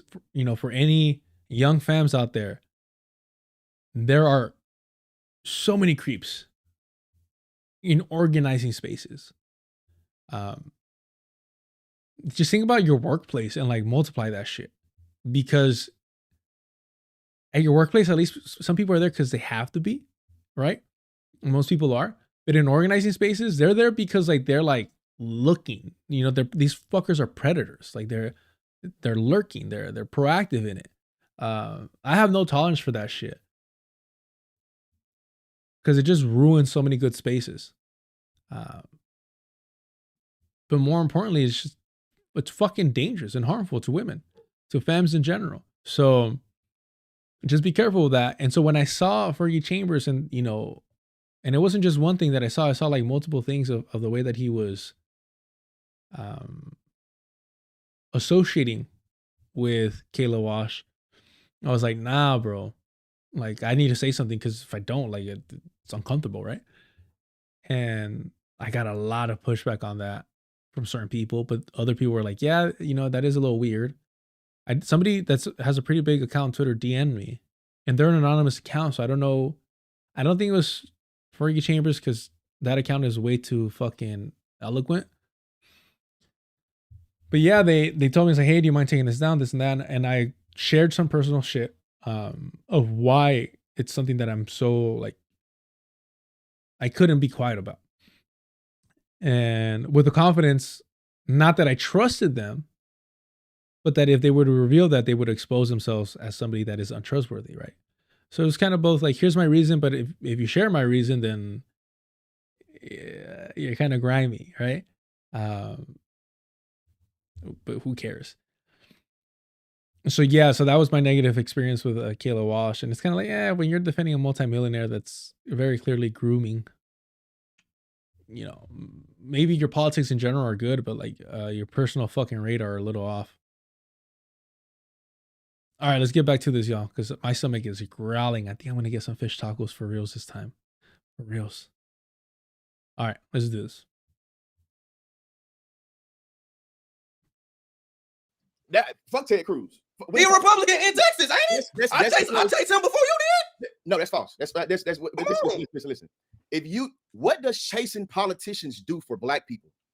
That is accountability. When you confront them face to face, and then go back home and then do your practice and build your community back home. This is where we're missing it.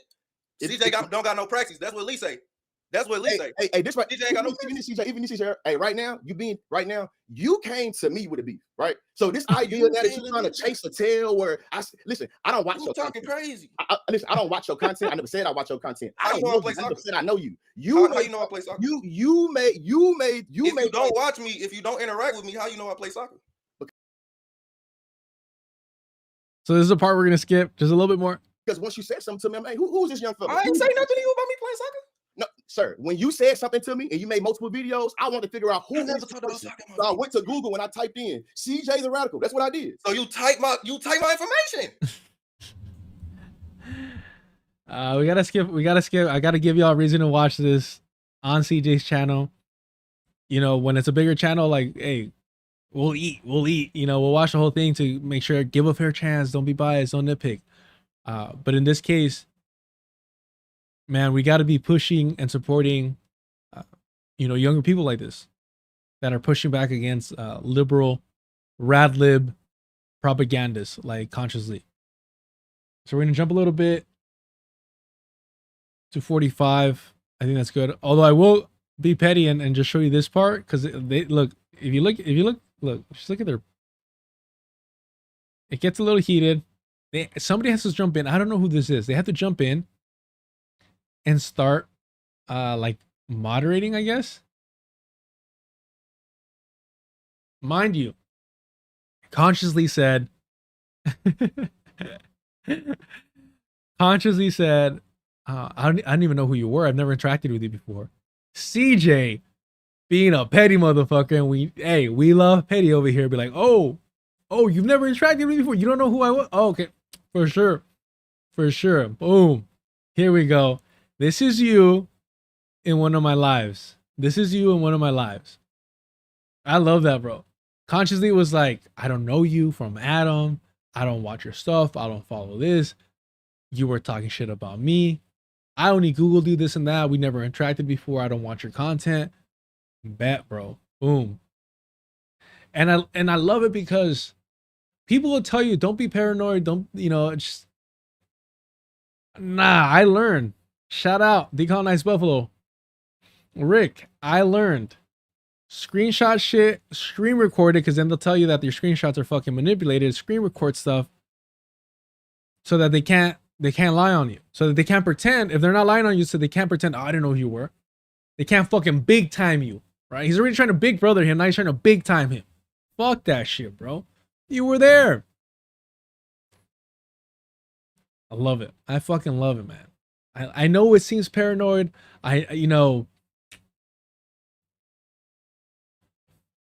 It seems a little extra, but sometimes you have to be with these fucking liars and manipulators and these fucking RadLIb propagandists. You gotta be. So again, watch this, and I know 30B's over here like, do you think I want to watch this on my own? We gotta support. This section here is, I don't know who Domo is. Domo Origato Mr. Roboto. I don't know who he is, who they are. But oh man, I want to play it so bad, but I just entice y'all to watch it.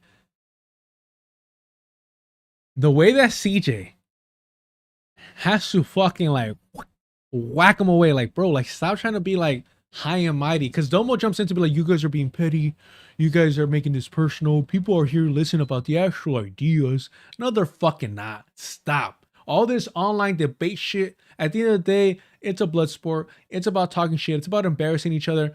I try not to engage in it too much, although believe me, like my fucking high school debate kid, wants to do that. But even at that age, even in high school, when I was in speech and debate, I was like, bro, this is so fucking performative. This is so like, I'm not interested in it. And I just focus on speech. I've been arguing my whole fucking life. I've been speaking up for myself and others my whole fucking life. I can debate. It's just such a fucking, it's like telling me like, hey, let's go fucking like wrestle, like fake WWE wrestle. And I'm like, or we could punch or we actually like glove up, put on a mouthpiece and fucking spar. I'm like, no. We want to do like a whole show. I'm like, no, thank you. I'm good. No, I'm good. I appreciate it, but I'm good. That's the difference for me. If I'm out and about and somebody starts talking shit, I'll argue with you, whatever.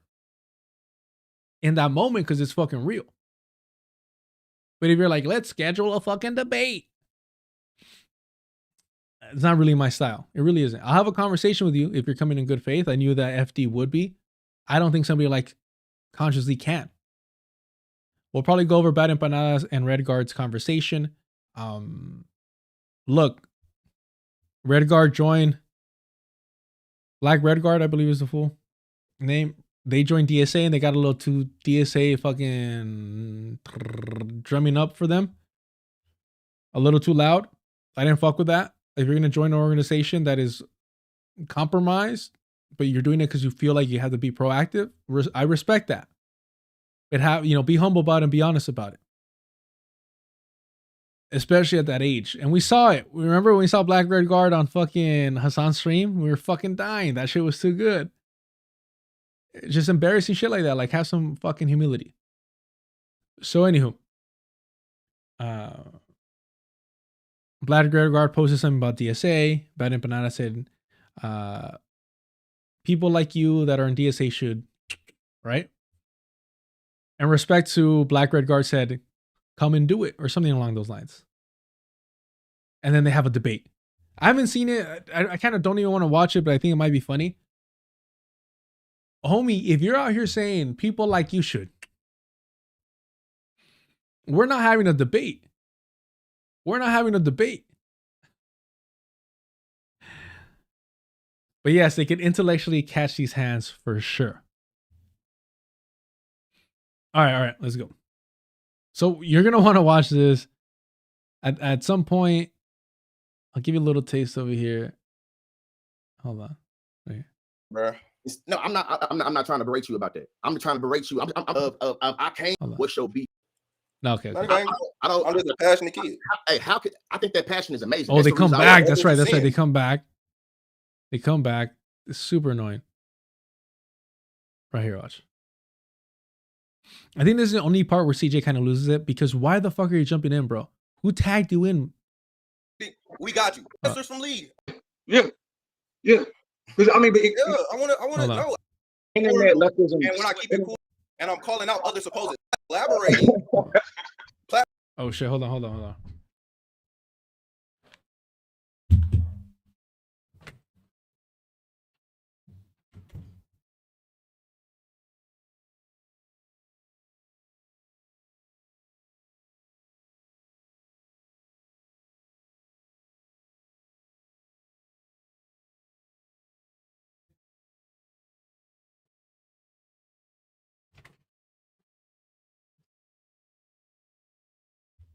My bad. I'm like, it's way too early for the mailman, and I don't know why this was fucking barking up a storm. Shit. Let me see something real quick.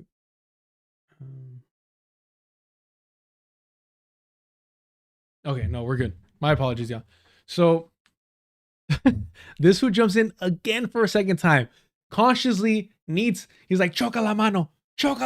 He needs help so fucking bad in this conversation that they got to jump in to try and help him out. Authority Bill, you're doing analysis like this is the UFC. I don't want to brag, but since fucking high school, because look, it was, right. So I had a homie whose pops worked for the cable company, and they got free pay-per-views. They got free everything. Oh my. To this day, so grateful to that whole family. And you know what's funny? So grateful. I used to be a fucking stubborn ass motherfucker. And I used to be like, if we had a if I heard you were talking shit about me, because I don't talk shit about my homies. Like, I talk shit to you. Anywho, when I was younger, I was a little bit more dogmatic about that stuff. And I remember we weren't cool, but we were in the same like circle still.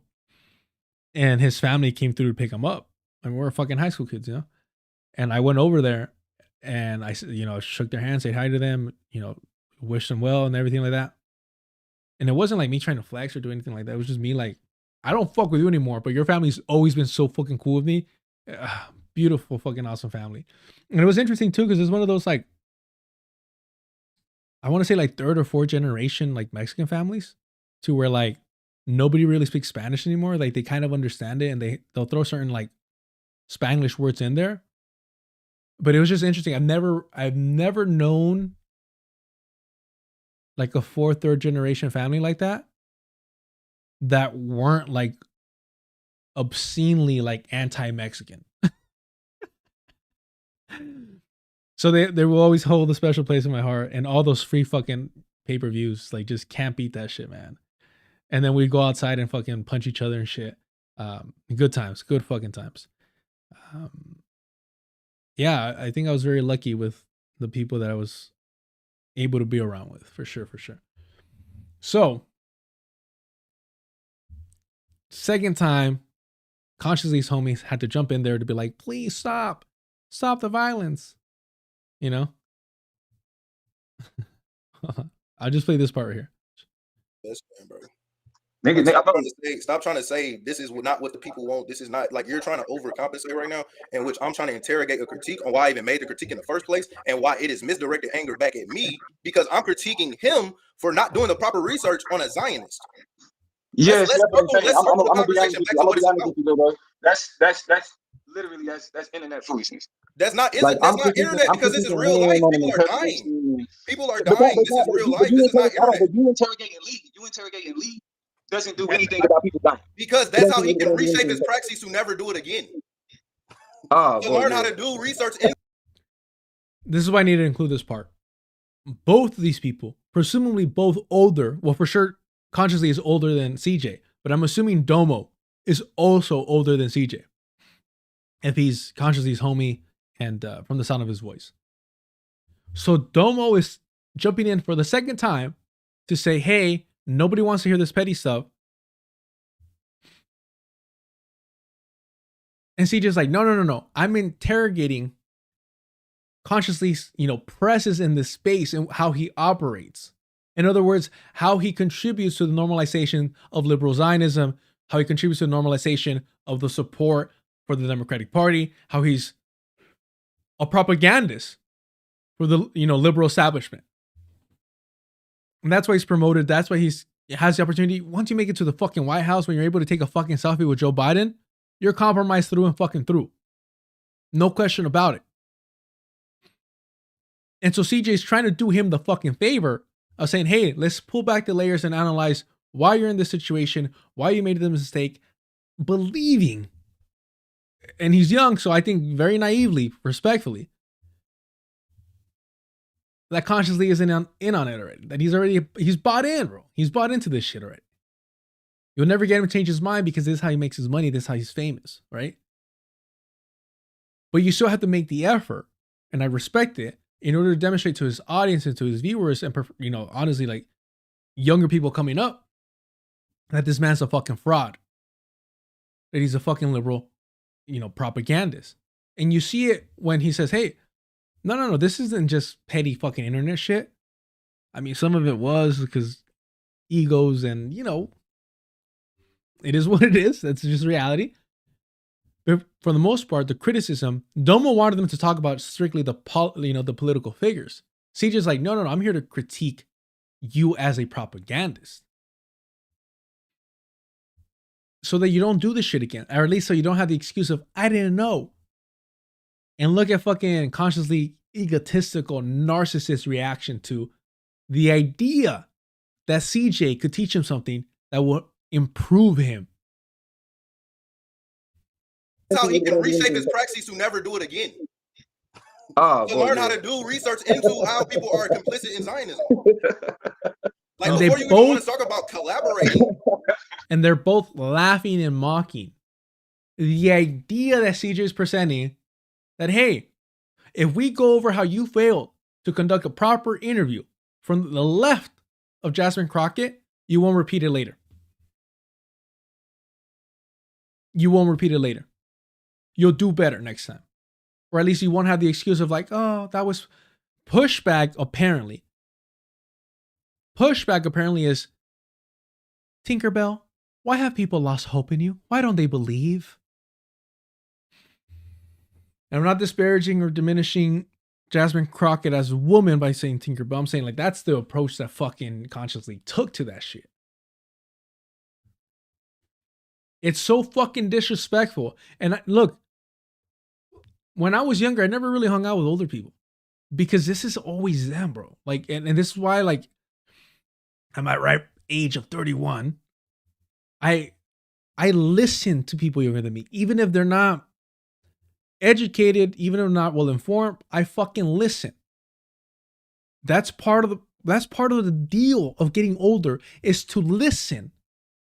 Make no mistake, consciously did not invite CJ here to listen to him.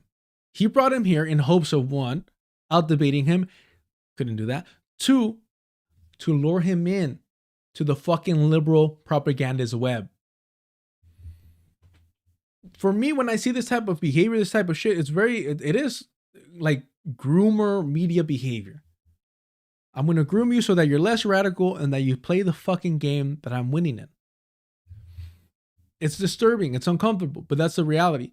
Or if you can't manage to do that, then you stigmatize them as crazy because the original, let me see if I still have it, if it's still saved in my YouTube history. The original title that Consciously put on this conversation, let me put up my history real quick, is something like, what the hell is CJ even saying? And it's like, bro, like, are you fucking serious, bro? Oh shit. Like it's so like crazy making, they call it. Oh shit. I mean, unless did he really delete it? Because I think it's like, what is, oh no, wait, did anybody have that saved still? It's not showing up in my history. Usually if something's unlisted, it will still show up in your history. But not if it's completely deleted. Which he might have done. Damn, that's actually fucking pathetic. Because I'm not seeing it here.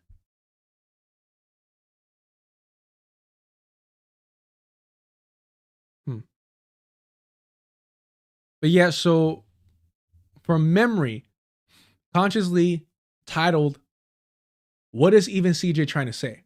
Or what is he even saying? Like, what is CJ even saying?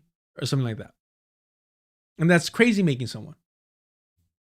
Patrick Johnson, I know that he unlisted it for a second because I still had access to it in my history, but apparently now he's deleted it, which is just pathetic. But to be quite honest, unsurprising. Yeah, CJ told me the same thing, which is a smart move. Yeah, always. It pays to be paranoid, y'all. John Trudell, it pays to be paranoid. Or he privated? No, I think even if it's private, it'll still show up in your history, just that when you click on it, you can't view it, if I'm not mistaken. So, yeah, he tried to crazy make them. If you can't get them on your team, if you can't compromise them, then you're like, oh no, that was so off the wall. You can't even talk to him. He doesn't listen to logic or reason. And so, yeah, I just, please watch it in its entirety. We got a little bit more to watch here. We're going to go ahead and skip to, there's a little bit more here, but it's after this fucking weirdo leaves Domo. All right, here we go. We'll go here. You did that interview. I did. I don't need to. Why didn't you do the proper research into Jasmine Crockett before you did that interview? Is that so much to fucking ask? You have a large platform. And we're talking identity politics. You're one of the rare black figures on the so-called left space. And you have the attention of a lot of fucking people. You're viewed as someone that is legitimate. People trust in you. You would think that you would do your research on the people that you're interviewing, so that you can actually challenge them and not give them a fluff interview, unless that is your objective, unless that is the role that you are meant to play, the role that you've accepted.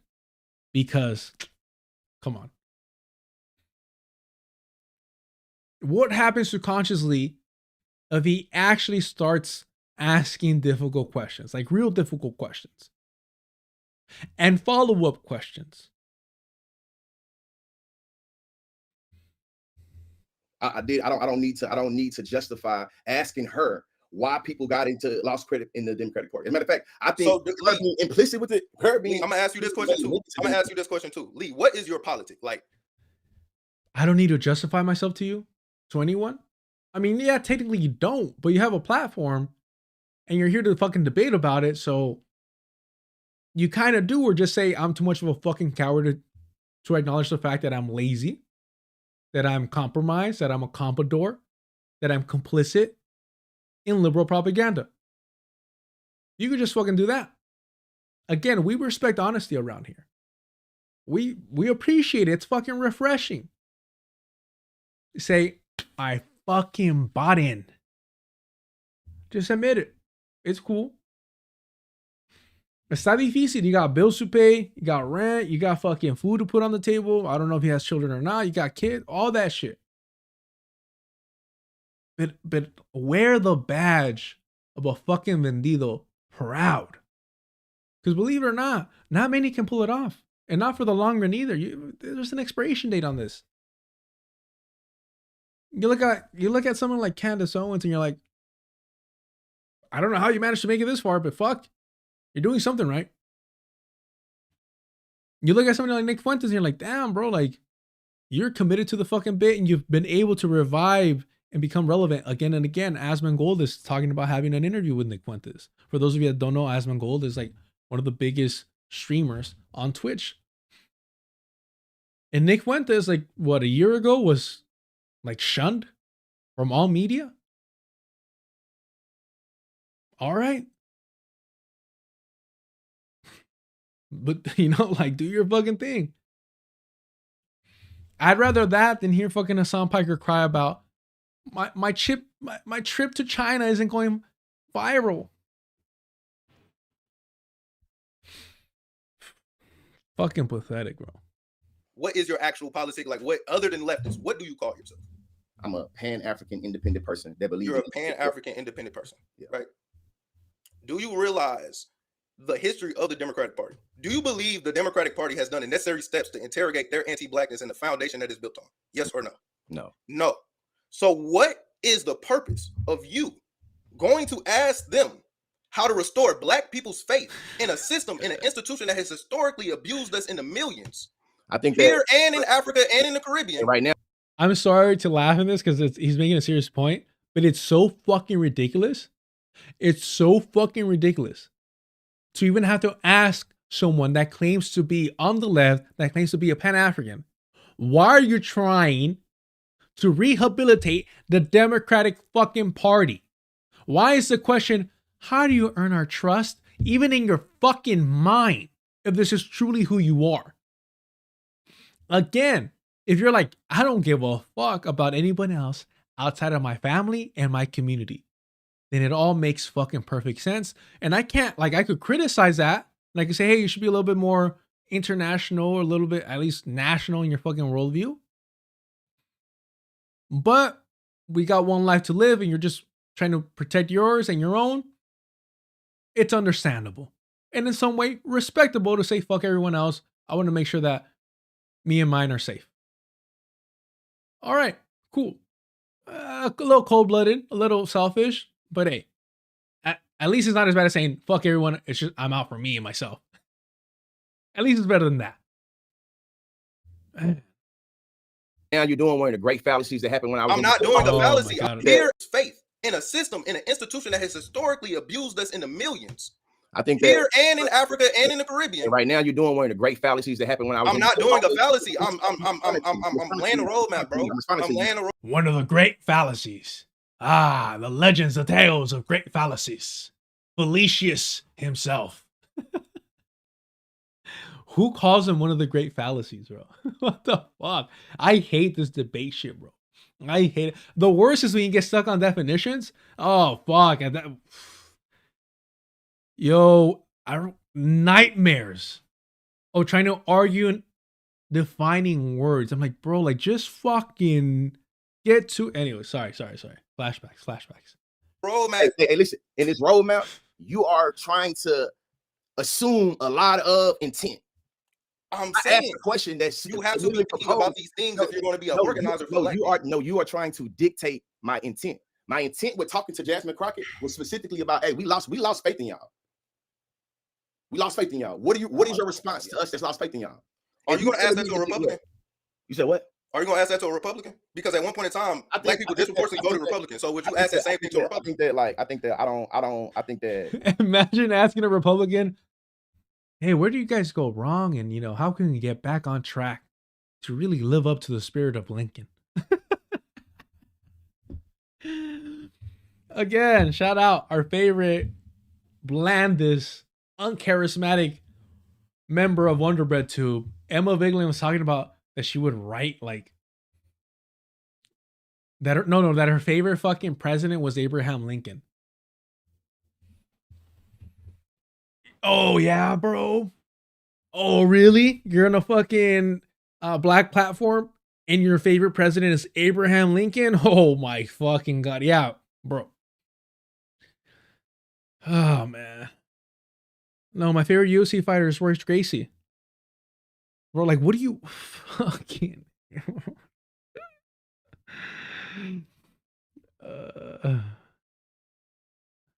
Yeah. Anywho, so fucking pathetic. And maybe it was, but that's not something to brag about either.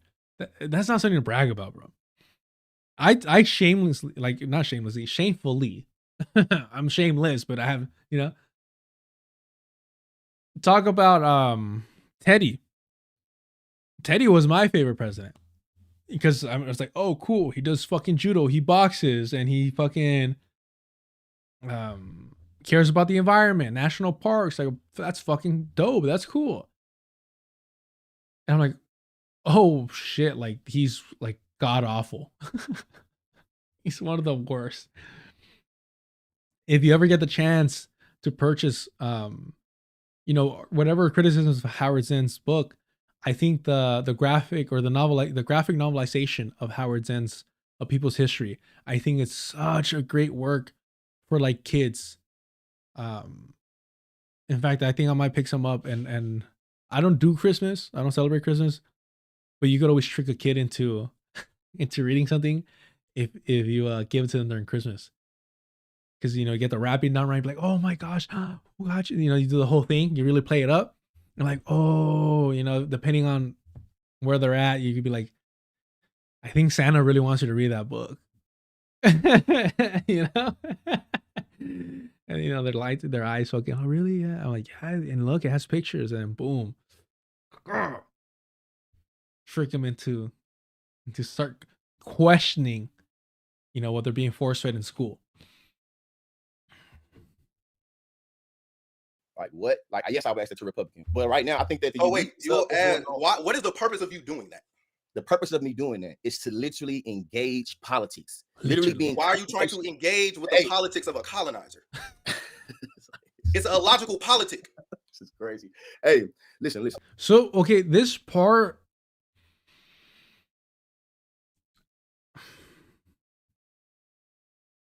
It's tricky because, like I said, like I'll do the practical work. And but that's what radicalizes me. And I do the practical work because I want to, I believe in praying with your feet. And we don't have a vanguard organization. We don't have a vanguard party. I don't believe in adventurism. So I'm trying to stay proactive. I'm trying not to be a hypocrite. And also, it's kind of cool to be able to, I'm going to be honest. It's kind of cool to be able to throw in these liberals' faces to be like, because their critique is always like, well, what are you doing? And I'm like, I'm fucking, whatever. It riles me up. But then you throw it in their face and they're like, oh, okay, well, like what? It's dumb shit. Because they can't defend it, so they get personal with it. And, man.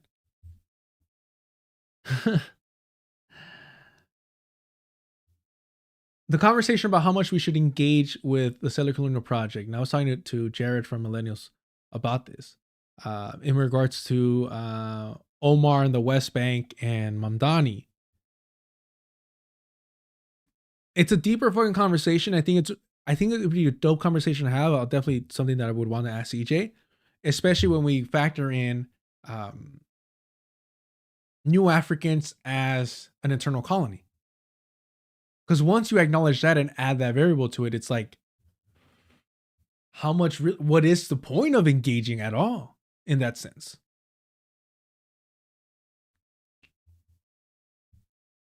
It's a complicated fucking question that kind of like, man, it leaves you uncomfortable. Because fundamentally, blood in my eye, there's only one fucking answer that it leads you to. Peace, Larry Beal. Colonialism, the colonizer is inevitable. Politics are inevitable. The question is, when do you engage? Politics is the nonviolent continuation. Sorry, we'll go back to this right now. Lynn Stacks, to be fair, when you disillusion people in these institutions, sometimes they don't get radicalized. They just get nihilists, and that's the worst place for them to be. So that is brought up. That is brought up later. Again, I encourage y'all to watch this in its entirety. I'm not doing it justice. I'm trying to give you the spark notes because I really do want to see CJ's channel grow.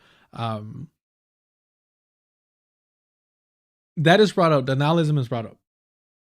But it's brought up, like, consciously kind of throws it at CJ, like that he's a nihilist or that he's falling into nihilism, which from what I've seen from CJ, his social media stuff, and like actually communicating with him directly, that is the furthest. Like, I don't get any of that.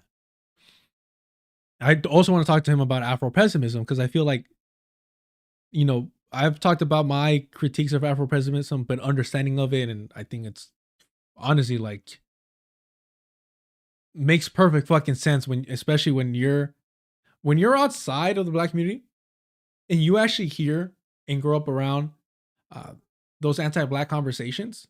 And mind you, my childhood wasn't even really, that wasn't much of a factor even to begin with, because it was just brown all around. But even then, you still hear certain things. And that is bad enough to be like, oh yeah, if not Afro-pessimism, some form of it for sure. 4 hours late. It's not too bad. It was supposed to be a 3-hour stream. We're about to hit our 5th hour. All right, let's continue this. Of the colonialism. Politics are inevitable. The question is, when do you engage? Politics is the nonviolent continuation of the colonialism, which results in violent warfare. Listen. The end result was to make it this. Donald Trump called down to Texas and said, I need 5 congressional seats away from Black districts in order for me to maintain my federal power. The reason why we were down in Texas and Austin was to oppose the congressional power that Donald Trump was trying to extract from Black people. You making all these extrapolations. What protection mechanisms I want to ask you, did the Democrats have? I'm answering the question. And me engaging Jasmine Crockett was about the opposition to congressional power that Black people were losing. So when Democrats successfully, I'm going to ask you this. Are Democrats successfully opposing Trump as we speak? Listen. As SNAP gets cut, as the genocide in Gaza goes on. I am not a Democrat. I simply do propaganda for the Democrats, but I am not a Democrat. I simply give tongue baths to Democratic politicians, but I am not a Democrat. I did not have sexual relations with that woman. And again, not Jasmine Crockett. I'm just mocking the. I'm asking you this. What is the Democratic Party doing to nullify the harm reduction? Patrick, I want to say fuck off, but I'll take any comparison to Kung Fu Kenny, which is one of my favorite fucking like characters. Also, I don't know why I was thinking about this earlier today. Fuck, the side notes. But that why did I just had his name in my head? Was it Lupe? No, was it Lupe? You know, somebody who joked around once. I forgot what I was watching. That was it Lupe or was somebody else? That they only hated Kendrick because they actually practiced Kung Fu. Like they actually were into Kung Fu, and they didn't get the moniker. The Kung Fu Kenny you got moniker. Problem? Thank you so much for the super chat. Access Audios didn't.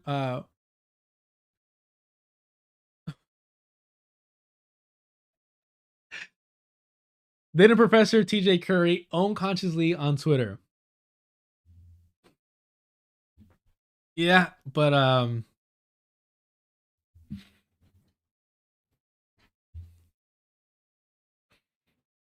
yeah, but let's just yes, we'll just leave it there. Yes, and okay.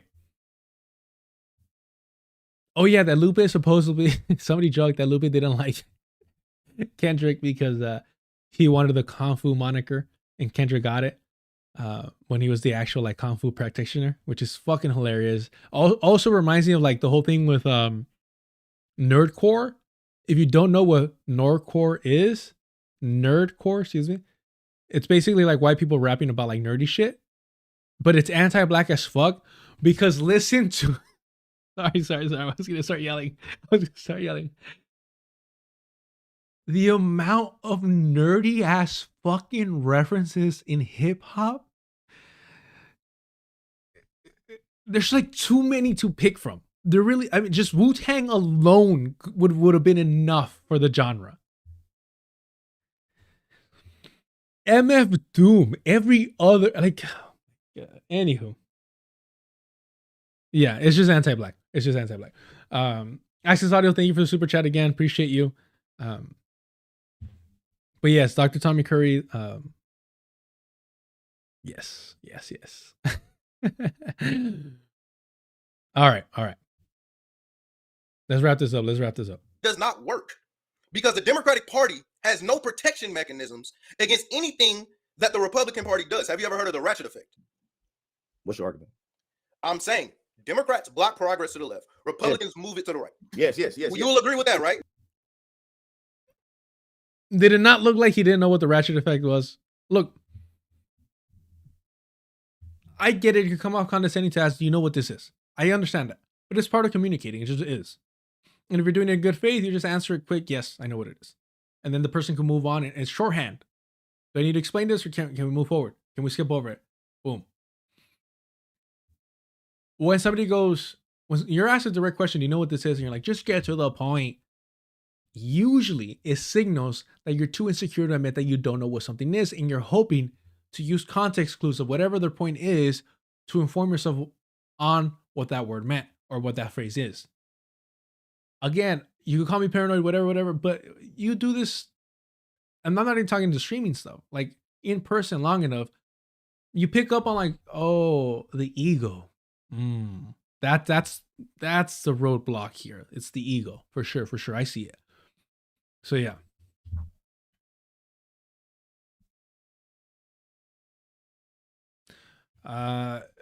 No, classic idea. No. I appreciate it. I really do. I always tell people like, don't be scared of the chat. And I don't think I've seen you before, so I just appreciate people getting busy. I think we have a fucking amazing fucking like chat over here. Sometimes we're a little bit goofier than we should be, but or we all get collectively distracted. But I love that shit, man. It's a good time, and I learn a lot from y'all.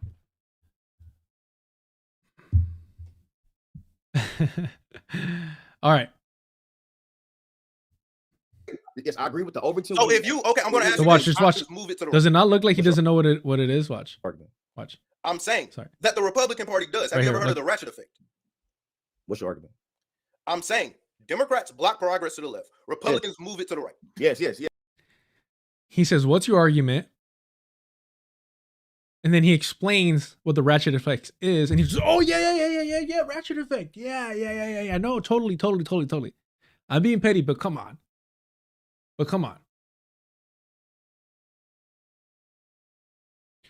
Oh, Yipper, that's what I'm saying. Literally, almost everyone makes like nerdy ass.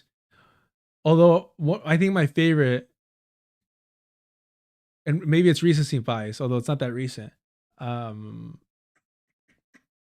Meg has a bar about I'm just like Sasuke searching for my fox or something, or my Ninetales, something like that. And I loved it because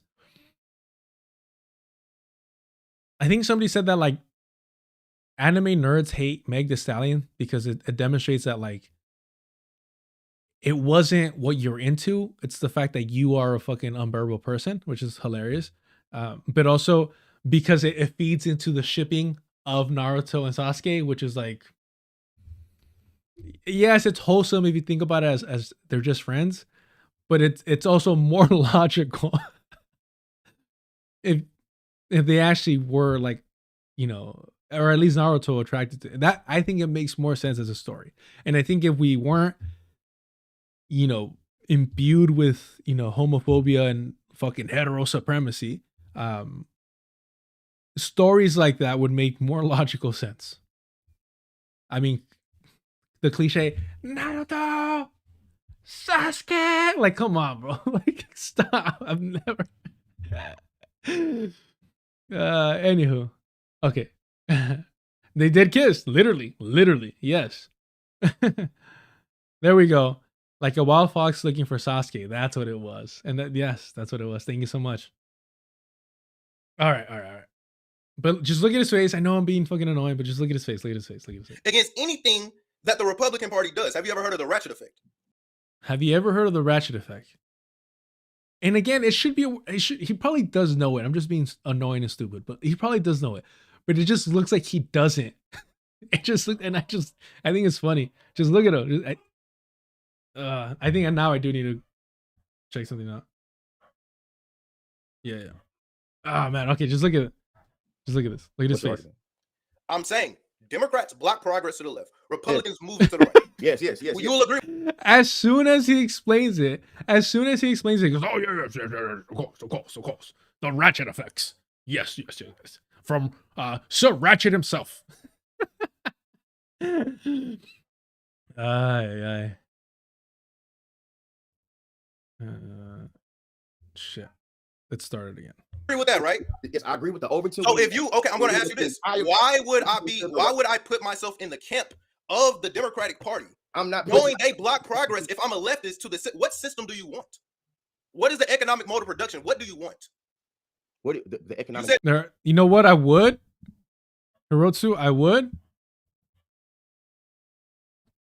They're talking too quick, or I would put it at 0.5. We're not watching all of it anyways. Don't trip. We're just gonna watch a little bit more, and then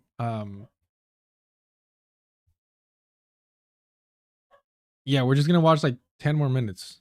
Because again, I mean, if you're not having fun, I don't know what to tell you, but this whole thing was like making me lose my fucking mind, which is how I have fun. You're a Pan-Africanist independent. What system are you trying to create? For black people. What system for black people are you trying to create? The end product where black people are able to use our power to create a new system that is not limited to the ways that Europeans have created socialism and Marxism. I think that the way black independence. So you don't believe it is adaptable to our conditions? You don't believe that? Say what? You don't believe that things like socialism are adaptable to the black condition? I think that socialism has I think that Marxism's criticism about capitalism is one that structures accumulation and alienation. And I agree with Afro-pessimism that says that the black subjectivity is about accumulation and fungibility. So I think that when it comes to the black body and when it comes to black independence, I think that it's important to always think about how can we celebrate social life within social death, or how can we think about the ways that we can have that unparadigmatic flinching that allows for us to quote unquote burn down a civilization. So what I know is are you familiar with the works of people like Cedric Robinson and Walter Rodney? Yes. So if you understand that they were able to largely reject the notions of European or Eurocentric Marxism and apply these to the conditions of black people, use things like dialectics, materialism, historical materialism, use concepts of Marxism. I think that if they were able to analyze the dialectics of it all. This is a man, like just, and again, y'all know that I really don't engage in theory. If you saw my conversation with Jared on Millennials Killing Capitalism, I explain why. I prefer having conversations about theory like in good faith, off stream, and just learning from each other. But I think this is something that I'm interested to ask CJ is he doesn't identify as a communist, as a Marxist, from my understanding of this conversation. Is he, does he use certain Marxist or scientific socialist, what have you? What does he take from it is what I'm interested in learning. Especially because, and again, he's so young that, the sky's the limit or whatever cliche you want to use. But I do think it would be dope, because this is the way I think as I get older. It's like, put it on paper, put it on wax, put it on stream, put it on video, whatever the fuck. So that in the future, you can look back and be like, oh, damn, that is the way I used to think. Or you can say, oh, like I progress in this way or whatever. I think that's valuable. But also, I'm just in my head. Because what you have to understand is, within a radical tradition, you have extremely radical people who have probably did more than the both of us. I agree. Who are able to adapt. They were able to analyze the material conditions around them and adapt it to fight a protracted self-sufficient self-defense against the state that is attacking them, whether it's Democrat and Republican. I believe instead of us wasting our time with a white supremacist institution, we are better off doing those means of organization, those means of energy, that's better put back in the community, because we know that the Democratic Party is not a vehicle of black liberation. This is what this is the differential in our politics. You believe you can reform the Democrat and Republican. You believe you can talk to the Democrat and Republican. No, I know that the Democrat and Republican are diametrically opposed to my material interests. This is why, like, consciously doesn't make any fucking sense. Because he's gonna deny believing that you can reform the Democratic Party, and yet he pushes the Democratic Party as if it can be reformed.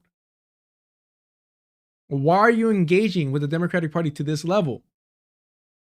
Why are you so intimate with them if you don't believe they can be reformed? Why are you wasting not just your time, but everybody else's time who listens to you by continuing to prop them up it doesn't make, like, your actions are not lining up with what you claim to believe in. Listen. I think that reform is a bankrupt attempt to try to bring back civil society. I'm not a reformist.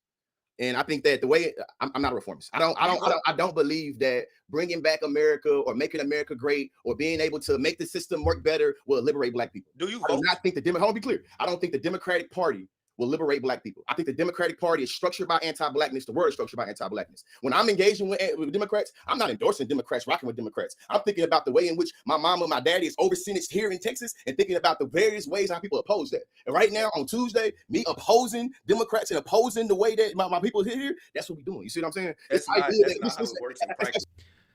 That's the frustrating part. What have I been saying? If you want to say I only give a fuck about my family, my people, my community, cool. But that's not the way that you carry yourself. That's not what you're known for. That's not what you're known for. And that's not what you're also, then in that case, then you do support reform. Because if you didn't, then you would be advocating for a vanguard party or what have you. Now, yeah, I do love that Kwame Ture quote.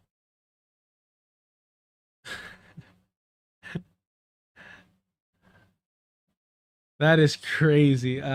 Cloud, it's like he gets it, then forgets the end of the month is coming up and backtracks. Yeah. And gets back in line. All right, let's just jump over here. I don't know if the transcript's gonna have it.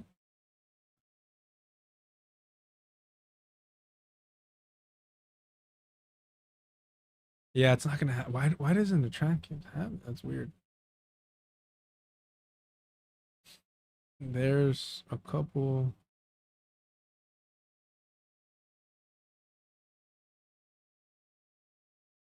But it's way down here, like in the 30s.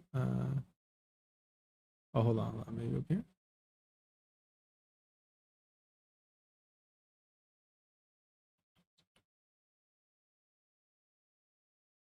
No, it's further because they mentioned Zoran for a little bit, but I don't even know if it's worth. Not that it's not worth it. I just don't know how long they actually talk about it. Again, there's a Crockett part about do you believe she's a Zionist or not?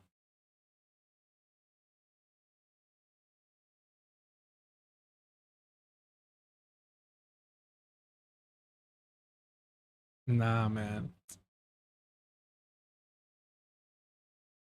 I don't know why it's not picking up certain words. Because this only goes up to an hour and 22. We're already past that. And they talk about... Let me see if I can jump ahead.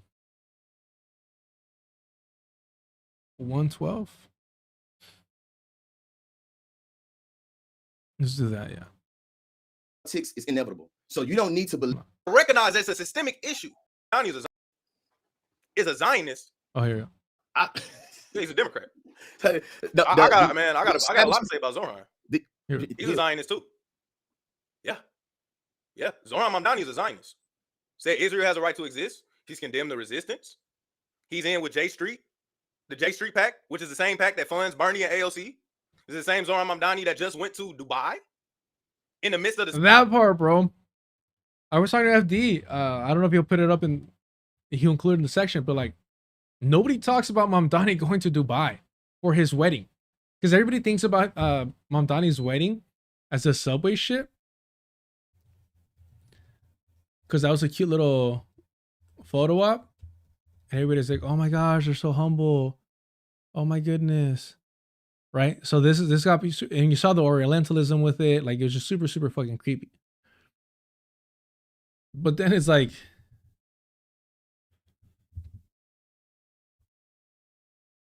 then you see this, and you're like, holy shit, you guys went to Dubai, the UAE, while they're committing a genocide? Wow, okay, bro. That's cool. I guess the subway wasn't enough. Wasn't enough there. Maybe he had a third one in Uganda. Oh yeah, I mean, a wedding abroad in any sense is expensive. Sudanese and AOC is the same Zohran Mamdani that just went to Dubai in the midst of the Sudanese genocide. So we can see that largely Zohran Mamdani does not care about black life or doing anything. He's not serious about it if he's running for this electoral processes. He does not have a dedication to it as much as some other freedom fighters and liberation leaders have. So when we recognize that Zohran Mamdani outside of my race is a Zionist, and you just reaffirm the Zionism by voting the Zionists into the Zionist system, you can recognize that mostly the thing you can recognize Cuomo is not going to win. What, bro? CJ did not know my content. I did not know CJ's content. The shit like this is just affirming. Where, at the very least, I'm not the only fucking patient in here. You know what I mean? You all are. And that was, again, I hope FD includes it in the conversation. I don't know what he's gonna edit out, and there's some stuff that he definitely should edit out. But it's like, bro, like, it's a setup. Of course he's gonna win. This is a new generation. What do you think the beast doesn't recognize that it's got to get rid of the old and implant new fucking fresh blood in there? Of course it does. Why are we acting like we're ahead of the fucking game here? No, they are. We're behind the fucking ball. We've been behind the 8 ball for fucking decades because of COINTELPRO, because of the FBI, because of the state. Oh, thank you so much. I think like, if we're gonna colonize them, then let's actually show solidarity. God damn it! First member, I appreciate you so much. I appreciate you so much. Thank you so much. First YouTube member, much appreciation. And first time that alert gets activated. I hope you all like it. Oh man, thank you so much. Somebody mentioned that his wife has. Look, respectfully, I've never heard that before, that Mamdani's wife has family in Dubai.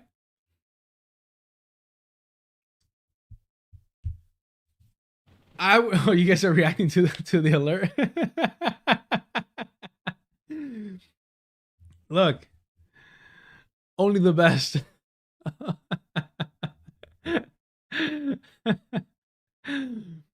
Yeah. Man. Only the best alerts for y'all. But I'm gonna definitely add more like, I don't know, like tools. I don't know what they call them. I'm old, I'm sorry. For the members on YouTube for sure.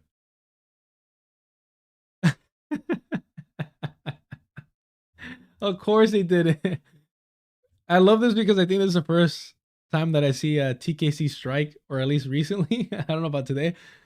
Like, hold on, I need to jump in the chat for this one. That's hilarious. Yeah, I'm looking through. I haven't seen you earlier today, TKC. So I love the fact that I got you to be like, nope, I'm typing. Yeah. No, nobody called out Emma Vigeland for that shit. It's normal. It's solidarity. That's what solidarity looks like. Oh man.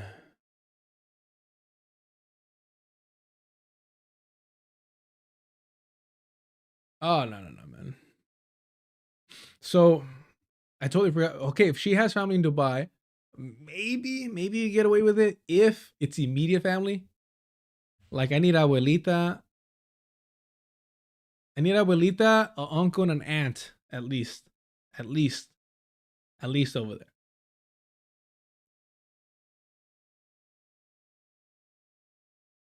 Anybody can see that clear as day. They lobbed up the seat to Zoran on a silver platter, but Zoran had to make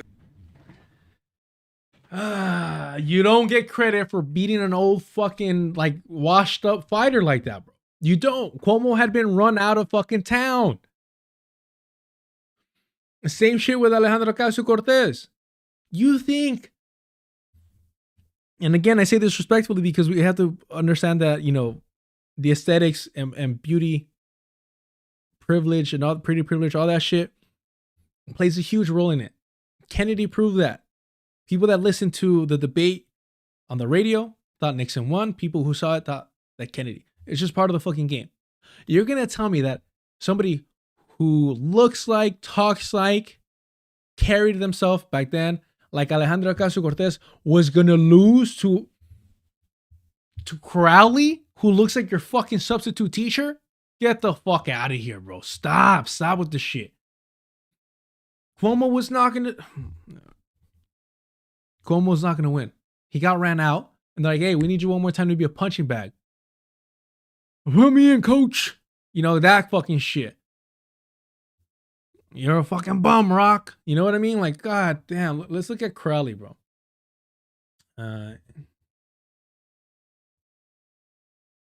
Let's look at Crowley. Oh my goodness.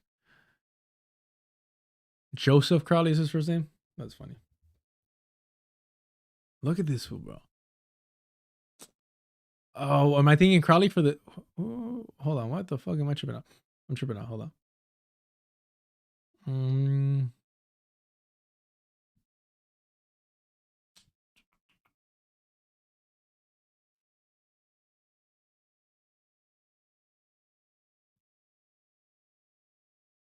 Let's see here.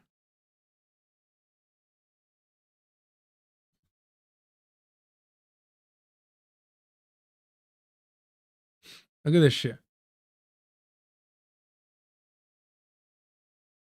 2018.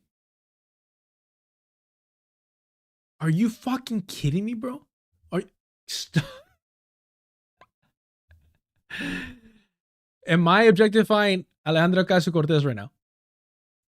You can make that argument if you want. What I'm getting at is the aesthetics that are involved in politics, especially how fucking dumbed down our politics are undeniable. At face value alone, quite literally, the face card. You think she was gonna lose to this in fucking New York? What are we doing here, bro? But all right. And he fucked up by not showing up to the debate because it looks like he's snubbing a marginalized woman, you know? So who at the time was seen as a working class, all this shit like that. Come on, bro. But you know, I'm a machista, so it is what it is. All right. A few capitulations. Zoran Mamdani is not attacking the NYPD's budget. Why is he not doing that? Before the big beautiful bill passed, the NYPD was funded more than ICE, in excess of the billions. Why? I'm asking Zoran Mamdani, why aren't you attacking? If you're really a friend of the liberation struggle, why aren't you trying to dismantle the NYPD? Why are you saying the head count is the same? Why is Zoran Mamdani saying that he would rather cut the Department of Education in NYC before he cuts the police? Why is he apologizing for calling the NYPD a racist and homophobic institution, in which we know that is? The same NYPD that just killed Sanaya Cheatham, the same NYPD that killed Eric Gardner, the same NYPD that drove Khalif Browder insane. And I think that's a great spot to leave it off on. To encourage all of you to go watch this, to go support CJ. Yeah, I think Shitty Mancha mentioned earlier, CJ's in his dorm. I didn't look, not just, you know, hey, I never had a dorm. Let's put it that way.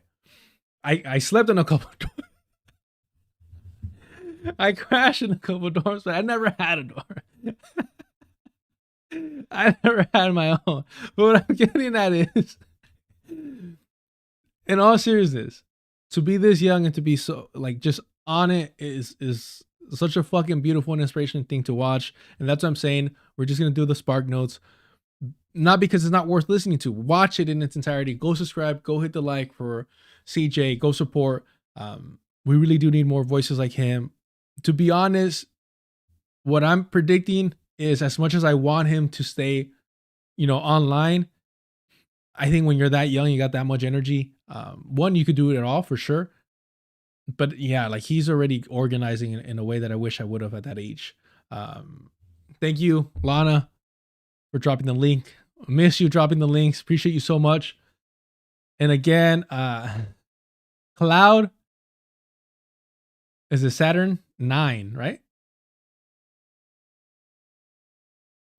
Yeah, Cloud Saturn 9. Thank you so much for being the first member of the Deculturation channel. I want to add more perks to it. Definitely. If you haven't already, hit the like, hit the notification bell if you want to know when I go live. The Patreon is active. Thank you so much for the super chat. Kamala Harris, you got a problem?